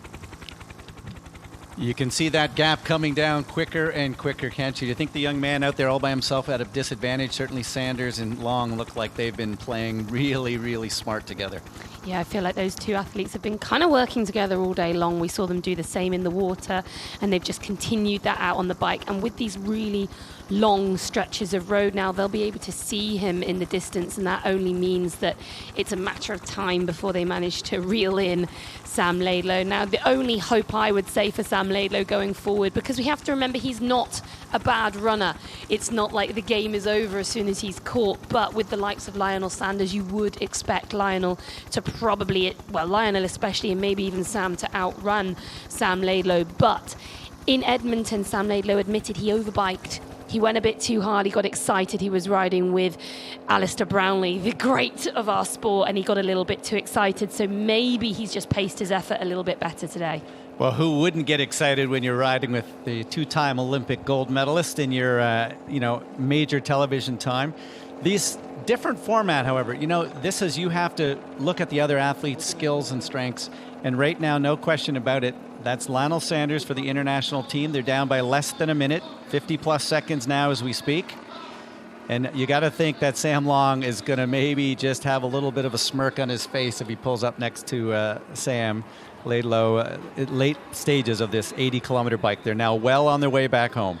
Yeah, you got to wonder if there might be one or two words exchanged between them, especially from Sam Long heading over to Sam Laidlow as he might potentially pass him there, or whether he's just going to keep his head down, keep plugging onto the finish line, and let his racing do the talking instead. Well, that straight long line is absolutely perfect opportunity to see. You can see all three men, and what a phenomenal swim Sam Laidlow had today. That was just spectacular. From the first swim stroke, you could tell he was focused. He went off the front as he did in Edmonton, but he's got some very experienced older men coming up from behind right now. Yeah, he did absolutely everything that he could have done in that swim today. He needed as close to 4 minutes as he possibly could. That was our estimation, and he got about 3.5 minutes out of the swim. So he did a pretty good job there, and doing it all on his own as well. He didn't have the benefit of a faster swimmer to tack onto. So so far today, he's been completely on his own. But yeah, we pan back to the very back of this trio, and we can see all of them on the same stretch of road, and it won't be long before they really are all riding together. Well, they're averaging well over 46, 47 kilometers an hour, about 330 plus watts for those who like all the technology and the hardware out there. But really at this point, these two guys really have only one thing in mind, and that is to catch the man right there from France. What a great shot of the horses out there enjoying this. It reminds me of some of the shots you see in the Tour de France as they're going through.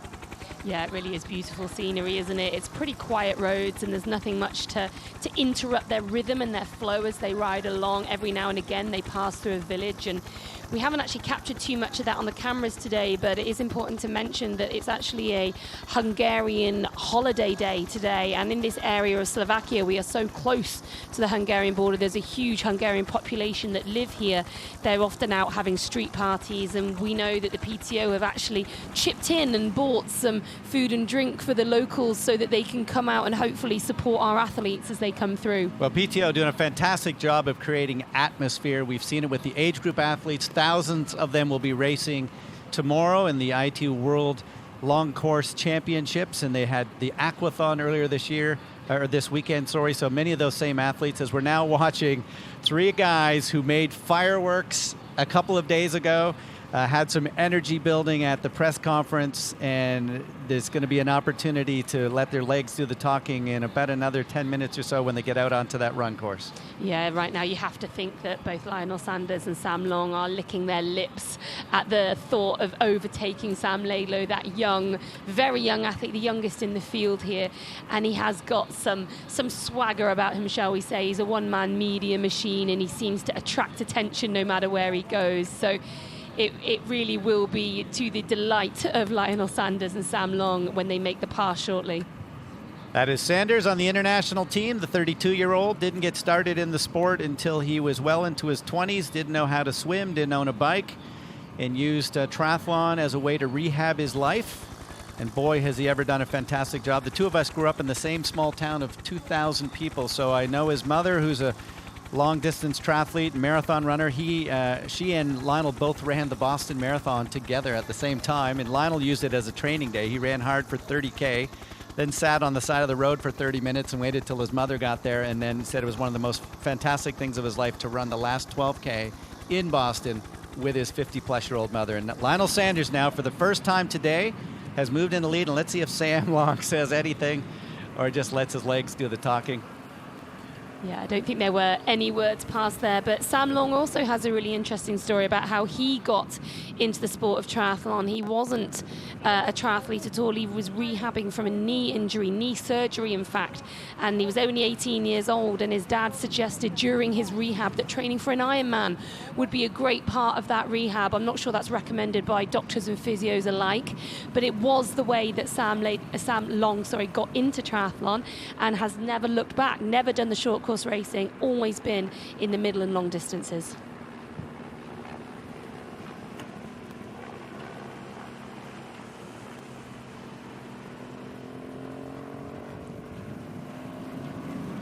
Well, the Long and Sanders combo, who spend winters in Tucson, Arizona, swim in the same pool, came out of the water within seconds of each other, have battled each other now for the last part of 70-plus kilometers. And you have to think that Sam Long didn't just come here to come second to Lionel Sanders. He's a very, very hardworking guy. I watched some of the workouts he did in Arizona over the winter.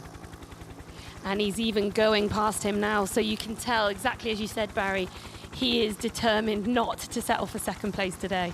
We're going to head back down to the transition zone right now as Sam Long pulls up next to Lionel Sanders and speak to Alex. Thank you very much indeed. Yes, we are alongside the trophy, and you just feel that European fingers are beginning to reach out to hold it. We've got Kasper Peterson alongside, who is, I'm going to say advisor, but also best friend to Magnus Ditlev. We were talking actually with Rudy Vonberg Sr. about 50 minutes ago, and he wasn't happy about Team US, but he thought his boy was still in the race. Magnus now up to a 2-minute lead. How happy an advisor are you right now, therefore? I think it's very hard not to complain about it. With Magnus being able to swim with the likes of Max and Rudy, is just...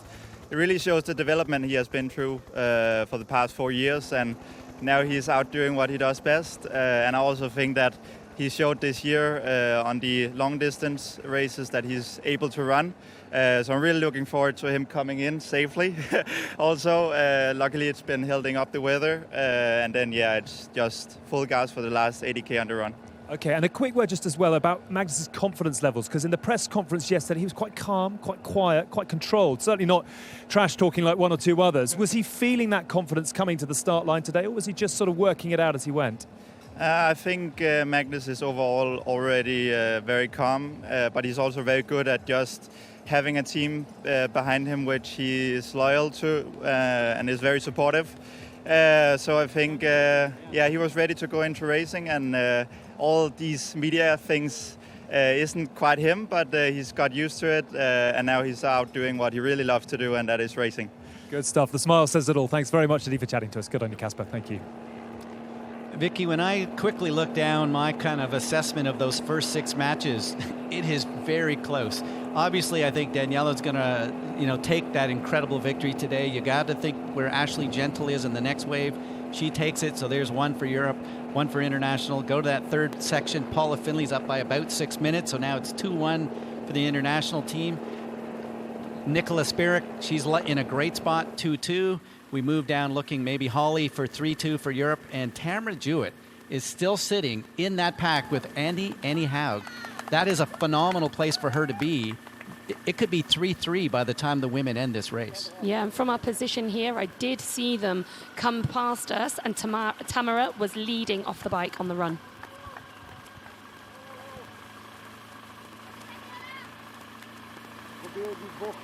There's no question that one of the things that can make a big difference is where that second athlete finishes. So even if you don't win against Nicola, can you come second? Even if you don't win against Daniela, can you come second? Can Flora Duffy get that 4.5 down to 3.5? that could be a big difference. Those extra half points could be a massive difference. Oh, those bonus points are huge, and what we saw last year was that the bonus points were the difference between Team US getting second and third. Well, we are watching here one of the greatest women that I've ever watched race triathlon. The second best or equal is Nicola Spirik. We're watching two Swiss superstars, legends. This will be the last time they will ever race together. They've been to Olympic Games. They have been to some of the greatest races around the world. They've won the mixed team race together some 12 years ago that you were talking about earlier. What an incredible history for little Switzerland in the sport. Yeah, Switzerland are an absolute powerhouse of triathlon, and as we talk about it now, it's nearly 6 minutes between Daniela and Flora, and Daniela is on the final stretch. You can see that she's running on grass now, and in the background there is the stadium where she'll run into shortly. She'll transfer onto the sand, and then we'll see her come down the finish straight. But she has absolutely dominated today. She knew she wanted redemption after last year. It was such a disappointing day for her to come here, perform so far below par, to be unwell. She battled all day long to try and scrabble points together for Team Europe. One of the amazing things about the Collins Cup is we see athletes on a good day pushing for extra bonus points, and on a bad day pushing to make sure that they minimize the damage. And this time it's going to be Daniela's day. You can see the smile. I'm not sure if it's a grimace or a smile, but I think she's smiling just now as she enters the horse track onto that black carpet, and she is going to be the first finisher of the day, and it is going to be for Team Europe. What an incredible performance. You are watching the first athlete of the day to make their way across the line. Team Europe is going to absolutely maximize points. From Switzerland, she is a 5-time Ironman champion, a 5-time 70.3 champion, a short course champion, world champion, and she will have an incredible victory for Europe here as Daniela Ryf claims what might be maximal points here for Team Europe. Wow. And look at her, she's absolutely spent there. She was loving that final 100 meters or so, grabbing that European flag.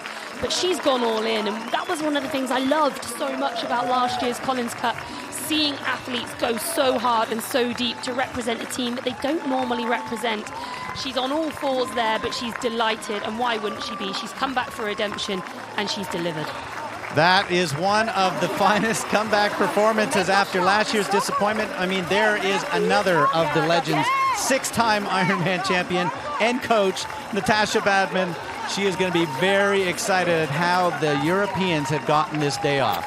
Yeah, fantastic start for Team Europe. And as you said then, 6 world titles over the long distance for Natasha Badman. Well, one more and Daniela has equalled that record, and we know she'll be shooting for that in October this year. And on current form, would you bet against her? No, I wouldn't. What I saw at St. George said to me that this was going to be the Daniela we had seen, for years and years.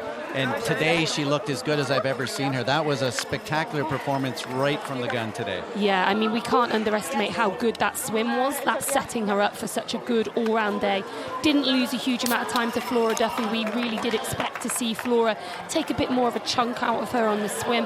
But then once they were on the bike, it just didn't take her much time at all to catch as we see these lovely finishing shots. And look at her face there. She's absolutely delighted to be the first one across the finish line in any matchup today and bring home all those points for Team Europe. You know that feeling of having raced on a team yourself many times and coming home. There's got to be something different about doing it for your country and a whole team versus yourself as a private entrepreneur when you're out there doing some of the other races on your own. Oh, definitely. And I never realized until I started doing mixed team relay racing. That's something that I only started doing much later on in my career. And I absolutely loved it. You find a different level when you're not just racing for yourself, but when you do have other athletes to push yourself that bit harder for. I've never raced for Team Europe, but I can only imagine it's the same kind of feeling. Well, we're back to match 9 right now as we wait for our Olympic Games gold medalist to work her way in. Magnus having an unbelievable ride. What's always incredible, Vicky, when you see somebody is when an athlete is that great, they look like they're not even working hard. Yeah, he looks so relaxed, doesn't he? I mean, his swim today was fantastic, right on the heels of the other athletes in his matchup, Rudy von Berg and Max Newman. But he's taken to the front of the bike now, and he looks under absolutely no stress, no strain. And I've heard it say before that really classy sports people just look like they have time. They look like they're doing it easy, and he's at over 2 minutes ahead now of Rudy von Berg in second place in this matchup. And as I mentioned it earlier, I did see some footage of him running with Christian Blumenfeld and Gustav Iden on the track here this week. Both fantastic runners, those Norwegian athletes, and Magnus was tucked in behind them doing the same session, and he looked good. He didn't look like he was in any way under pressure from two of the best runners in our sport, so he really is looking the full package. You know, the old adage was you had to kind of do the short stuff and spend 5, 6, 7 years to get up there. Well, this young guy went straight to long distance immediately and has looked like he's been here, you know, with the experience for many years. He really, what I love about him is just quiet attitude. They asked him, what did you do after the big victory in Roth? Well, I went back to the room and relaxed, and, you know, he's just got a sense for himself. He does the work. He doesn't have to be out there loud in the media. We heard just a few minutes ago from one of his colleagues, you know, that's not his style, but you can't keep winning races like he's doing and not have to realize you're going to have the arrow on your back. No well, question. that's it. He's sort of flying under the radar a little bit at the moment, and he can't keep doing that forever. He's going to become a real favourite very soon.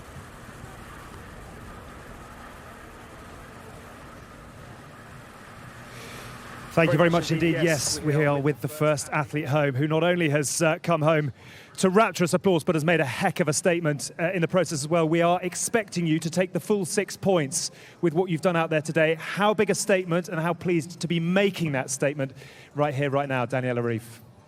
We need you to talk into that, not your can. Well Sorry. done. Yeah, it feels. That's you're on. It You're feels on. really amazing to be, you know, coming back after last year. I could perform well in all 3 disciplines, so that's a great feeling. I feel like I'm a complete athlete again and healthy. So yeah, really pleased with today. I could have had a better day, and when I got to the last K, I heard it was 5 seconds over 5 minutes. So I knew I had to really push hard the last K. So I really gave it all in the end, and yeah, it feels great to possibly make 6 points and yeah, start this day very well for Team Europe. Your energy and your excitement is palpable right in this moment, and it contrasts so starkly from 12 months ago. They say a week is a long time in sport, but how long a year has it been to get back to the Collins Cup, and how big an itch have you wanted to scratch?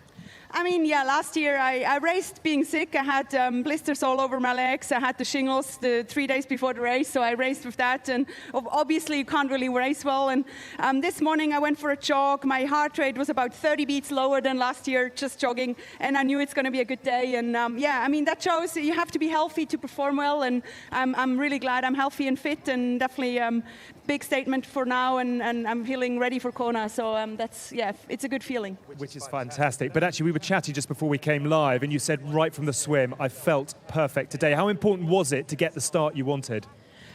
Yeah, it was important to be able to be in the mix. I knew, I mean, Flora is going to be strong, and Sarah is also a really good swimmer. So to be able to almost keep up with them, losing 30 seconds on Flora was a perfect start for me. And yeah, I'm really pleased with all the 3 disciplines today. And just a word on your team as well. It's looking very good for Team Europe at this point of view. Are you happy? Are you comfortable? And now you move into that sort of supporting role. We haven't even got your competitors back. Here comes Flora, but just in terms of Team Europe, it's looking strong at this point, isn't it? I mean, I'm really proud of this team. I'm sure everyone will give its best, and I mean, the lead-in was perfect, and I'm really proud to be part of this team.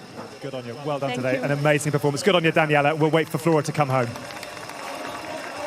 Put your hands together for one of the greatest athletes have ever done the sport. She has won medals at the Olympic Games, double Commonwealth Games, and has been the coach's pick just moving up over the last couple of weeks. So that is an incredible silver medal performance today for Bermuda's Flora Duffy, as she will cross the line in second place and now look back to see what the gap of time is to Sarah True, how many extra points she may pick up. Yeah, we're just seeing that gap is over 6 minutes between Daniela and Flora, so that does confirm that Daniela will pick up the full 6 points here on offer today. So absolutely sterling performance from Daniela, and Flora there as she heads off to the recovery zone. You can tell what a hard day out it's been for her. It is so much longer than her usual distance, but stepping up against one of the greatest, if not the greatest of all time, was always going to be a hard day. Well, she gave a fantastic acknowledgement. You could look at her just just saying, you know, what is possible? What is possible when she looked over? And it's great when champions can acknowledge champions. You know, that's how classy that woman is. She's got about a 6-minute gap, I think, onto Sarah True, so she will pick up some bonus points as well. Yeah, and that's what we keep saying. These athletes, no matter where they are, whether they're first, second or third in their matchup, they have to keep pushing. It's to gain maximum bonus points for themselves, but to also prevent other teams from getting those bonus points too. Well, you can see the coaches acknowledging greatness. Natasha Badman herself, a 6-time champion. Erin Baker, the woman who won the first ever ITU World Championships, as well as multiple Ironman. And as we take a look back, you can see it was a day right from that very first second as the Europeans came out quickly onto the bike. And they have had a fantastic start. No question, world champions. Getting the job done. The young man laid low, almost 4 minutes on Sanders. And as the crowd watched one European athlete after the other, Magnus now up to almost 3 minutes. One after the other, the Europeans having just a fantastic start to the day. Daniel Bekkegaard trying to make sure that he optimizes the points. There's a pressure when you are on the European team. And the first athlete that got it done, no question about it, was in fact Daniela Rive. Yeah, we're just seeing Sarah True here come into that final section around the horse track. So she will be the final athlete to finish in match 1. And just behind her, we can see Ashley Gentle, who is leading in match 2. So it looks like she is going to take all the points back to Team International in match 2 today. And that's what we said. As incredible as, you know, that victory was by Daniela, Ashley's going to come back with the POW on the other side. I can see that first 6 matches maybe going 3-3. It's going to be very close, and the men, I think, are going to be the deciding factor, as it was last year. Yeah, at the moment, Team US are struggling for race victories. It really is a toss-up between Team International and Team Europe, as we see Ashley heading onto the grass there. She's got this loop to do before she'll head onto that carpet over the sandy equestrian track right in front of us. But this is looking pretty commanding for Ashley now. Some signs of pain on her face right now, but she's a full 2 minutes and 18 seconds ahead of Laura Phillips, so she's really taken some time out over these last 10 kilometers. She needs to keep those 18 seconds. You drop down to 1:59, you don't get the bonus. So she's not going to obviously push it up to 4 minutes, but she's going to have to still maintain that effort and the realization that even though she's got the win, that extra half a point they're going to need, because Daniela just took them all in that last competition. Well, that's it. Daniela maximized 6 points, and the maximum really we can expect from Ashley right now is 5. But that's exactly what we keep saying. She has to keep pushing to the line, because if she lets up even a tiny bit, Laura Philipp will take back one of those, or half a bonus point from her. What are you thinking at this point in a race? Your legs are burning. You know you have the win. You now have to go to this special place to really be able to get that last few seconds. Well, it's a really unique situation. It doesn't happen that often in racing. Usually if you're this far in front at this point, as Ashley Gentle is, you can kind of allow yourself to relax. That is not the case. She has to give absolutely everything for this final minute. Well, we're watching one of the great ones. 4th at the Olympic Games, 4th at the Ironman, a mother working on her doctorate. What an incredible, complete athlete. What a career she has had, as Sarah True will cross right there. And just seconds behind her is going to be the woman who is going to win the second of the waves. Ashley Gentle takes win at the Canadian Open and takes a win in wave number 2. So as Europe open up in the first wave, it is going to be the international team with Ashley Gentle from Australia claiming victory, and now the clock to see what the time gap. Oh, and you could see again the pain on her face as we tracked her through that final kilometre. She was hurting. She was giving absolutely everything. Rolling on the floor now as Daniela waits to give her congratulations. But once again, just showcasing what athletes will do to themselves, turn themselves inside out in the name of their region.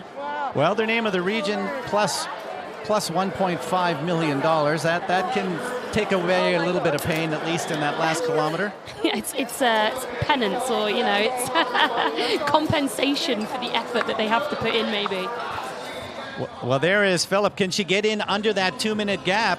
You can see she's up on the toes going hard. She's not giving up. She knows that there's no way that she was ever going to catch Ashley Gentle, but now she's got to find that way to minimize that point loss, and she is looking fantastic still with 450 meters to go. Yeah, all the girls in this matchup are fantastic runners, but we know the last time check gave us 2 minutes and 18 seconds between Ashley Gentle and Laura Philipp. Laura needs to dip that under 2 minutes to take back that bonus point off Ashley Gentle, and she's really digging deep as well. Though you can see it on their faces, they are giving everything here to try and scrape all the points together that they can. Remember, this is the woman that went 8 hours, 18 minutes and change in Hamburg. That is such an incredibly fast time, no question about it, as we are watching one of the great German athletes, and what a factory Germany has had, particularly at the long distance event. And we're looking out on the grass right now, as you can see Laura Philipp coming towards us. Yeah, Laura Philipp's about to hit the black carpet here just to finish her final few hundred meters. But Germany have become an absolute powerhouse of triathlon. And as you quite rightly said, Barry, they've been good over the shorter distances. They've got some short course superstars, but they just seem to produce long course athlete after long course athlete. And they can also perform over this middle distance too. I asked Norman Stadler why, and he said the combination of things. They like the pain, they like the media, and you can see the effort still up. She has a second on the day, trying to minimize that gap of time, as Laura Philipp will come in just a bit over the 2 minute gap, and Europe will take a second in this next race, as Laura Philipp will cross the line and give Ashley Gentle an extra half point. Yeah, she's not quite been able to dip under that 2 minute marker there, so Ashley Gentle does get that extra half bonus point there, as we see them embrace at the end of the race. These two girls, phenomenal athletes, phenomenal runners as well, giving everything they've got for their teams. 2:33, the final gap of time, so you can see right there, Ashley Gentle has 5 points if she's able to hold that gap, as we do believe she will, to Chelsea. So they are getting very close right now, the battle between international. We thought that it would be back and forth, and you can see right there. So we've gone to match 8 here. Back to Sam Laidlow, Sam Long and Lionel Sanders. Sam Long has stolen a march right out of transition. We believe they've only just started the run, with Sam Laidlow and Lionel Sanders running together. And the question that we keep asking, has Sam Laidlow actually just kept something back? He really did admit to overbiking in Edmonton and suffering on the run. He had cramps. Now he's running with two of the great runners of our sport, and he might just be being tactically a bit smarter today. Well, Sam Long, put all his marbles, really, in many ways, to this race. He came to Europe instead of winning races that he might have gotten in North America. He wanted to learn what it felt like to be on this time zone, to deal with all of the issues of racing in Europe for a summer. Had a couple of average races. Then he had the great race in Poland, and he said a 1:09 to him indicated that he was coming into this race in the best shape of that distance in his career.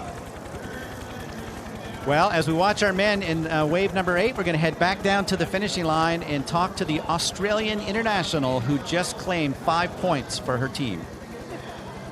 She is alongside Ashley Gentle. Many, many congratulations. I'm getting the sense you have left it all out on the course. How are you feeling right now? Yeah, I've definitely left it on the course. I'm ruined. Short and sweet. Give us a sense of your pride, though, in what you've achieved. 5 match points for your team. How well do you think you've performed today, and how much did that go according to what you were trying to do? Yeah, it was really tough out there, just from the start.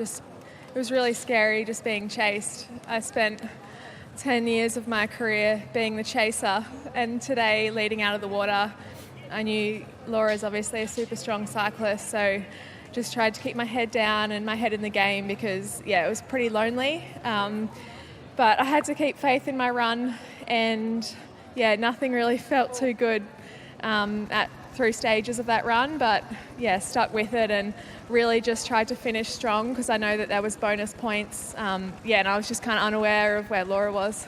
So you were just running against yourself. You had no idea of the points that were at stake in terms of the extra bonuses that you've picked up.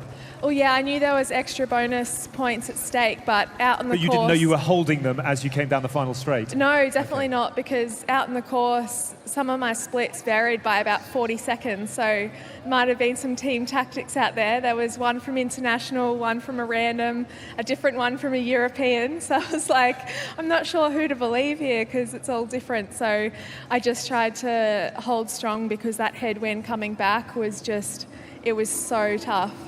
You've done unbelievably well. We'll let you go and recover. Congratulations on a 5-point haul for your team. Well done. Thanks so much.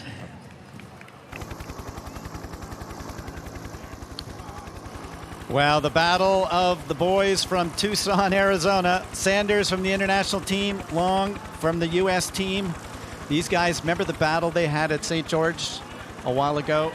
Right down those middle kilometers of that race. These guys know each other's ability, and they are going to drill each other right to the finishing line. Wouldn't Sam Long love to be one of the first wins for the United States? They're not going to get a lot today. That would mean a lot to him the way he's coming in, and he was fired up over the last couple of days. Yeah, when we look down the list here, they're going to struggle to win any of the women. I don't think they're going to bring any women wins back to Team US. And I think Sam Long is probably their best chance at the moment in the men's too.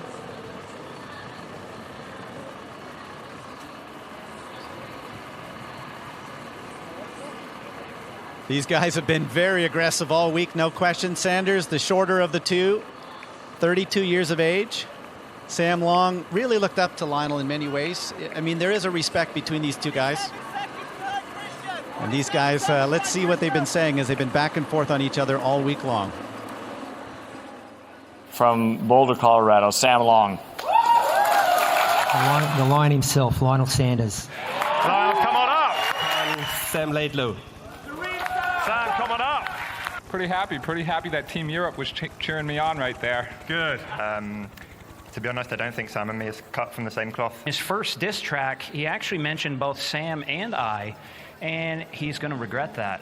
Sam Long, Sam Laidlow, and Lionel Everything I say is not fabricated. I mean, he pissed me off a little bit. I don't know what he said about me on that rap tape, but I'm sure it wasn't good. Yeah, I mean, it's you poked the wrong person, unfortunately for you. So, to be honest, I think we could skip the swim, and I'd still give them a run for their money. But this guy just said that he could beat us if there wasn't a swim is absolutely the farthest thing from the truth. I think okay, skip the swim out of St. George. Yeah, I was hit by a car 9 days before. Okay, sorry. But yeah, maybe you'll make fun of me for getting hit by a car too. That would be very much in your character. But guys, you have won 70.3. And I'm still going to beat you. I've won nothing. I've won no 70.3s, no Ironmans. Yeah. And nobody's going to beat you, so that's what's difficult. There's a degree of respect that can come in this sport. I think you take it too seriously. Too seriously? Yeah. Perhaps you should show that respect to other athletes. Okay, Sam. All right, here we go. Here we go. We'll settle it on the race. We got some beef. Settle it on the race. We got beef up in here. Yeah. Woo! I'm scared of him. I'm not going to lie to you. Yeah, I'm generally off, and I'm not normally off in the sport of triathlon. I'll say you get this way.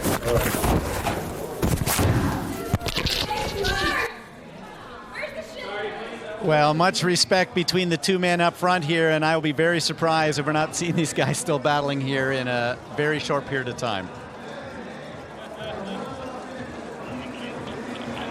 It is the Canadian superstar. I watched her as a junior athlete, Vicky. I watched her with those 5 wins starting in your country in London at the WTS. The disappointment at the Olympic Games, remaking herself. Her and her partner, Eric, just have been absolutely on fire over the last couple of years and everything they've touched. That brilliant race that she had in Daytona. And now today, she looks like she might be on par for all 6 points. So Team International could be taking the lead as Paula Findlay comes in. Yeah, we have heard that she is more than 6 minutes ahead of both Kat Matthews and Skye Munch, which means the full complement of 6 points for Paula Findlay. And she's just been in such a great vein of form so far the last couple of months with that performance in Edmonton. All the pressure of a home event, not just a home nation event, but a hometown event for her. She absorbed that and performed incredibly well. And we're going to see her take all the accolades in just a moment's time as she crosses the line. She is enjoying the day, and well, she should. Had a fantastic swim. The Canadian Time Trial Cycling Championship she won about 6 weeks ago, and it showed the fitness that she had on the bike. She absolutely dominated here over that 80 kilometers and has had one of the better runs of her career. Paula Findlay from Team International is going to claim victory and maximal points. The international team going into the lead with Paula Findlay's third leg on this race.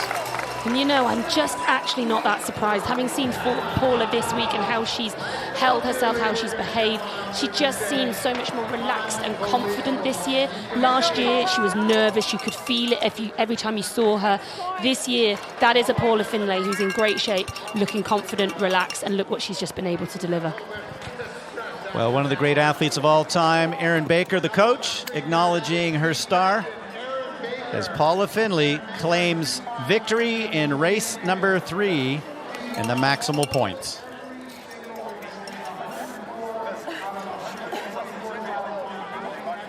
She looks less wasted than the first 2 women that came through, doesn't she? Well, maybe she didn't try as hard. No, I shouldn't say things like that. It's all about how you look at the finish line, right? No, I think the fact that she hasn't moved yet from that little spot by the finish line tells you how hard she's dug as well. Well, there's 2 winners. They've won 2 of the first 3 races. Last year was the United States out to that massive early lead.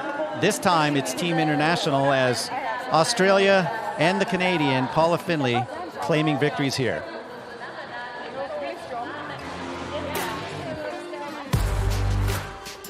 Ashley Gentle learning what it feels like to cross the line. What a great summer it's been. She'll add to her paycheck as she gets ready for her wedding later on this fall. Showing the absolute fatigue as she gave everything. Daniela Reif, the woman that won the first race, right in there. So there's a mutual respect between these women, no question about it.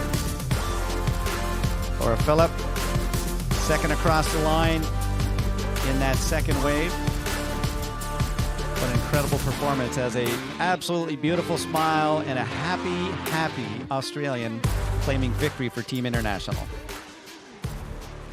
So there's 2 wins out of the first 3 races as we now watch match 6. And this is the battle of the runners that we were anticipating, but it is Annie Haug who already has about 75 seconds on Tamara Jewett. And one of the things I was questioning is whether Tamara was overriding, and you really have to kind of go for it at this race. She stuck in there. She had a great swim, a fantastic bike, but this woman knows how to get the job done on those long distance races. Yeah, right now Annie is putting together the best all-round race, and that is the only way to win a triathlon. And when we were off air earlier, Barry, you did say to me that you knew Tamara had a bit of a game plan today, that she wanted to stick as close to her 2 teammates, or her 2 competitors, here, Jackie Herring and Anne Haug, for as long as she could on the swim and bike. So we think she possibly went that little bit too deep on the bike and is maybe suffering on her favorite leg on the run.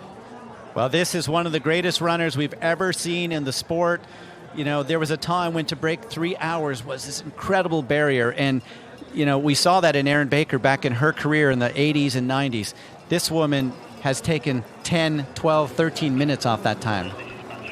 This is Chelsea Sodaro here coming in right at the end of her race. So unfortunately, she's not had quite the day that she would have really dreamed of. She was in match 2 behind Ashley Gentle and Laura Phillip, and all 3 of those athletes, such incredible runners, great all-round athletes too, of course, but Chelsea with a really brilliant performance in Edmonton last month, where she finished 3rd, hasn't really been able to replicate that here today, so she's just coming home now for Team US in match 2.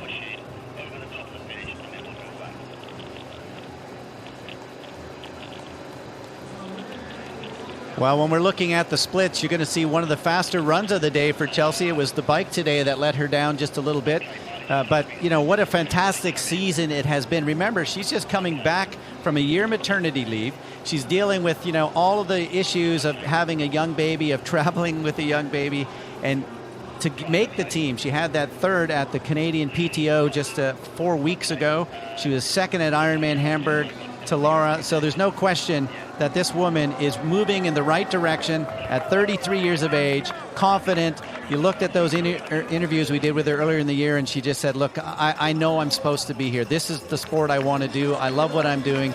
And the United States has a fantastic mother, role model, world-class athlete who's only going to continue to rack up some big performances, as Chelsea Sodaro, the 33-year-old from the United States, in wave number 2, will come in across the line, and she will have some time to think about her little baby and how lucky she is to have a life that allows her to travel the world, race the best athletes in the world, and to be at the second Collins Cup as a woman who was second last year in her heat will come third today. Yeah, and her little baby there, or toddler as she is now, Sky, I believe she was born in March of 2021. She is here. I've seen her around the building, toddling around the corridors. She is an absolute dream, and I do think that Chelsea is doing an absolutely fantastic job of balancing motherhood and being a professional athlete. One of the great things about all of these women is that they've had their absolutely spectacular days, and they've had the days when they've just had to be like work and get it done. And today was one of those days for Chelsea, as she didn't have the day she was looking for, but she still had a fantastic run out there, no question about it. She and Laura swapping positions at the Edmonton race. She was one spot ahead of Philip. Today she's going to be one spot behind.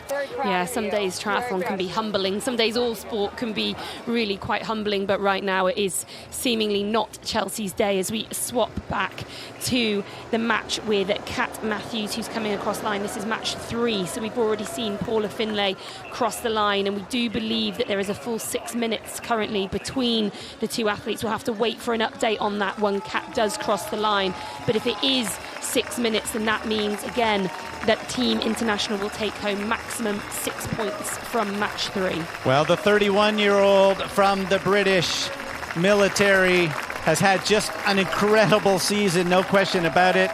She won the 70.3 in Lanzarote. She won the sub-8-hour race in 7 hours, 31 minutes.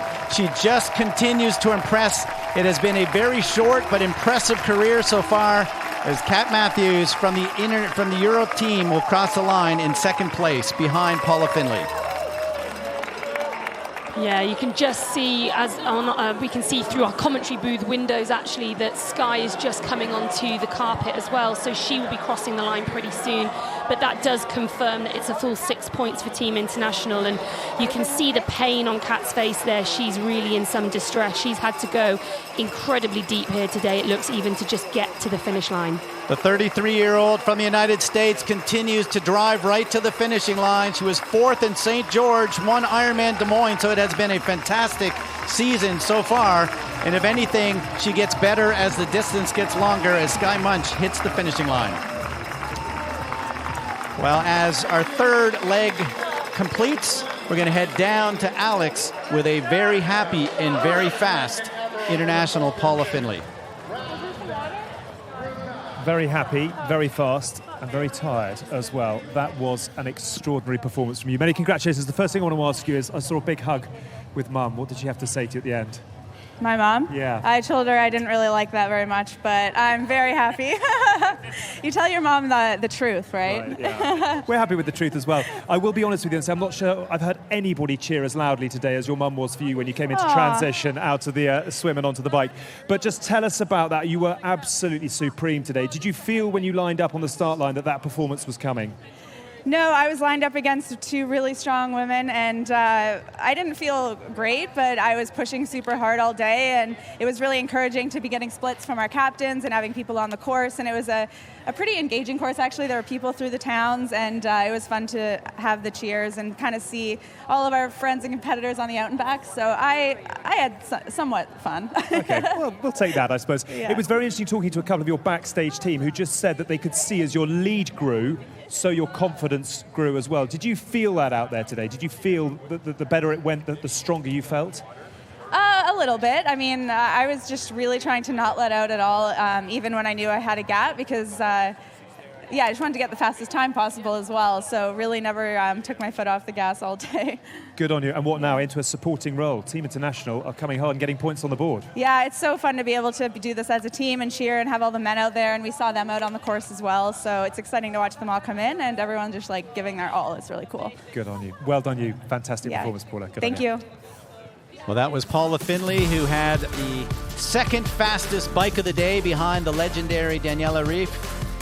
And a very, very content woman crossing the line there. What a 2022 it has been, no question. Paula Finlay getting a hug from Mom, who is the race director for the PTO in Edmonton. And Mom has been a big supporter. Beautiful smile. We've seen that for over a decade, winning all around the world, first at short course and now at the long course races. as Nicola Spirik makes her way towards the finishing line, and we are going to turn things back over to our colleagues, to both Rachel and Belinda. Thanks very much, Barry. Yes, as we just see Nicola Spirik, an absolute legend in this sport, approach the end of her 18-kilometre run, and she'll have so much support, won't she, out there? This will be the last time we possibly see her racing in international colours here. It'll be a real big chance for her to soak up this atmosphere and maybe even a time to reflect on this career so far, what she's had at the age of 40. All three of her children are here as well. They've been hanging around. You're obviously good, great friends of Nicola, and what a race she's put on for the crowds here. Oh, look, she's had an incredible race today. She'll be very, very happy, as will Rito, her husband. I used to train with Nicola back in the day, so yep, I've known her for a very long time, and I don't think I've ever met an athlete with a work ethic quite like hers. You know, she's a 5-time Olympian, gold medal in London in 2012, silver medal in Rio in 2016. So to see her racing so well here, right at the end of her career, yeah, it makes me very, very happy. Well, she's very much then on the black carpet here. She's got that Team Europe flag. She waves to the crowd. She, remember, was the captain's pick. This is her debut, and Nicola Spirik is going to take this one in match 4. 6 points as well, the maximum amount of points, as she raises that finish line above her head. And what a smile, what a performance for the lady from Switzerland. Again, just being congratulated there by the team captain, Natasha Badman. Ooh, yes, rightly so, celebrate. That cheer says it all. And look, we were talking about the crowd. They know what she's achieved throughout her career so far. And what was that run leg there? 1:09.36 as well to round out the day for her. Again, her support squad there in the form of Daniela Ryf just congratulating her. It's a team effort. It really is, and you know, it's so great to see Daniela Ryf, Natasha Badman, Daniela Ryf, Nicola Spirik, three of the greatest out of Switzerland. I mean, incredible to think that three of the greatest we've ever seen in our sport, all from the tiny country of Switzerland, and I absolutely love seeing them down on that finish line together. Yeah, great scenes, isn't it? And they're going to remember that moment for a long while. We're going to go back out onto the run course as well down here. But you've got a couple of updates for us. Just a few updates. Unfortunately, Sophie Watt, who was also in that matchup, is out of the race. She is in medical. We've been told that she is okay, but unfortunately she is in medical and won't be able to finish. We also know that Jackie Herring got a T2 infringement, so she'll have to serve a 10-second penalty for unfastening her helmet before racking her bike. Chris Leiferman had an equipment infringement in T1, so he will also have to do a 10-second penalty, along with our first infringement, of course, of Patrick Lange in T1. But no infringements in this match so far between Sam Long and Lionel Sanders. It's going to come down to a sprint finish in this one. They have very much dropped Sam Laidlow. We cannot yet see him in the corner of our picture. We might be able to see one here. More than 120 back is Sam Laidlow now, after coming out around 3.5 minutes clear in that swim. It's going to be a right ding-dong, isn't it, with 13k to go between these two giants in the sport.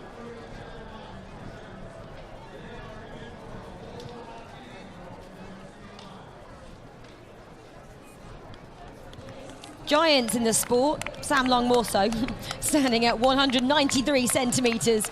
Lionel Sanders a little bit down on him. Well, they turn around that turning point there, and as we were just hearing from Paula Finley, it's got some support. Okay, not great, but it's still great, isn't it? If you're just getting a couple of cheers here and there just to spur you on. What's going to be interesting now is when they actually pass Sam Laidlow. So we know that Sam Laidlow's about that minute and a half down. These guys are going to have eye contact. It'll be interesting to see if Sam Laidlow looks back or whether he just stares straight ahead, or if Sam Long actually says something back to Sam Laidlow. I mean, Sam Long's in the exact position that he wants to be in. I know that he has a lot of respect for the man he is running with, Lionel Sanders. We've seen these two run head-to-head before in battles. Lionel Sanders coming out in front. But honestly, St. George 2021, when we know they ran head-to-head all the way, almost to the finish line, and our Lionel Sanders on the downhill section was able to gap Sam Long by just a smidgen and take the win. So great to see these two giants of our sport running side by side all the way. And let's hope we get that sprint finish.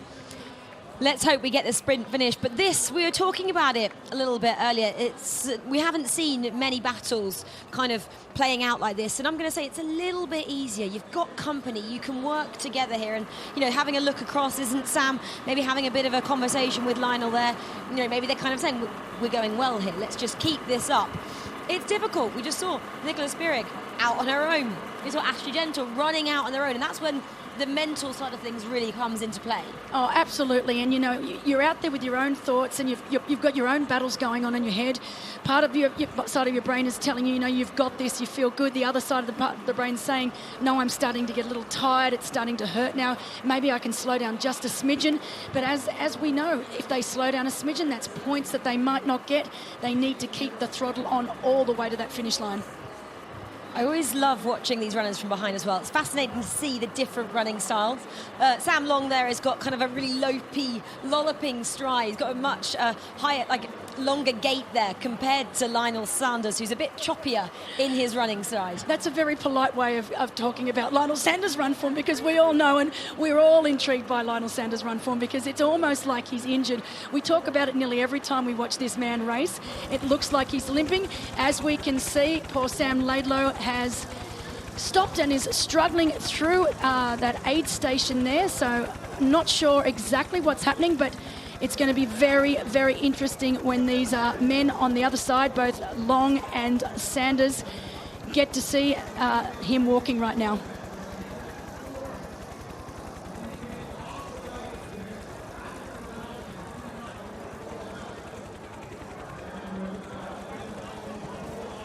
Looking very dejected is Sam Laidlow at the moment. Just passing that aid station, he's taken on some hydration. He's now holding his stomach. I mean, we always talk about these athletes getting stomach cramps, getting cramps somewhere. What do you think the problem is? But it's not usual. It is really not usual for professional athletes to get cramps. They've normally got their nutrition dialed in to perfection. We did notice that there were a few cramping in Edmonton, and we all thought that it was Gustav Eden putting the kibosh on them all, because every time he seemed to catch them, they got cramps. But is this sweet justice for Sam Long? Because, Sam Long said several times, what, I hope you cramp. I don't know what's going to happen here. It's quite interesting, but wow, I really did not expect this to happen. Well, they're going to pass him in a short while, are these two athletes, Sam Long and Lionel Sanders, and it's going to be interesting. Let's see if we can see this encounter unfold. Maybe Sam Laidlow had just overcooked it. He really bigged this up. If you're just joining us, there was a lot of trash talking coming into this one between the two Sams, and this Sam on your picture was very much at the brunt of the conversation there. And update is Sam Laidlow is struggling. Well, you can look at the kilometre pace that they're running. We've got Lionel Sanders and Sam Long running 3:24s and 3:26s. And poor old Sam Laidlow is running over 5-minute kilometre pace, which is extremely slow for him. As you can see that aerial shot now on your left upper screen, you've got Sam Long and Lionel Sanders, and then of course struggling on the other side of the screen is Sam Laidlow. So it's going to be very, very interesting right now when we see this pass. I don't think they'll do anything. I think the boys will just run straight ahead. But you can see Sam Laidlow headlong. He looks very, very dejected right now. Yep, there was nothing. I didn't think there would be. Both Lionel Sanders and Sam Long, they mean business. They're going to run this out. They're going to duke this out all the way to the finish line. And how long does Sam Laidlow stay in it? We'll answer that question in a short time. Will he give up? That's the question that we'll answer for you. You'll find out shortly. Well, Holly Lawrence then on the approach to the finish line in match number 5. Well, she's had a great day, hasn't she? She really wanted to put... Have I got to go out there? She's asking a question of what she thought that was a real horse. She said, she goes, I thought that was a real horse then. I think the horse might be called Chelsea. Correct me if I'm wrong, anybody who's watching and who's been walking around the X-Bionic Sphere here. But it was a present, wasn't it? Given to the guy who set this incredible place up, Mr. Hoffman. That was back in 2016. So it was a gift, wasn't it, that horse was, and that's why it's on display here. Well, Holly Lawrence then, she comes into this horse ring here. house 800 horses, and you can really smell it if you're down here in a good way. I do like my horses. Well, Holly Lawrence then, 5.5 points at the moment to Jocelyn McCauley and Ellie Salthouse. Remember, she crashed last year. She did not do the same this year. She was really here, wasn't she, to put her mark on this race? No, she really was. It was really disappointing for her last year. She really did come down hard. So to see her come back, bounce back like this is the Holly Lawrence that we all know and love. She's a terrific athlete. Great personality, so she'll be very, very happy with the way that she's performed out here today. Grimacing a little bit here. You're allowed to do that, Holly, as you're approaching the end of this 18K. Looking down at her watch, but looking down as well, just being able to soak up this atmosphere now. If we look out of our screens, we can see her on the approach. It looks like there's another athlete as well in one of the men's races. She might even just catch him as he goes out for his 18K runners as Holly comes in here. Well, she now lives, doesn't she, over in Santa Monica in America, but she grew up in Somerset, so quite a million miles away from the different places that she's lived so far in her life, and then had a stint in Swansea when she went to university, and she really has been excelling at 70.3s, and this is obviously a bit of a step up for the 100-kilometre distance here, but making light work of match number 5 is Holly Lawrence as she approaches the black carpet here. Job done for Team Europe, taking some more crucial points here. You can see it's currently 50 points to Team Europe, Internationals 34.5 and USA 20.5. But she'll now grab that European flag and she'll be enjoying this moment. She didn't enjoy last year. She just touches some of those supporters' hands. I've done it! Finally, redemption from last year. As she crosses the line as number 1 in her matchup. Holly Lawrence drops her watch. And again, pretty tired, I'm sure, after receiving that flag from her captain, Natasha Badman there. You know, you're relieved it's over. There is that little bit of tiredness, but you're running on a high, especially when you know you've had a great race like Holly Lawrence just has. So you're just running on adrenaline. And it's funny, a few minutes later, and when you come back down to earth and you realise, oh my gosh, that was tough. And it really is tough racing out there today. You know, they've had to deal with the elements. We know it's very, very windy out on course for both the bike and the run. But great race from Holly. Great race from Holly and a great race from Nicola Spirig as well. She took the win in match 4 and Alex is chatting to her. Thank you very much indeed, Rachel. Yes, the points coming thick and fast for Europe now. Holly picking up 5.5 maximum points for you. And the smile says it all. Many, many congratulations. Dominant in your performance today. Just tell us a little bit about how confident you were as you headed down to the water. Did you feel that was on its way?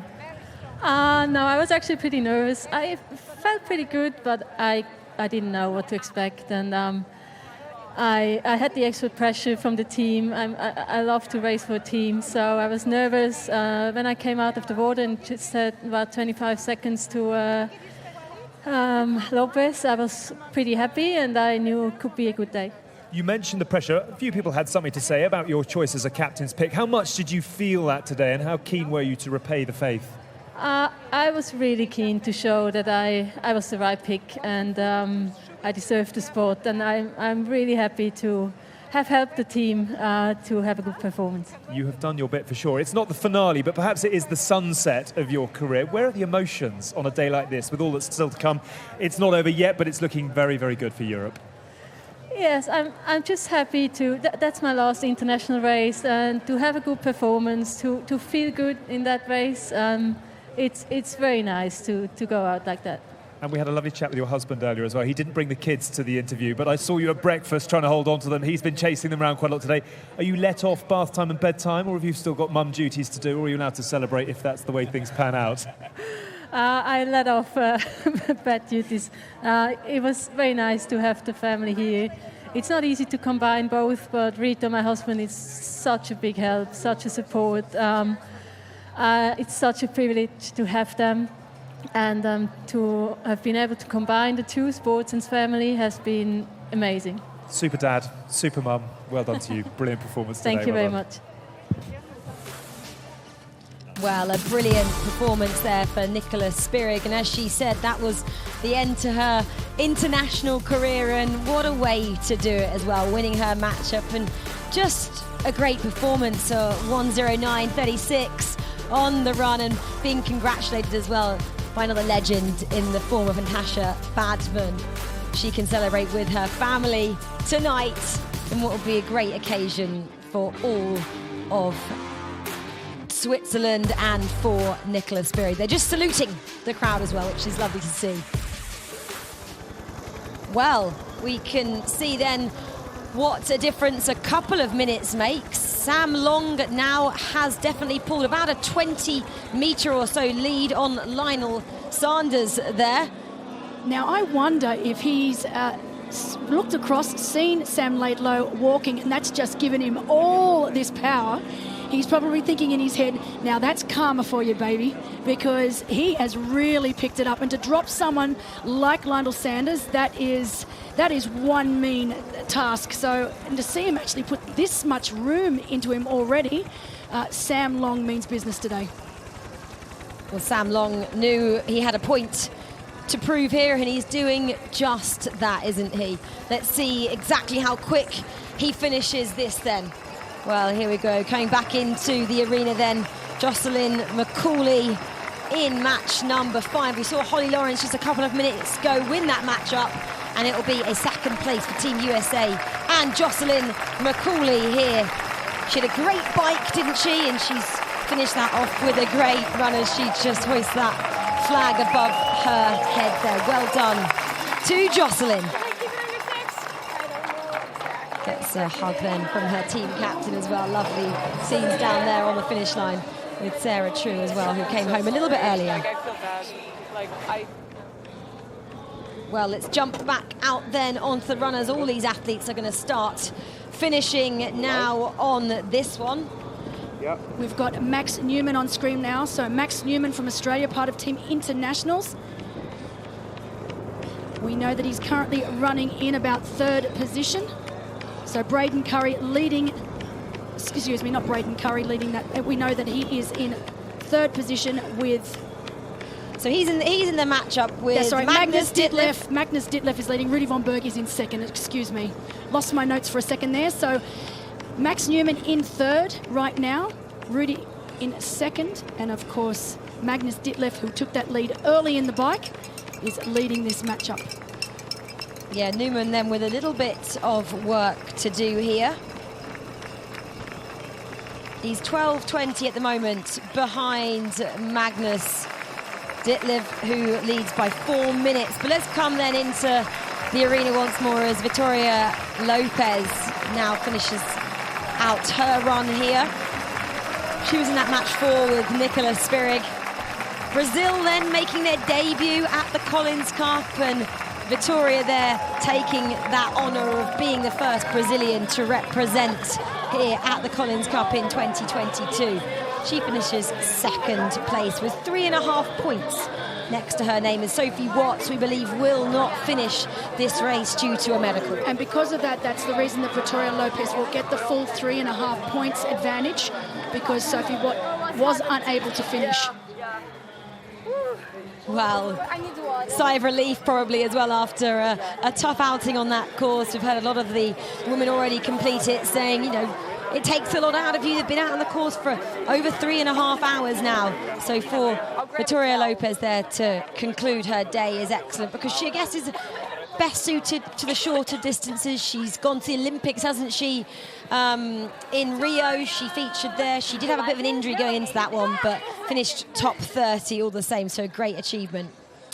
Well, this is Christian Blumenfeld then on the run here in that blue kit of Team Europe. They were the first men's team to go out today, and he was up against Ben Canute and Hayden Wild. We called it the rematch of the Olympic Games, didn't we, from Tokyo, when Christian got the better of Hayden in that matchup, and it looks like he's doing the same here. He certainly is. We do know that Hayden Wild and Ben Canute are running. There's not too much time, I believe, between Hayden Wild and Ben Canute, but yeah, a full 5 minutes over Christian Blumenfeld. Christian Blumenfeld has a full 5 minutes over both Hayden Wild and Ben Canute. Yeah, so Hayden Wild at the moment is sitting in second. Again, he was that captain's pick, and it's interesting with the captain's pick. We've seen a couple of them. Nicholas Spirig already finish in first place, and it's just also there a chance, isn't it, for these athletes to get a taste of running some of the longer courses and seeing if maybe that's what they want to transition to a little bit later on in their careers. Well, it's going to be interesting to speak to Hayden Wild at the end, because when I spoke to him earlier this week, he was very, very keen to look at racing the US Open in Dallas, which is on in about a month's time. And it's all very, good and well to say that, but I'll be interested to speak to him tonight and see if he's still got that race on his radar. We haven't seen a shot of him yet, so it'll be really good to see how he's looking. And look at the difference there. So here we've got Aaron Royal up on screen. We know he is leading his match. Not looking like the Aaron Royal that I know and love. I mean, he's still running well, but he's certainly not running. If you compared his run form to, say, Christian Blumenfeld, who we just had on screen, you can see that Aaron Royal is probably not running as smoothly as we know he can. But remember, he has been out there on his own, solo, from the time the gun went off. He's swum solo, he's ridden solo, and that's the difference that they can make. He's had no company around him whatsoever. In fact, looking on that canal now, you cannot see a soul. So he's been out there all day on his own. Well, this is Patrick Langer then. He's in second place behind Aaron Royal. We couldn't see him, could we, in the distance? So it is quite the gap at the moment. But it's 5:07 back. That's what we're getting updated with. So quite the gap that has emerged there between these two athletes, which is great because Aaron Royal wants to make the step up to the long distances, and this is his first couple of events doing so. He's obviously having a good chance of this, and it'll give him confidence, won't it, as well, going into some more of these races. Well then, let's go back to the women's races, and we can see Annie Haug then coming into the finish line in her matchup. She was the final woman to go out earlier on today with Jackie Herring and Tamara Jewett, and well, we know how good this individual is, and she's showing what she can do over this distance. Look, honestly, after watching her in a Challenge Roth earlier in July, she was faultless in that race. Brilliant race. I must admit, Fenella Language gave it to her for the first half of the marathon, but once Annie Haug took the lead, there was no looking back, and this is the Annie Haug that we know and love right now. She's a superb runner. 1:15 over Tamara. I honestly thought that these two athletes would be running side by side, similarly to what we saw with Sam Long and Lionel Sanders. So great racing from Annie Haug today. Great racing here to take her win in this matchup. On the way to Kona as well. We'll see her out in Hawaii in a couple of weeks' time. But Team Europe are doing the job at the moment. 52.5 points over 36.5. But Annie Haug just adding to that tally for Team Europe and really enjoying the process and getting to this finish line. Just going to wander over. Yep, hold that flag up and cruise to victory in your matchup over Tamara Jewett and Jackie Herring there from Team International and Team USA. Well, Team Europe spoke a big game. Norman Stadler, he's been and Natasha Badman, team captains for second year in a row. They played a big game, but they're living up to it right now. They are indeed. Well, let's go from one European victor to another. Alex is with Holly Lawrence. She is indeed. Thank you very much indeed, Rachel. We've had one or two who've collapsed over the line in victory, and we've had one or two who looked like they could have kept going and kept going. You look very, very comfortable today. Was that the reality? I may have looked like that, but no, I was definitely couldn't wait for the finish line. Give us a little insight into your motivation today, particularly off the back of 12 months ago. How long have you been waiting to get back into Collins Cup action, and how pleased are you with how it came together today?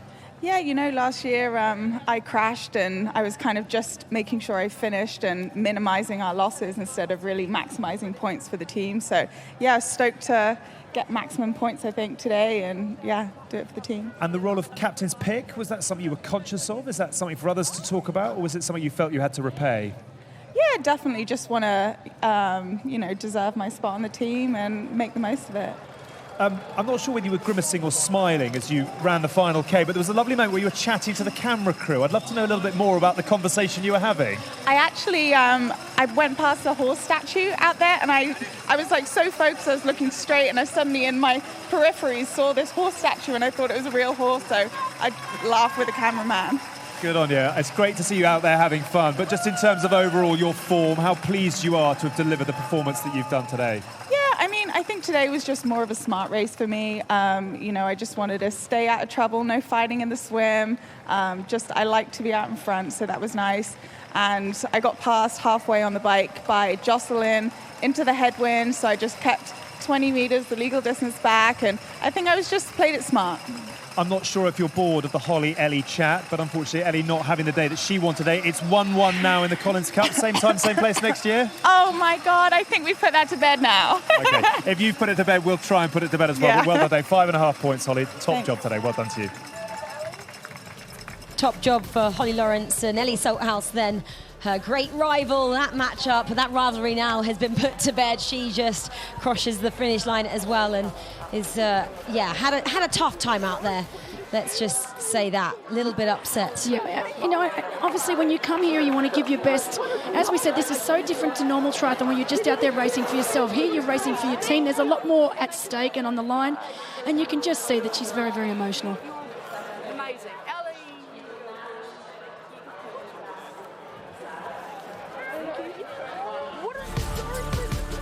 Well, Holly Lawrence then, she had a great race out there, coming through to take 5.5 points then for Team Europe, just adding to that tally for them. Very dominant are the team from Europe at the moment.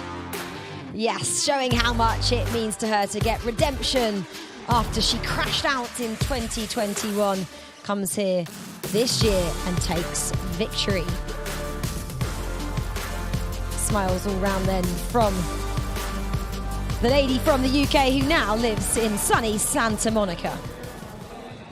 Well, let's get back then to Christian Blumenfeld. He is sprinting to the line here as he completes his 18K. He is in full flight now, it looks like, Belinda, as he's really been enjoying this Collins Cup here. The crowd will be loving the fact they get to see, we've mentioned it, Olympic champion, an Ironman world champion. He's really kind of grinning, isn't he? I mean, he doesn't always say he's the best sprinter. I actually watched him on the track, I think it was on Wednesday night, with Gustav Eden and Sam Long, and let me tell you, they look pretty fast to me, even though he kind of downplays his ability at a sprint finish. But he's going to be sprinting in to this black carpet here at the Collins Cup. Passes Jackie Herring right then. Jackie as he does it. Jackie's smiling. Big smile. He's got a lot of fans out there as well. A lot of support. He's more than 6 minutes ahead in this matchup. He's got to be loving this finale. And look, if you just saw in the background then all these fans with the shirts off twirling around, it was actually Gustav Eden and Christian Blumenfeld who started this trend at the Canadian Open in Edmonton. So great to see the men returning the favour back to Christian. They were talking about that in the press conference, weren't they? And look, he's lapping up this crowd here in Bratislava.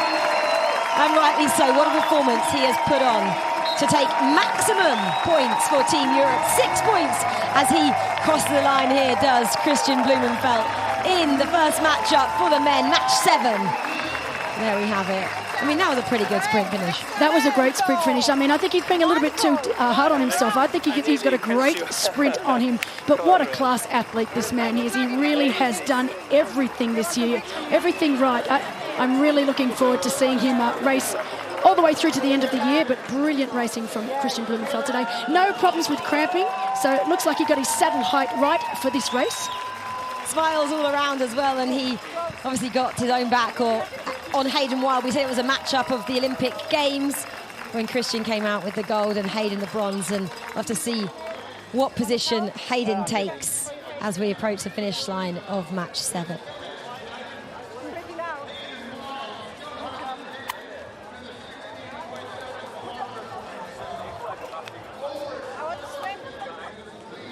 Well, this is Sam Long then and Lionel Sanders. Well, Lionel has come back to Sam Long. We saw about a 20-metre gap form between these two a short moment ago, and Lionel is not giving up that easy. That's just Lionel. That is how he races. It's how Sam Long races. They are going to be absolute animals all the way to the finish line. Did you just see on screen before, Sam Long actually gave himself a slap on the face, and it was almost like he was to wake up. Come on, you've got this, do not give up. Even though Lionel Sanders has been able to claw his way back up together, I think we're going to see this sort of racing between these two all the way to the finish line today. And he zipped his shirt back up as well. That was open a short while ago. He now means business. Maybe he's just struggling. We were speaking about that. You kind of try and find something a bit different in your suit or your sunglasses just to give you a little bit of an edge out there sometimes when it's really hurting. Absolutely. And when you get to this stage of the race, you know, you've got nothing left. You've been racing hard all day long, and so you'll take anything you can to get that little added extra advantage. Well, this is match 11. That's Gustav Iden there. He's just catching up with his teammate. There must be, is it Patrick Langer in front of him? I think it possibly is. Patrick, remember, is in the match before. He's now got that lucky cap on that we've been talking up as well. I think he's won something like 8 out of the last races he has completed with that hat on as he just passes Patrick Langer there. Something's gone a little bit wrong for Patrick. But he's still smiling and he's still going to complete this race, which is pretty important, isn't it? It is, absolutely, and it's just great to see Gustav Iden turning around again and just giving him that little bit of a push, giving him a little bit of, come on, you can do this, you can keep going. You can see Matt Hansen. I would recognise that running form from a mile away. You talked about loping running form before. This is the king of lope. I mean, he's got the most loping long run and a really slow stride, but my gosh, he can run. Well, yeah, he is going to be trying to run down the man we were just talking about, Gustav Iden, with his lucky hat on. I'm not sure if he's got that hat on, unless it blows off, if it's a bit gusty out there. We're going to see him overhaul that deficit, but we very much have a race on our hands as it stands, don't we?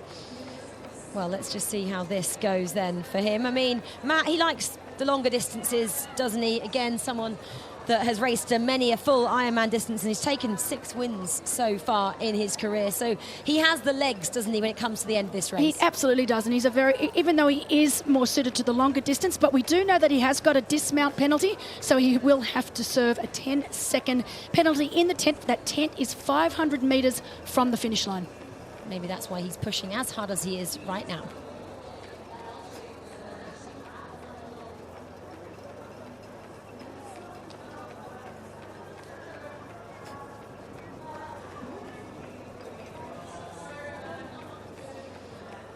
Well, we were talking up this man, Matt Hansen, as being really fast on the run. I mean, he's fast, isn't he, in the Ironman distances overall.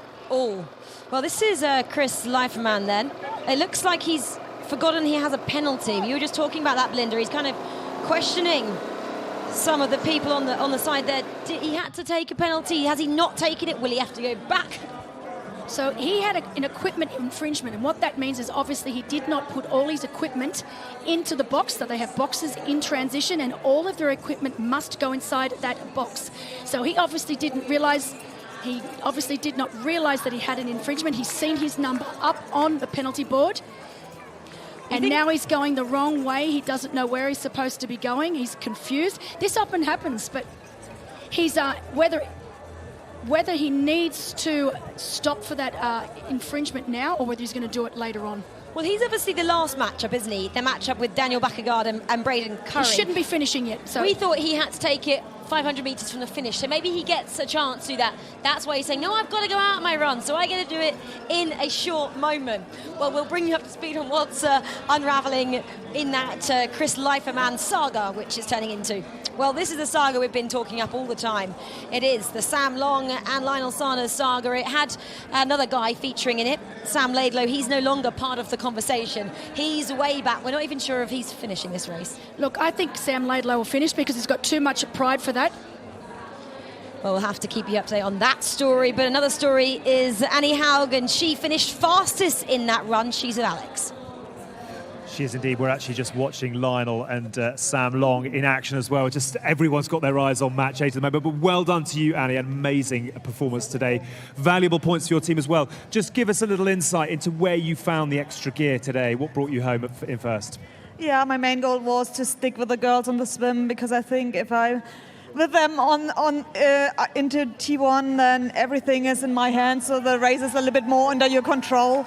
And exactly it was. For me, I had a good swim, and then Jackie did a great work on the bike until the turning point, and then I overtook and drove home. And I just wanted to push as hard as I can to have a good practice for Hawaii. And then on the run, I just wanted to run fast, and it was super windy on the dike, so it was a tough one, but very happy to get away with the win, and because I run against the best runner in the field, so I'm very pleased with my race. You have done your bit. It's time to go and celebrate. Thanks for chatting to us. Well done. Thank you very much. Well, a bit of insight then as well, wasn't it, into the conditions on the course. Annie Haugset there saying it was really windy on the bike. Well, back then, pictures on Aaron Royal. A lonely figure out there, running on his own. He was cycling on his own as well, having a great day at the office. The man that only a month ago really had to beg, borrow and steal a spot in the PTO in Edmonton, and he's really kind of saying, yes, I got the captain's pick, and rightly so. Oh, absolutely, and he's doing everything he needs to do right now. He doesn't look like he's running that smoothly, but he's doing everything he needs to do to get to that finish line in first place in his matchup.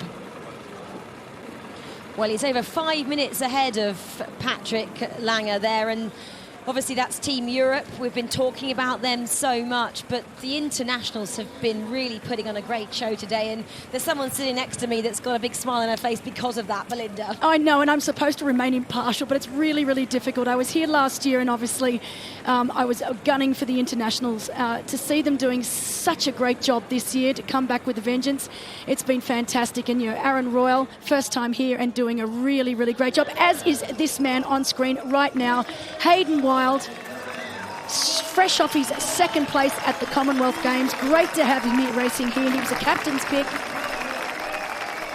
We know that this is not his standard distance. He is a sprint and Olympic distance athlete. He's raced a couple of times over this distance, but many, many years ago now. So wonderful, wonderful race from the young Hayden Wild from New Zealand. Well, Hayden Wild then on his debut here at the Collins Cup, coming home in second place behind the Olympic champion Kristen Blumenfeld.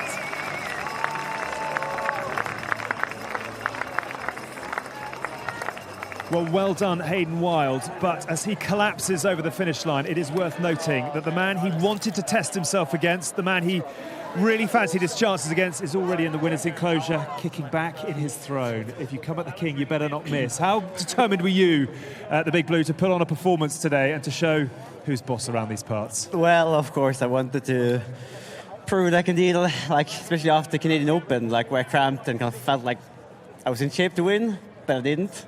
So to come here and put together a great performance is obviously fun, but also I knew that it's tough to come from sprint distance and then onto 100K, but I knew that Hayden was one of the guys who could do it.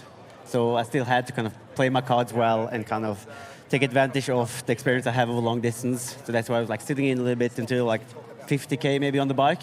And because that's where it's getting tough, on the bike, of being in a position. So I tried from there just to put the hammer down and put some pressure on mainly Hayden, and I thought that Ben would join me, but also got a gap on him, and super stoked on the run legs. You looked as well as you finished the run, the power was where you wanted it to be. The rev counter was in the red zone. I'd just love to know what it's like coming down that home straight, high-fiving almost every single person that put their hand up. These must be special moments in the peak of your career. Yeah, for sure. And also the sport out on the course. It's a long loop, 40K and back again, and it's people down in the furthest end still cheering on, and it's giving me a little bit of energy, and it's such a great place to have a triathlon race. Normal service resumed. Well done to you. Congratulations on an epic performance, Christian. Thanks for chatting to us. Thank you so much. Well, lovely words then.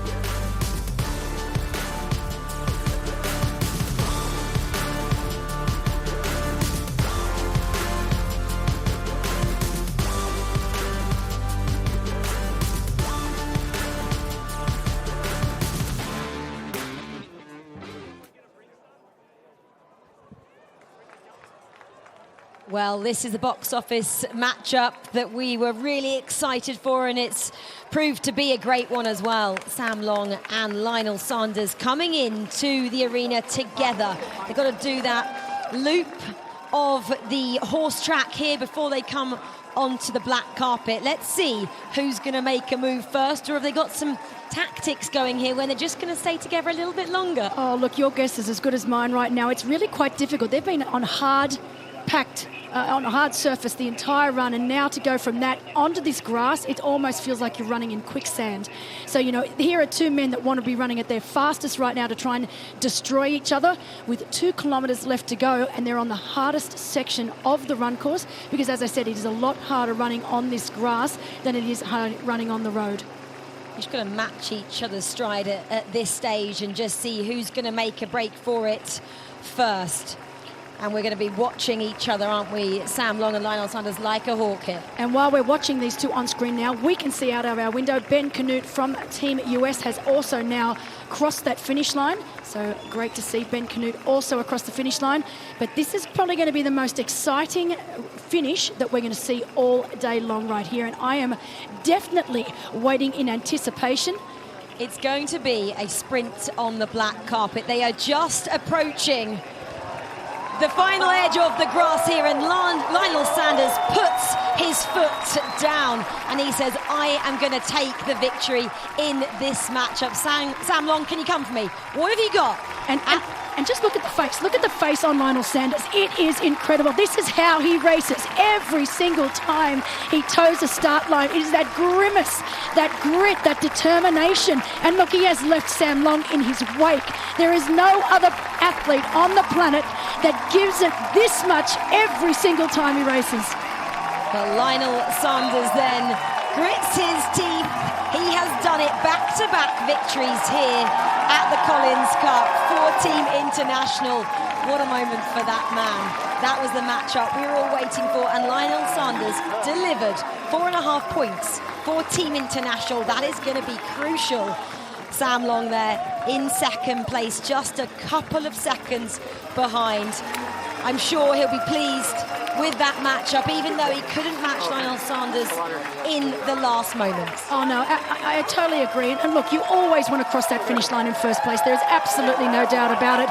But the camaraderie between these two athletes, between Sam Long and Lionel Sanders, they have the utmost respect for each other. They've had so many great battles, and you can see them on the finish line now. Sam will be very, very happy with the way he raced today. And Lionel, well, I simply don't have words for this man. He is an absolute beast. Two absolute machines there, and that victory for Lionel Sanders is the third victory for Team International as well. The question still remains, is Sam Laidlow still in this matchup? Is he still out on the course? We'll have to see if he puts a result down here in match number 8. But the crowd loving these two. They put on a massive show here, didn't they, for the Collins Cup audience? Oh, absolutely. And I must say, I'm so impressed with this crowd. It is absolutely packed solid out there. So fantastic to see so many people coming here to witness history. I mean, this is history right now in the making.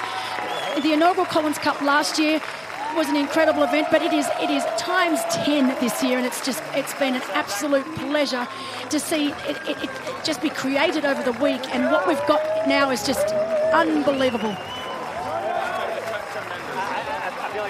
Unbelievable scenes there. We'll just watch how these unfold down here. Smiles all around, and we've got to mention again that missing tooth for Lionel Sanders. Well, you know, as we said, he was supposed to get it fixed after Edmonton, so after the Canadian Open. His wife had actually, Erin had actually booked him into the dentist to get it done, but then unfortunately he got COVID, so he wasn't able to.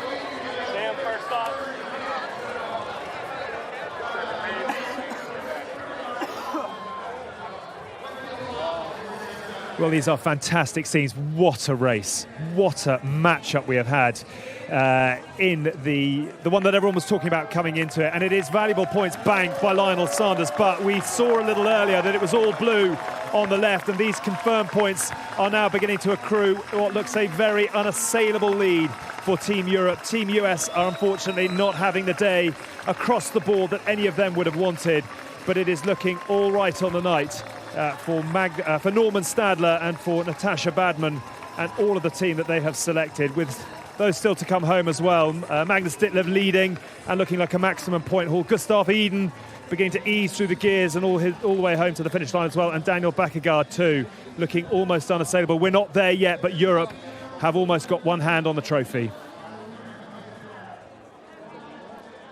Almost. We still have 4 matches remaining, though, and this is one of them. Magnus Ditlev out there, the youngster who's had a great year winning that Challenge Roth event, really putting his marker down in terms of long course triathlons at a really young age as well, showing that you can come out here and do these long course triathlons without having to go the long way around and do the short course ones, Belinda. No, that's right. He really is. He's mature beyond his young years, that's for sure.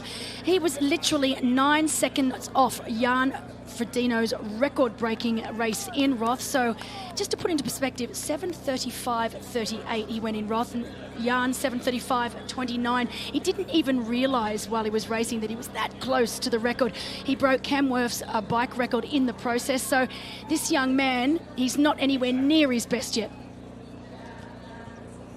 Well, we'll see exactly how good he's going to be. But for now, as we just watch out match number 9, we're going to say goodbye from up here, Belinda, and we're going to hand back over to Barry and Vicky on this one. Wow, my heart rate is absolutely at 185 beats just sitting here in the booth. To see those two guys, absolutely incredible efforts by Sanders and Long.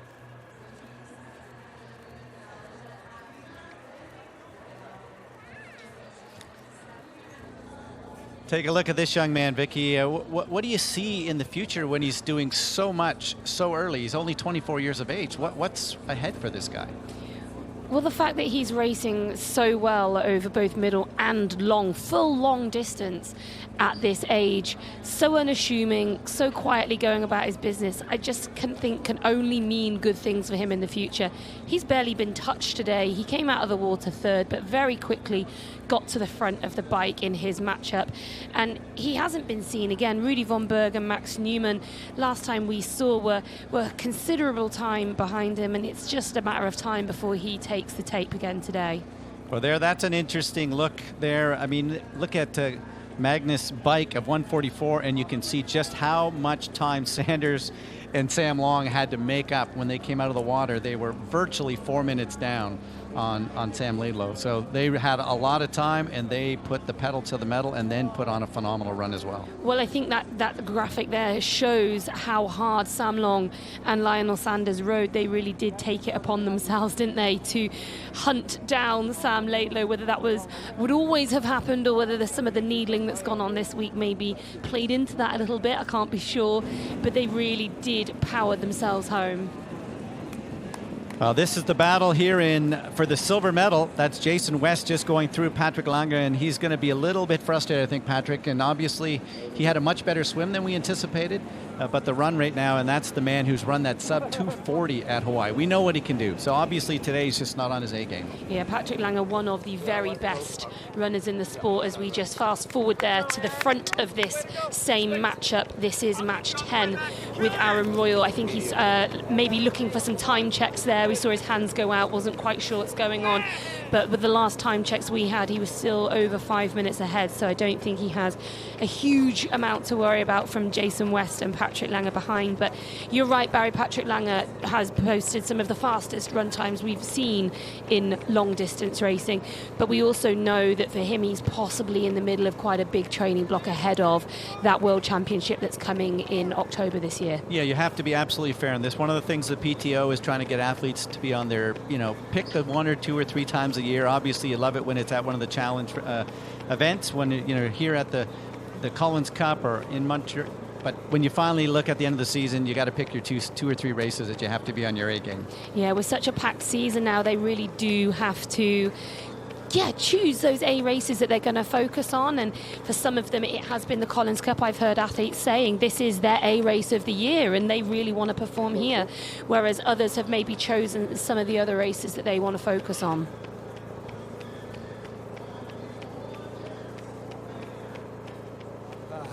I think I held pretty steady through the dark spot. Well, Talk about a game. Guys, we're going to just interject here. I know there's a lot of chatting to be done. There is a big bond between these two, but if we've had all eyes on match 8 today, I think it's fair to say we've got all ears on the next couple of minutes. I'm going to borrow a line from Mike Tyson. Everyone's got a plan and tweak it a bit until they get in a race with you two.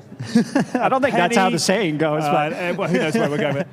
A penny for your thoughts. There's been a lot said and a lot of focus on what was going to happen between the two of you and one other today. Give us your thoughts off the back of that. Not bad for a couple of duathletes, eh? And YouTubers.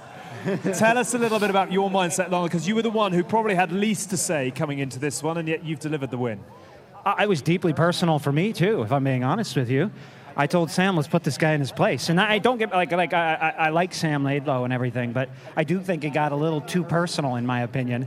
And even I was feeling it a little bit, and so I think we had to work together. I think we were on the same team on this one. So I don't think we're the best guys to poke.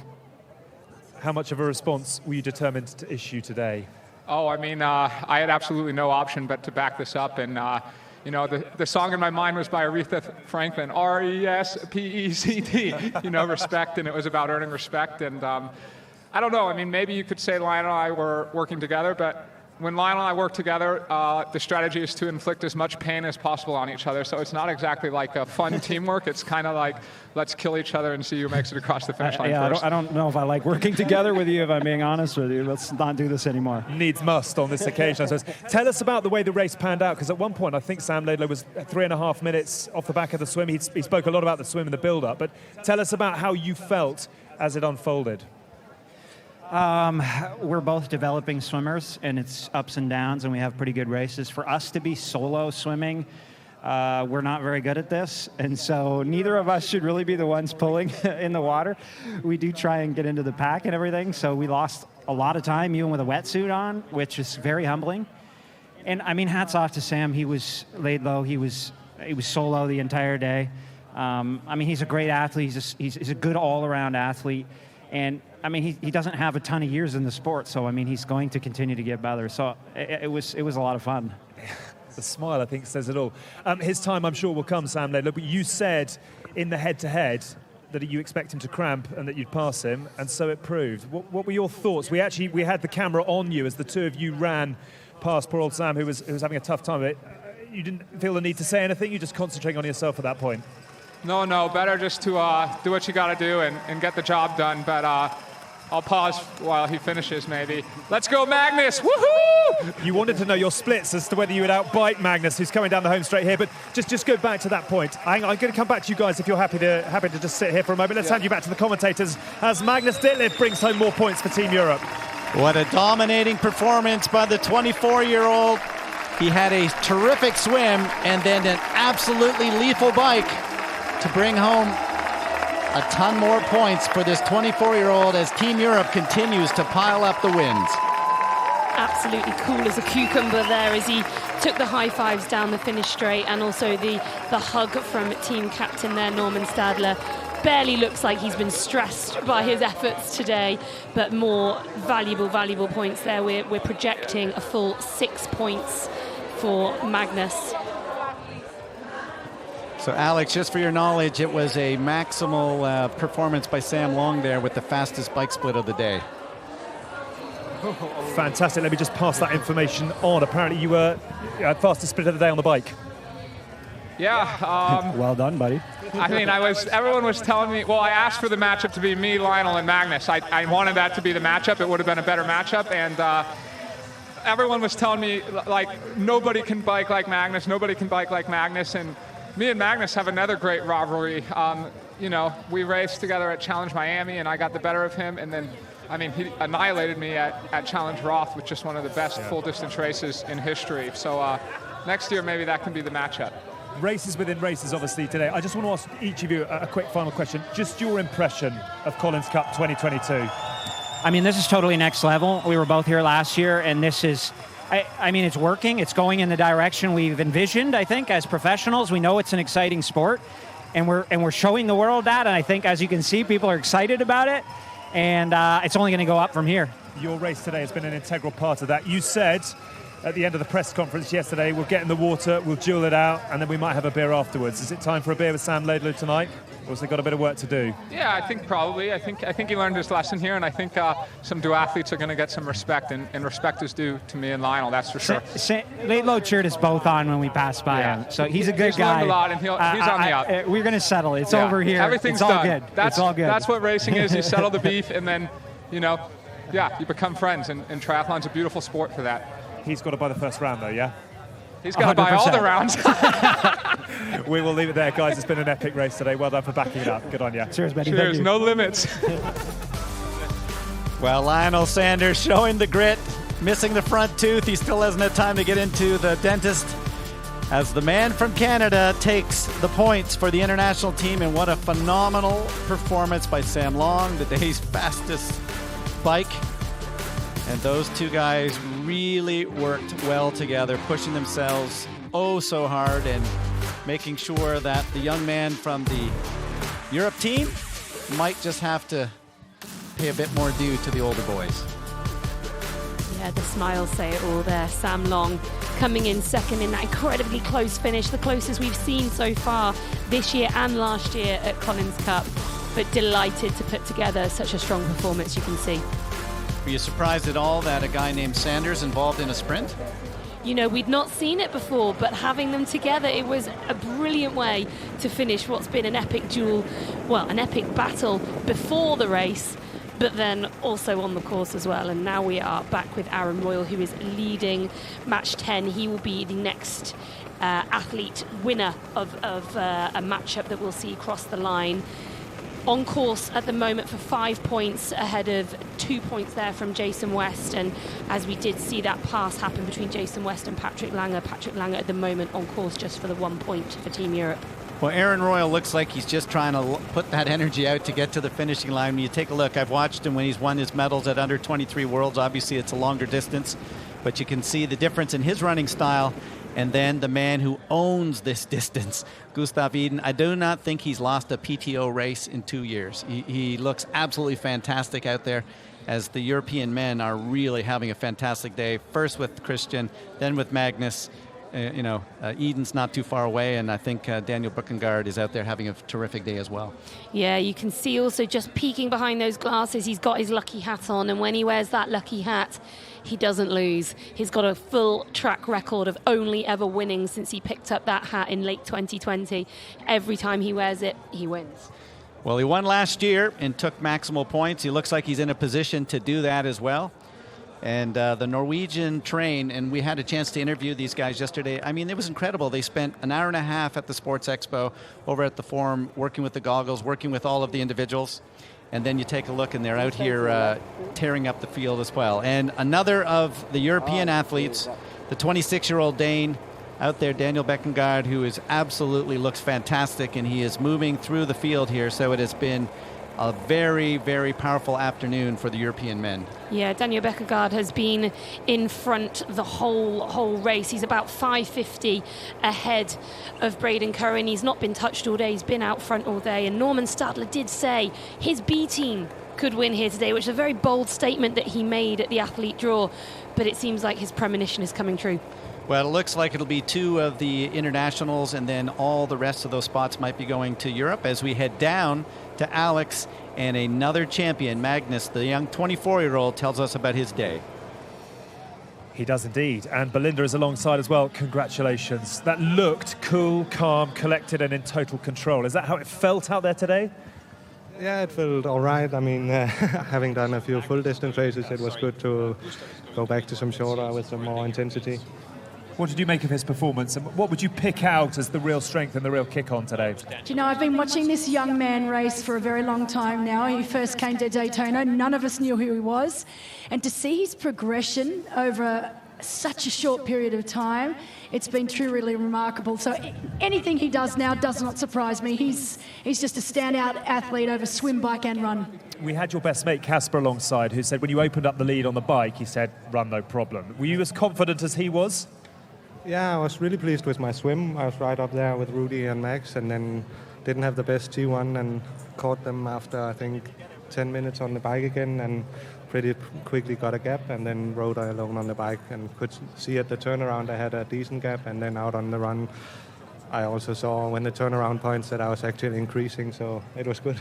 And just give us a sense as well of what it's been like to be part of Team Europe. It's obviously looking very, very much like the trophy is going to be lifted by your fair hands.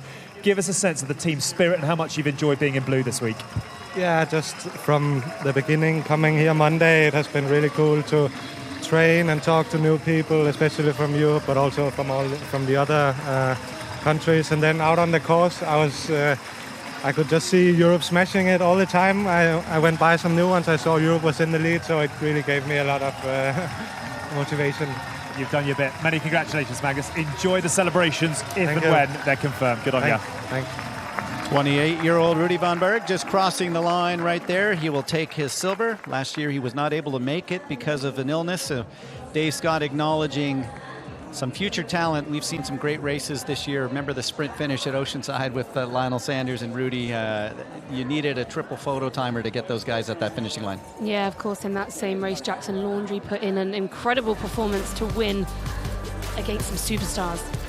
Well, he's just 24 years of age. He has not raced very often at the short course, but he has been dominant with one of the greatest performances we've ever seen at Roth earlier this year.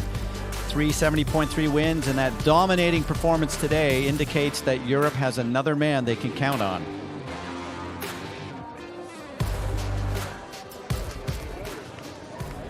So we're back with Aaron Royal here in match 10. He's still plugging away, looking not as smooth as he possibly has done in his best ever races, but still ticking along nicely and not looking in any danger of getting caught now. So he will, at this point, still take the win for Team International in match 10. We've actually just had a little update on Sam Laidlow from match 8. Obviously, we saw that interview with Sam Long and Lionel Sanders. Sam Laidlow is still out on course. He is still running. He is still trying to make it to the finish line, albeit slowly. And he did stop for some assistance at an ambulance, and he is now back running again. So we can only hope he's healthy and okay. That's Jason West right there, a four-time 70.3 winner. He was second in Miami earlier this year, second at Watkins Glen. And he's trying to minimize the loss of points to Aaron Royal. But anytime you see your name ahead of Patrick Lange, you know that you're having a very solid day. Two-time Ironman world champion for Patrick Lange. You know, he is such an impressive athlete all round. He can never really be underestimated, and he's just known as being such an incredible runner. Jason West, relatively new on the scene. He's, up and coming. He's a bit more, flies under the radar. But he's had some really great runs in his performances over the last couple of seasons, and I think he's using that today to eke out a few more points for Team USA.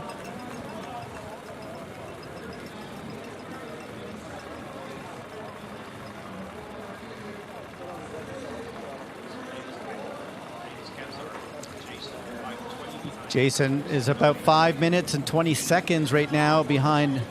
So he is Aaron Royal not really making up any time on Aaron, and Patrick Lange about another 30 seconds back from there. As we take a look out on the course right now, it is the international team trying to bring home as many points as they can. They know that there was a gap to be made up, and no question the European team has really gotten the job done on the men's side. Yeah, so this is Max Newman coming in to finish in matchup 9 behind Magnus Ditlev and Rudy Von Berg. So we're hoping for him that he's managed to minimize the points damage. Wow, look at this. Talk about a style athlete. You can see Laidlow trying to just get himself pulled towards the finishing line. That's really team affair, no question. That's really impressive. I'm not sure whose idea this was, whether this is Gustav Eden saying, oh, come on, I'll tow you along a little bit, or if this is Sam Laidlow thinking, right, I'm feeling okay again, I can move, and I'm just going to use my teammate as much as I can. But it's worth noting that because of the difference in the stagger that we have at the start of races, Gustav Eden started a full 30 minutes after Sam Laidlow. So Sam Laidlow, smart move here, just getting himself to the finish line any way he can. Here comes the international athlete, Max Newman. He was in race number 9, won by Magnus. Rudy Von Berg taking the silver, and this is a man who has some solid performances. He was 3-time winner of Ironman Cairns, probably better known for his long-distance racing. And I know when I talked to him earlier, he really had a lot of his focus this year to get ready for the Ironman later on in the season. So There's no question Max Newman has got a big training block between here and Kona, but he's performed incredibly well with 3 victories at Ironman Cairns. Yeah, and he'll be delighted, I imagine, to have just been at a second Collins Cup. It's so competitive to get into these teams. We mentioned earlier on today that athletes were either here last year and desperate to return, or they weren't here and were desperate to be on a team to get back here, or to get here, I should say. Max Newman was here last year and has been able to return again, so he is now 2-time athlete of the international team at Collins Cup. Now, my day timer came up today saying 6 years ago today was a big day. Tell me what that was happening 6 years ago, Vicky. I shouldn't have told you that, should I, Barry? 6 years ago today, I was in a different race course, racing myself at the Olympic Games in Rio, where I won a medal. But one of the other athletes I was competing against has won their matchup today, Nicola Spirig. That's where she won her silver medal at the Olympic Games. So 20th of August is a good day for Nicola Spirig, and for me, I guess, as well. Well, an honor to sit here with you. No question that you've had an absolutely brilliant career, and now sharing your wisdom to all of our viewers. What a fantastic few days it's been here. Taking a look at the coaches trying to debrief with Max Newman, Aaron Baker, and Craig Alexander, 2 captains for the international team right now.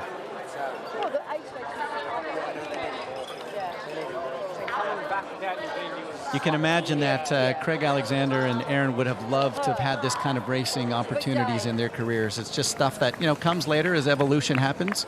The Olympics weren't there for that first generation of athletes that came through. You got to benefit from it. Now these great opportunities are coming for the athletes of this era. These opportunities are something that many athletes would have absolutely killed for in their time. The fact that they're putting together such amazing prize purses is something that really professionalizes our sport, and it really rewards triathletes as the ultimate all-round endurance athletes. And it's a hard sport. I would say that. I'm a triathlete myself, and I've loved my time in triathlon, but it is incredibly hard. It's incredibly time consuming. It's 7 days a week, all in. And to be rewarded with massive broadcasting opportunities like we've got here today with the Collins Cup. We know it went out to so many people around the world. I think we had 7 million views in 2021. So to see our sport being elevated by organisations like the PTO, not just in the prize money, but in the exposure that these athletes are receiving, I just think is absolutely fantastic. I've been out on that section of the track. It's incredible, the material, 6 or 7 different types of very specific material to make sure there's no dust, the water absorbs, so these horses are treated much better than most of us on the training tracks that we go out on. Yeah, I think it has lava rock or something at the bottom, is that correct? Yeah, and it's so that enables the sand to settle correctly, so as the horses run over it, it doesn't flick up lots of dust, which, these horses really are treated unbelievably. And this X-Bionic Sphere here in Chamarine can host over 440 horses at one time, and it's known as a real worldwide equestrian place to come. And as we see Daniel Beckergaard there. Daniel's pipes weren't as big as Blumenfeld's pipes at the finishing line. Nonetheless, those guys know they've got it in the bag. I think they were out there at the out and back. They know that Europe is likely to get the claim, and I think it probably is going to be Gustav coming in to maybe take the official win for the team. Last year was Daniel Beckergaard, who's on the other direction. So, as we watch here, a very talented man who has spent his career short course, middle distance, long course. Well, there's the waving athletes. This might become the new trend out here on the course, started by our Norwegians in Edmonton. Yeah, and you can see Aaron is in a whole world of pain there. He's trying to raise a smile. You can tell he's finding it amusing, but he is very, very deep in the hurt locker. We mentioned it at the beginning of the day. Aaron Royal's tactic for today had to be to go out hard and to hope he never saw one of his compatriots, one of his competitors again, and he's delivered that. Well, the Australian knew that he had to get the job done in the swim. He did. Fantastic solo out of the water, held on the entire bike ride. The man who's been to the Olympics twice, getting married later on this fall. In fact, his special woman had her fantastic finish with a gold medal at the Commonwealth Games. So what an outstanding way to spend this month as the Aaron Royal non-Stanford combo. having just a fantastic month of racing. Oh, they've absolutely rolled with confidence and with success this year, kicking off with winning the Couples Championship back in March this year. From that point on, we've seen Aaron's success at Edmonton PTO race, but also again here today winning his matchup for Team International at Collins Cup. His fiancée, Non Stanford, winning a silver medal in the mixed team relay at the Commonwealth Games, and then following that up with an amazing gold medal just last week at the European Championships in Munich. So between the pair of them, a really successful few months. Well, there's going to be 4 wins on the international team, 2 Australians, 2 Canadians. That was Ashley Gentle starting it off, and then Paula Finley, Lionel Sanders, and Aaron Royal. And I think the man, the shorter of the two, Gustav Iden, the 27-year-old from Norway, who was just all this week special, going to meetings, meeting the age group athletes, sharing his wisdom with his training partner, Christian Blumenfeld, and he, when he crosses the line, will officially bring a victory for Team Europe. And look at the smile on this guy, and on top of that, he becomes a teammate and brings Sam Laidlow, who would have been suffering out there, 30 minutes behind. You know, if you've ever had that race where you run out of juice, it's just not there. 30-minute difference. And we're seeing the victory for the second time by Team Europe. It started off with the victory by Daniela Rieb, and what a massive victory it was, the full 6 points. And it's going to be second time victory now for Europe, as the man who has not lost, I think, a PTO race, the 27-year-old from Norway, Gustav Iden, will claim victory here for the European team, and now the gold medal as he gives the coach a big hug. Yeah, lovely to see that moment as Sam Laidlow actually makes it across the line and goes straight in for a handshake and a hug with Sam Long. To Sam Long's credit, he was right there. As you can see in the background is Lionel Sanders. So we can hopefully think that that rivalry is put to bed. But Gustav Iden crossing the line, taking a maximum 6 points. There were only 2 athletes who managed to do that last year, himself and Taylor Knibb. So he's backed up again with another maximum 6 points, and in doing so means that Team Europe are now completely unassailable. They will win the Collins Cup for the 2nd year in a row. Well, kudos to Laidlow for finishing. I've watched people like Jan Frodeno walk 12 miles at the Hawaii Ironman, Lionel Sanders, you know, Ali Brownlee. You pay homage to the day and the race, and you don't stop. And kudos for this young man. He'll learn that he's just got to come in, maybe be just a bit quieter and get the job done, as we saw Magnus do earlier today. He had a different style, but boy, what a fantastic day of racing for those European men. Yeah, some days are humbling, but you have to still carry on and try and honour the race and finish so. And he's done that today, as we can now see on screen. Jason West coming in. He was in match 10 with Aaron Royal, so he's going to come home to take 2nd place there and bring some much needed points for Team USA. You know, going into this race, maybe a lot of people wouldn't necessarily have taken Jason West, but boy, what a fantastic race he's had. He's a very solid young man. We understand that I think there's only 2 sub-1 hour runs out there. Gustav and Christian Blumenfeld, is it anything that they train together at high altitude? I mean, these guys, they found the recipe to get the job done for sure. Well, it quite possibly is, but Jason West also does live at altitude. He lives in Boulder, Colorado, and he was one of the captain's picks, so a wild card late entry into this race. And it's also worth mentioning he was married just 2 weeks ago today, so he's had quite the emotional, exciting time back at home before having to get his head back in the game for the day job and fly over here without his new wife, I should add, who is back in the States. So he's over here without her, doing everything he can for Team USA. His wife, a fantastic athlete during her era. I remember calling her across many finishing lines in her short course career. Jason starting off his career as well at the shorter distance, taking the more kind of traditional format that we've seen as United States coming in across the line, and it's going to look like, I think, a absolute clean sweep of no victories for the U.S. this particular event, as we're watching Jason West work his way to the finishing line. Yeah, last year Team USA did bring home 2 victories, both in the women's races, but this year, unfortunately, they do not have any victories to their name. It has been a clean sweep for Europe and Team International. Jason West crossing the line right there, and that is race number 10.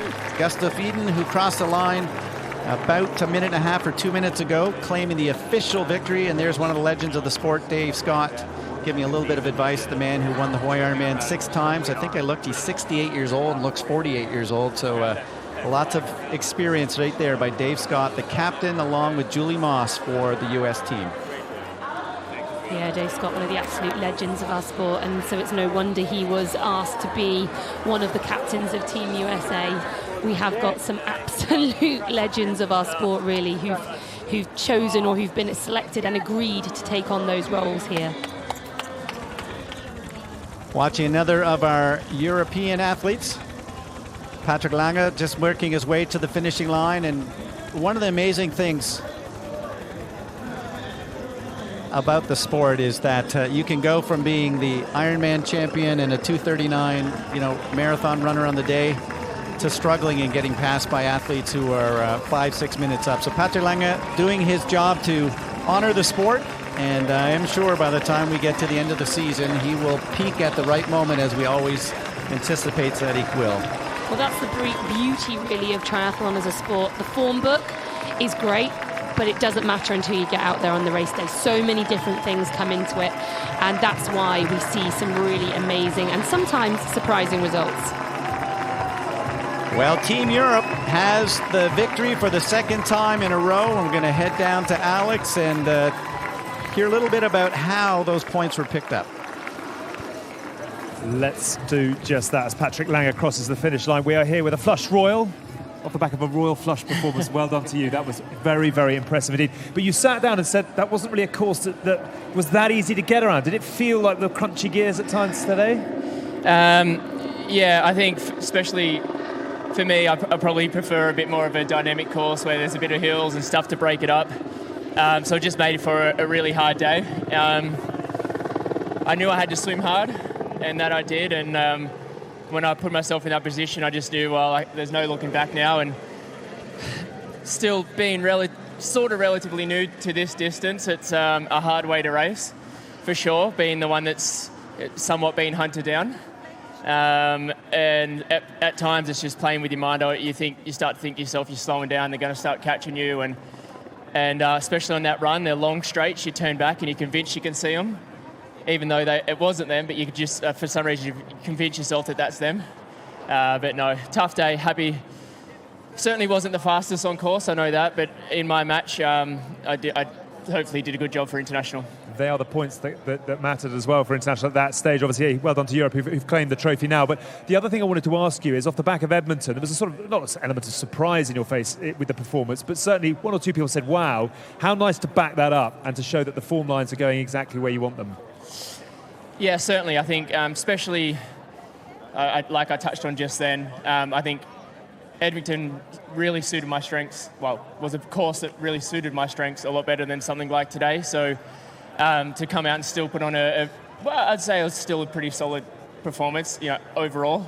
We're a competitive beast. I know we obviously want to win our own match, but also I know everyone was, you could see every time you passed other people, they're taking splits to the other matches as well to see where you're sort of matched up with them as well. So like you said, Edmonton maybe was a little bit of a surprise for some people. I knew I was capable of it, but to do it was obviously really rewarding, and to back up another pretty decent, solid race today is quite nice. Good on you. You've earned yourself a post-race beer. Well done, Aaron. Thank you. Thank you very much. Good on you. Thank you so much.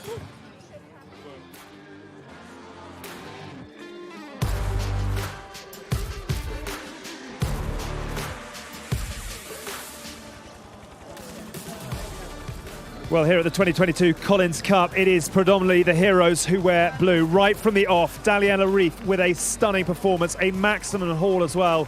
Flora Duffy, unfortunately, just not able to close the gap, and Sarah True, unfortunately, coming in third position in that one. There was a flurry from International, Ashley Gentle and Paula Findlay offering a glimmer of hope, but then really it was those in blue who turned on the style. Nicola Spirig with a fantastic performance in her final overseas race. Holly Lawrence avenging the disappointment of last year. Annie Haug likewise putting in a finer performance than she did 12 months ago. Christian Blumenfeld was challenged in the pre-race conversations by Hayden Wild, but had far too much. Lionel Sanders taking match 8, which everybody wanted to see. Sam Long going toe-to-toe, but it was the Colonel who came home with 4.5 points for International. Sam Laidlow, brave in finishing, but unfortunately left licking his wounds. Magnus Dietlev with a fine performance. Aaron Royal, as we've just heard from, once again with a flurry for International. But as Gustav Eden crossed the finish line with Sam Laidlow in his slipstream, the trophy has therefore been confirmed by Europe, and Daniel Bakkegaard with another fine performance, who has managed to really cement what has been a dominant performance from those in blue. They said they were here to retain the trophy. They said they would do it in style, and that is exactly what they have done. And in amongst all of the subplots coming into today's race, this, without a shadow of doubt, the largest of them. All eyes on how Sam Long would respond to perhaps a little bit of goading from Sam Laidlow. And Sam Long has done exactly what he wanted, coming home with a fine performance. And ultimately, Lionel Sanders it was who took the win.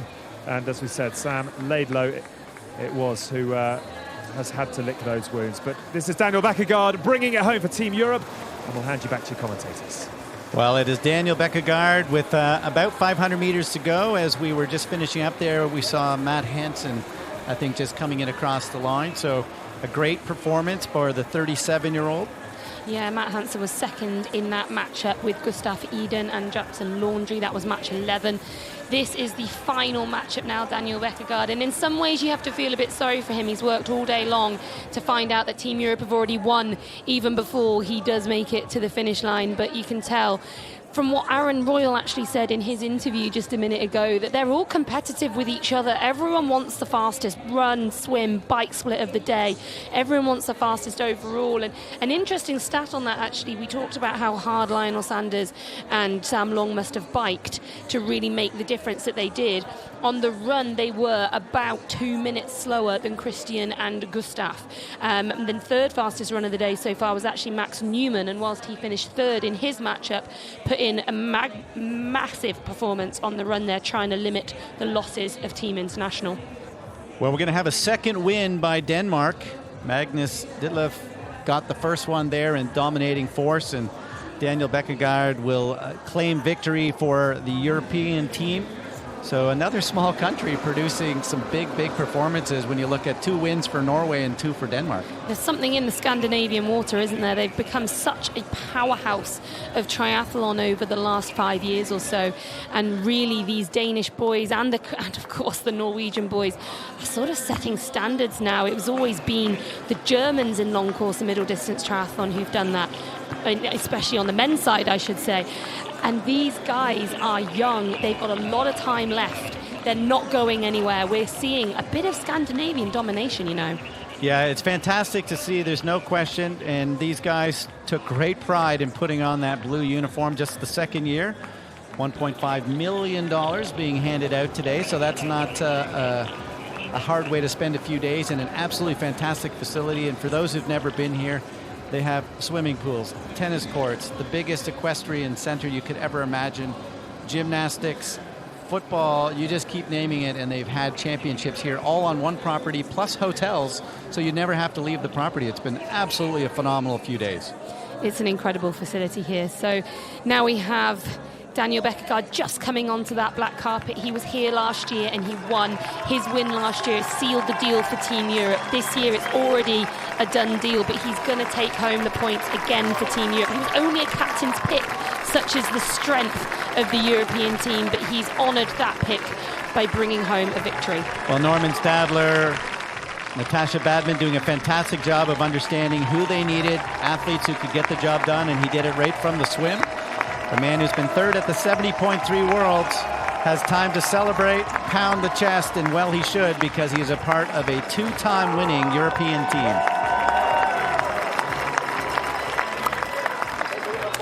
You can enjoy this moment now with Norman Stadler, knowing that not only has he done his job, but the rest of the team have done theirs too. And projected points on screen right now show that he is looking like he's going to take home maximum full 6 points as he takes a hug there from Natasha Badman.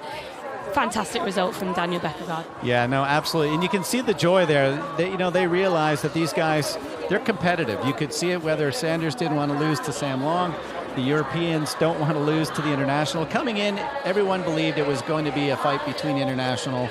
And so kudos to Craig Alexander. They really have moved up. Well, as we see one European smiling at the finishing line, we're going to go down to Alex to see the man who had the second fastest run, picked up maximal points, two-time winner. Gustav Eden is down with Alex. He is indeed, and it's his points that have confirmed the trophy will now be lifted by Team Europe. Many, many congratulations. Just a normal day at the office. How was that for you? Yeah, that was... Oh. Well done, Daniel. Well done, Daniel. The smiles are on the faces of the Europeans. Another 6-point guy right there. Yeah, absolutely. How was today for you? It was good, I would say. Not used to leading the swim, but I actually had to do that today, so that was pretty different for me. And I tried to just, break the morale for my two competitors, and they started the bike, so opened pretty hard. But then the headwind really kicked off the last part of the bike, made me struggle a bit, but I made it to the finish line. Tell us about the fact as well, your points have now confirmed the trophy will be retained by Europe. It's what you came for, it's what you said you were going to do, but how satisfying to do it, and in the style in which you've achieved it. Yeah, so I said before the start that I guess my 6 points will get the trophy, and here we are now with Team Europe as the winner once again. So congrats to Europe. Congrats to Europe indeed. There is one thing we've got to ask you about, which is that your performance in cheering on the ladies out in Edmonton alongside Christian seems to have started a new trend in triathlon for nudity around the finish line. Can you just talk us through this as a new phenomenon? Yeah, so when the weather is good, why not to take off your T-shirt and just wave it a bit around? So I had some fans on the course today doing that, so it's really cool to see just fans having fun with the sport. I do the sport for fun as well, so to see other people enjoy it, it's a dream come true for me. Whatever gets the eyeballs, we'll leave that. And just a quick final word on the cap. 100% record maintained, job done, doing its business, yeah? Yeah, so far no one has been able to break the lucky hat, so we'll see how far it will go. We will watch with great interest. Well done today on a titanic performance. Good on you, Gustav. Thank you. Thank you. He's going to have to use some of the $1.5 million, I think, to get protection for that hat. Well, I've heard he's got quite a lot of them, and he just keeps that one special one under lock and key and brings it out for the races, whereas he's got a whole host of other ones that he wears around for other events and other occasions. Is that what you do with your medal? You've got one tucked away and then the pretend one you bring out to the functions? I didn't think of that, but maybe I will now. Well, that's Mr. Curry out there, I think. No, that's Jackson. It is Curry. So he is going through the run. Jackson Landry has been struggling a bit out on the course today after his win last year, and you can see this is a sport. There's some days you're at the top of your game and some days it's just not there.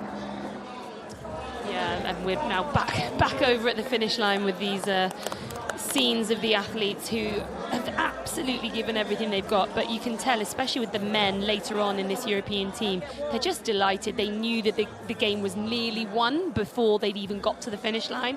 So to cross the line and just know that it wasn't just job done for them, job done for the whole team. Team Europe champions again. Well, one of the breakout races for me watching today, didn't get the kind of coverage because there's 12 races going on, was Tamara Jewett. She had the swim of her life to come out with Annie Haug. She stayed right in there. Just what a fantastic performance, along with Jackie Herring, and then she stuck the entire bike ride. I think she probably overrode her legs a bit, but she still had a phenomenal run, the second fastest run of the day. And when you have the second fastest run to Annie Haug, you're moving up into the big leagues. I think that was an absolutely standout performance for me. She came second, yes, but she came second to Annie Haug, who's had such a long and illustrious career. She's a world champion. She's been to the Olympic Games. She's won World Series races, so short course racing, as well as Ironman distance races, as well as half distance, middle distance races. Annie Haug's done just about all there is to do in this sport. Tamara Jewett is still so new to it. To put together such a complete performance here today, I wouldn't be surprised to see her back next year and moving up a step. Well, she has a goal to one day be a champion. Her swim coach, McGill Badilio, doing just a phenomenal job. She was a runner who did not know how to swim 2 years ago. As we take a look inside, the guys cooling off right now, getting some hydration, and we're going to head back down to the finishing line with the man who won the last race. He'd already had victory in hand, but Daniel Beckengard having the full 6 points, and he's with Alex at the finish. Yeah, we've counted them all out. We've almost counted them all home. But the man, as you said, who crossed the finish line to win the final matchup, Daniel is alongside. Well done. I just said to you that looked like it was easy. And you said, yeah, it was pretty easy. Give us the honest truth. How well did you perform today? You know, last year it was so tough. I remember like I had nightmares weeks after, but this year was way worse. Like we were flying, flying on the bike on the way out, and on the way back it was just, so much headwind. I had to turn off the screen because I would just get depressed if I looked at the speed I was going. So I thought like any moment Braden would catch me on the bike and try to keep it kind of positive, even though it was pretty tough. But yeah, when I hit T2 and I got the news that it was like 6 minutes in front, I pretty much put it in cruise control and took it home. You certainly did, and you didn't start. Can I just ask you as well about the aerodynamic cheeks? Because the beard is gone. How big an impact did that have today? I reckon a proper shave is like 10 watts in my case, because I have a grown man's beard. Everybody knows that. So, I had to do something about it. It looked terrible. I looked myself in the mirror this morning, and I thought, like, I cannot go on international TV with it looking like this. So, it was about time. Look good, play good, and you certainly did that today. And obviously Europe are champions once again. Who will lead the way in the after party tonight? That's what we need to know.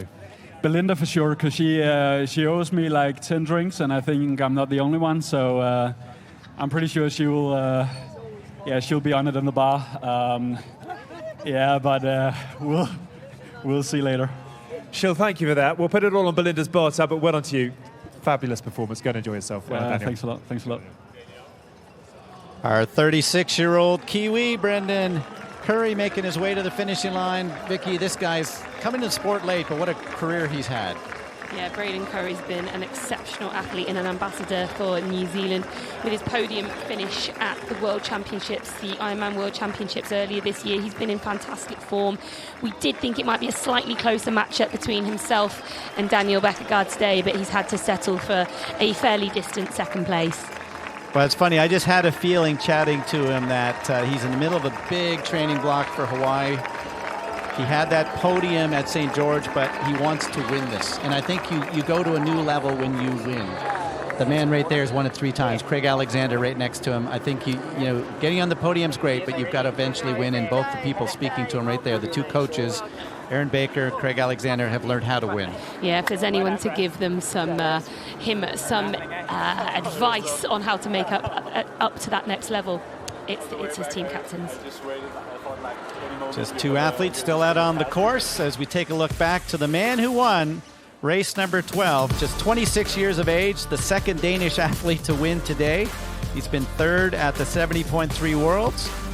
And he did a clean shave before the race. Those 10 extra watts that he talked about might have been the difference that he needed on the bike, because it did get very windy out there on the course. The winner here for the second time he has raced at the Collins Cup, and for the second time he's had a victory at the end of the day.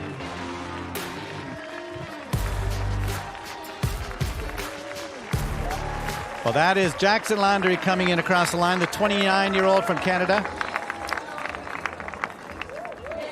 Wasn't the race he was looking for right there, as Jackson Landry getting a hug from the coach, and we'll now go back to Alex at the finishing line with Sam Laidlow. Yeah, you mentioned races that they didn't necessarily want and the way that they wanted to unfold. You're a good man for coming to have a conversation with us, because there was a lot of speculation, there was a lot of eyeballs on match 8 today, but nothing like how you wanted it to go. Did you feel you were well and truly beaten, or did you feel that in some ways you blew up out there today? No, I was well and truly beaten. I got what I asked for, I guess. I don't want to make any excuses. They beat me fair and square, and just fuel to the fire, I guess.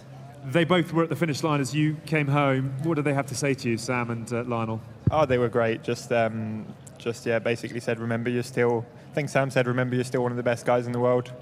I just had a shitter of a day, literally. I'll be back. We are a family show, so I'm going to apologise for the language. I just do want to ask you, though, in terms of the learnings from this week, is there anything to take from it from your perspective? You learn from every race, and even more so from the lows. I've had a really good season so far up until now, so as I said, all eyes on Dallas and then Kona for me. And just in terms of this rivalry, does it end here, or is there something now that, with respect, you can play with, and you've got an opportunity to get right in future races to come? Yeah, for sure. It's 1-1 now between Sam and me. So, yeah, as I keep saying, I'll be back and I'll just go back to the drawing board and work even harder. You are a good man for coming to have a word once again. Thank you, Sam. Thank you. Today. Thank you. Here he comes, our final athlete of the day, Chris Leiferman, just coming in across the line, the 35-year-old who had a brilliant fourth-place finish at the St. George Ironman earlier this year. It's tough when you are the very last match of the day and you're going out there. The 35-year-old father from the U.S. getting a few words of wisdom from Dave Scott. The rain held off today. One of the things we were concerned about, rain and the conditions, and really in many ways other than the strong wind, is probably some of the better conditions we could race under. Overcast for much of the day. Chris looks a little bit like he's trying to figure out exactly why the whole day did not go the way he was looking for. And it was just 270 watts, 160 heart rate. Like, I don't know. Doesn't make sense. No.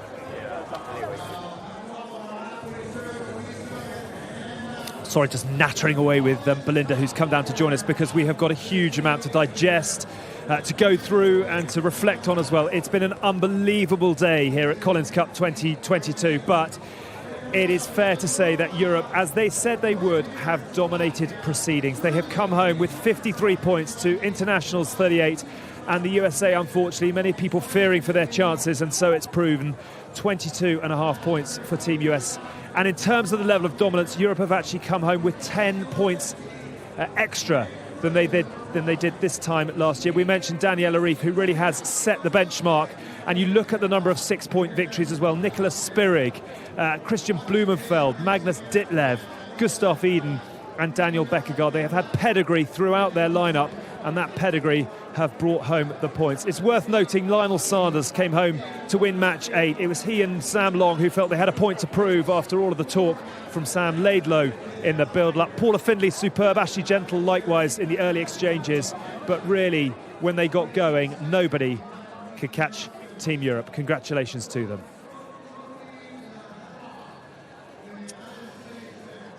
And we can take a moment to have a little breath, because what a day of triathlon we have had first and foremost. Just the spectacle, the event, the occasion, and the victory that goes to Team Europe. Give us your thoughts, Belinda. Oh, honestly, I have got a smile from ear to ear. I've been in this sport for a long time now, and just when you think you've seen everything, the PTO, what they did here today was truly remarkable. Heroes, as we've mentioned, come through on days like this, but just pick out some of the individuals today who have not only delivered the points, but delivered performances as well. Well, for me, the standout performance of the day was Daniela Ryf. She was, I don't have words to describe it. That was the most incredible display. She had a phenomenal swim, but then we all knew that she'd ride well, but then to run as well as she did, fastest time of the day. Annie Haug, fastest run of the day, amazing run. But I'd have to say the Sam and Lionel match was the best. Just watching Sam and Lionel run side by side and just duke it out right to the finish line, I mean, that was a sight for us all. It certainly was. It was, as we mentioned already, the ladies who led us out. We've had some stellar performances, and let's have a little reflection of the day for the women.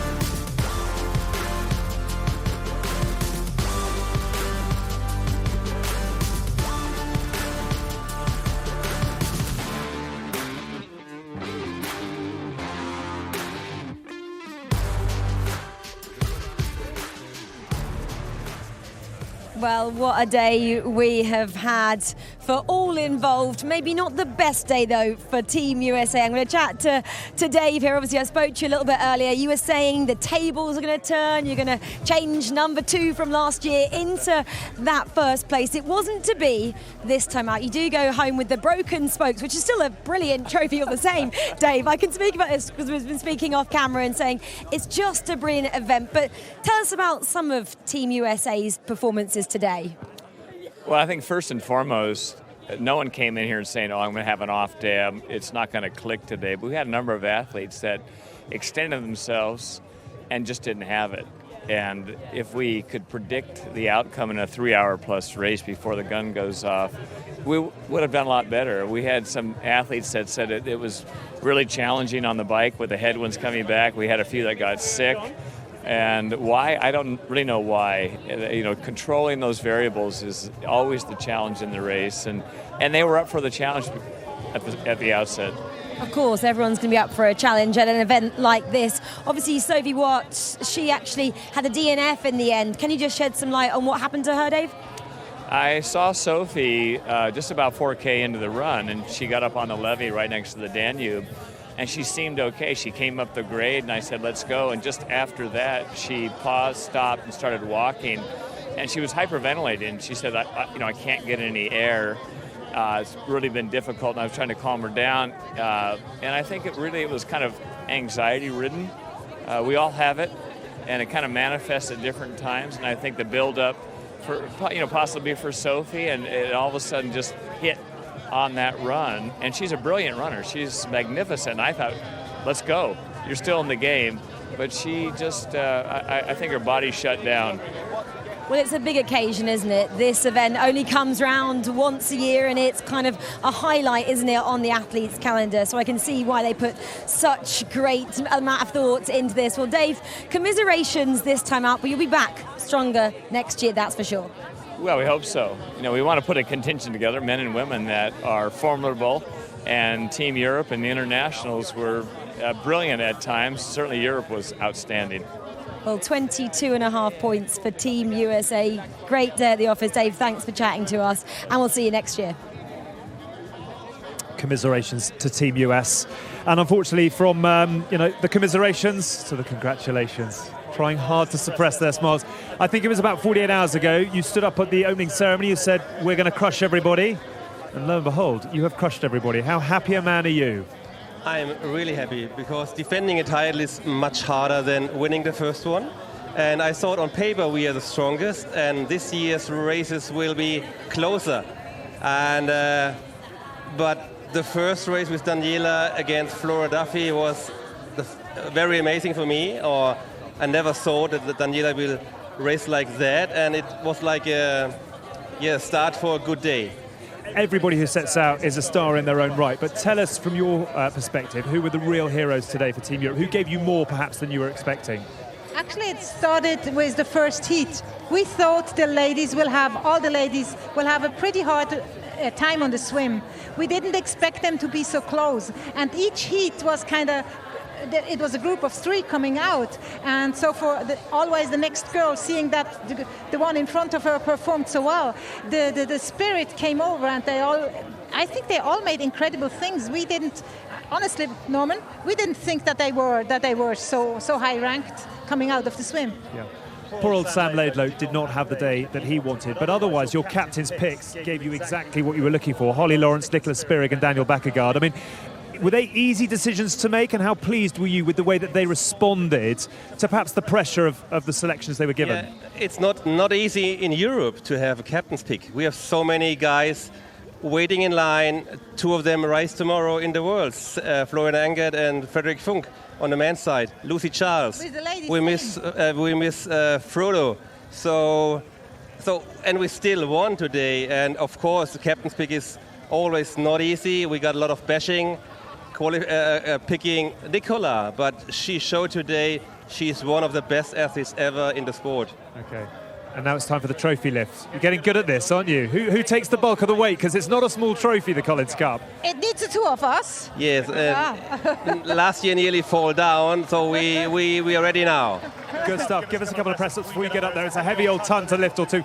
Well done to both of you. Congratulations to you and your team. Stellar work. Well done. Well, I've got Erin Baker here then from Team International. Erin, you're pretty chuffed. You've been giving me some great smiles, even though Team International finished second. 38 points, your tally there, compared to 53 for Team USA. For Team Europe. She was asking me these. I got my paper here. I mean, that's a great day at the office. 4 wins as well. Oh, yeah, look, the team did brilliantly. The wins are fantastic, but everyone just died on that for this course, didn't they? They all just put everything into it. So, yeah, give it all to Europe. They were amazing. But, yeah, our team did great. I mean, the box office match-up there, Lionel Sanders and Sam Long. And Lionel there just with that sprint finish. He was amazing, wasn't he? Oh, it's amazing. I mean, they both just, put themselves in the coffin, really. But, yeah, Lionel was fabulous. Fabulous to see. And a word on the girls as well. Ashley Gentle bringing it home, just doing the job after Canada as well. Totally. And, a lot of them had great efforts. even if they didn't win, Tamara, she had an incredible race. She got second, but what she did in her race was amazing. So, they did us really, really proud. I think Tamara doesn't even know it. I think one of the fastest runs out there, 1:06. I think if she's watching this, go and tell her how great a job she did in that run. I already told her, and she said, but I was still second fastest. But, she's an athlete. She's a great athlete. So, no, they were brilliant. They really raced for the team. And how special is it, Erin, being team captain as well for Team International? What does it mean? Well, I was just in awe of these athletes, which I still am. So I'm actually a groupie fan. So to be allowed to be here with them was just, fantastic, really. And they're humble and they've been really respectful of us oldies, and it's been a pleasure. How jealous are you that this wasn't going on when you were competing? You never look back, but God damn it, this would have been fun. This would have been fun, yeah. It would have been fun. Obviously, you finished third last year, second now. You're going to take that top spot next year? You'd have to say so, wouldn't you? Absolutely. Erin, thank you for your time. Team International have been a pleasure to watch. Thank you for your time. Thank you very much. Thank you very much indeed, Rachel. Well done. Yes, Team International came with high hopes. They thought that they were the challenger and they could get right into that slipstream of Team Europe, but unfortunately it has not come to pass today. And let's just reflect, I suppose, on the... Welcome along, Vicky. And well done to both of you, actually, today. You've put in sterling efforts as well up in commentary. Let's just reflect, though, on Team Europe, because it's obviously 2 years on the trot now. And would it be fair to suggest that this period of dominance is looking pretty ominous, because the youth coming through and those not here mean that the options are plentiful? Well, Norman Sadler called it, didn't he? He said at the athlete draw that he could have chosen a B team and they would still have won. Now, we can't actually say if that would have been true, but the team that he put out today was absolutely phenomenal, and I think they were better today than they were last year. I think they put in a more dominant performance in year 2 than they did in year 1, and I think that is a warning sign to Team International and Team US. A very brief word from you, a warning sign for the rest of the world as well? Oh, absolutely. I think the one thing that Team International can take away with them today is that at least they've moved up one and they're not taking home that broken spoke. That is Team US who'll have to pack the broken spokes in their hand luggage on the way home, but this is the moment that Europe wanted. It is time for the trophy lift.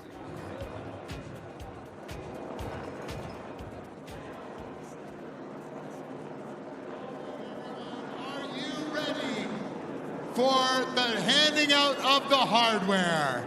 This is the Collins Cup, the second annual Collins Cup.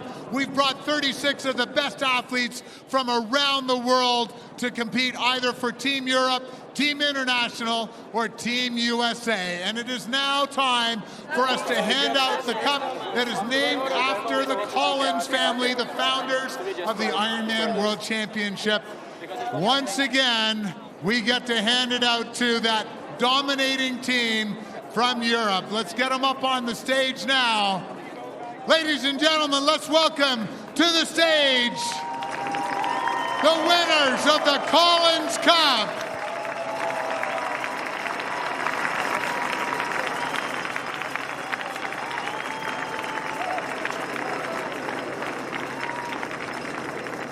And to present the Collins Cup to our team captains, Dylan McNeice, the Athlete Board Secretary for the Professional Triathletes Organization. Wow, guys, amazing racing from everyone out there today. It's a real honour to congratulate Team Europe for defending the Collins Cup for 2022. Natasha Badman and Norman Stadler, your team captains. Natasha, I was talking about this earlier. You come in as the big favorites, but it's not always so easy to win when you're the big favorite. Definitely not. I would say it was a huge pressure on all the team, because to get it first, it's easy, but to perform and to hold the pressure, it's not easy. And these ladies and gentlemen, they did a great job, and we had an amazing day of sport. It truly was fantastic. Norman, you told us all this was going to stay in Europe. It was a no-brainer. But your guys came through for you even better than I think you even thought they could.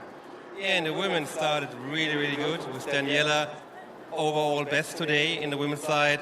And of course the men's, it's amazing having such an amazing and talented team. And you know what? The other half of the team couldn't race. So, no, we missed Frodeno, Florian Angert, Freddie Funk, and many, many more. Alyssa Brownlee. So it's an amazing day here for us. And defending a title is always tougher than winning the first one. Well, you guys defended in style. Congratulations one more time for Team Europe, your Collins Cup champions. And folks, you got some champagne. Let's celebrate in style here.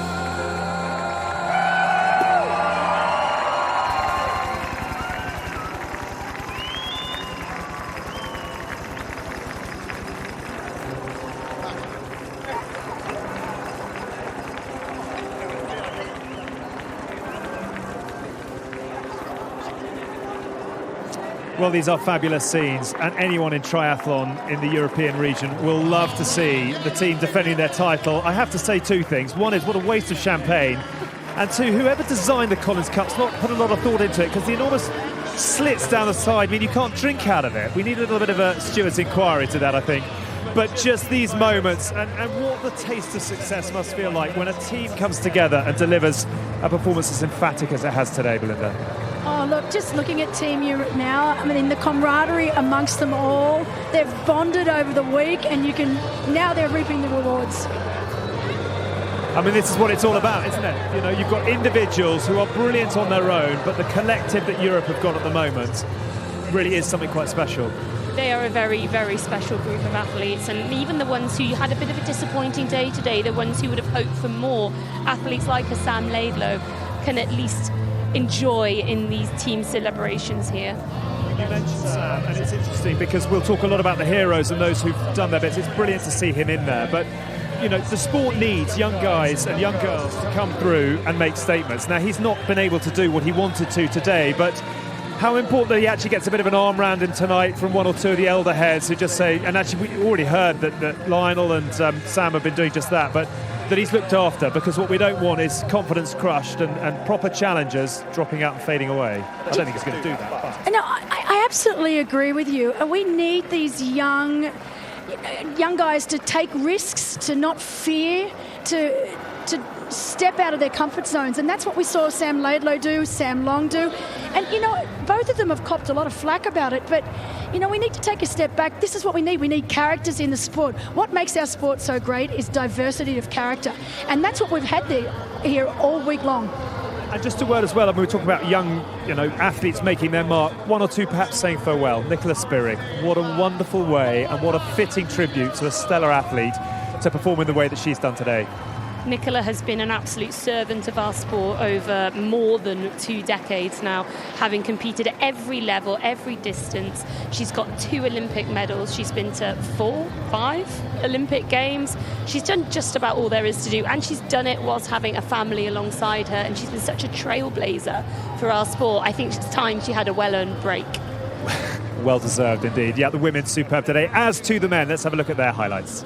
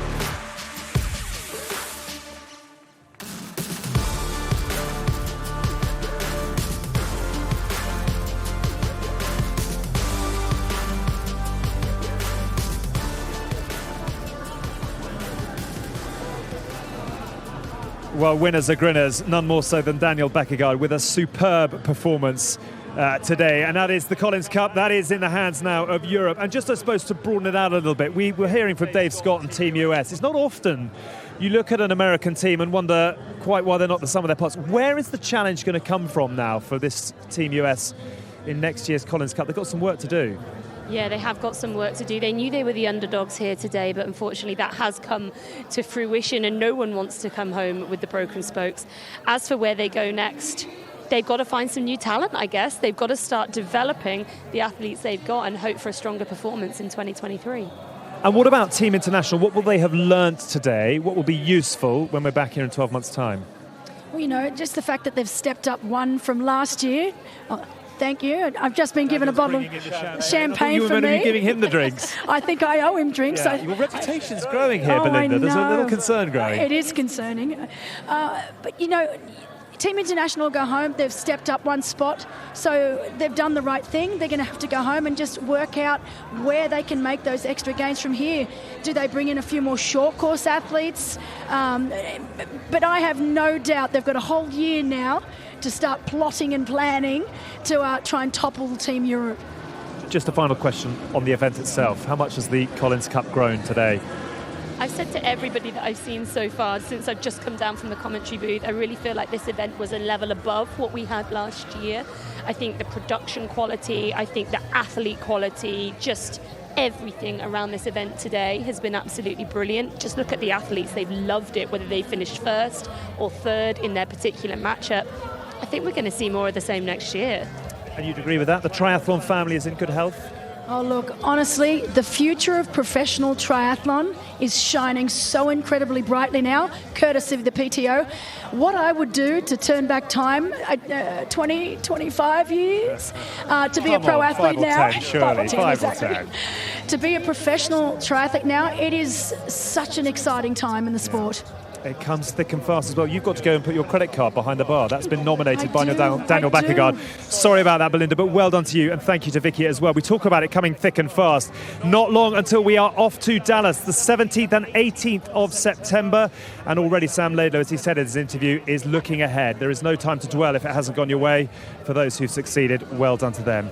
Thank you so much for watching. We've had a brilliant time here. We've had some brilliant performances, and we've had one brilliant Team Europe. Bye for now.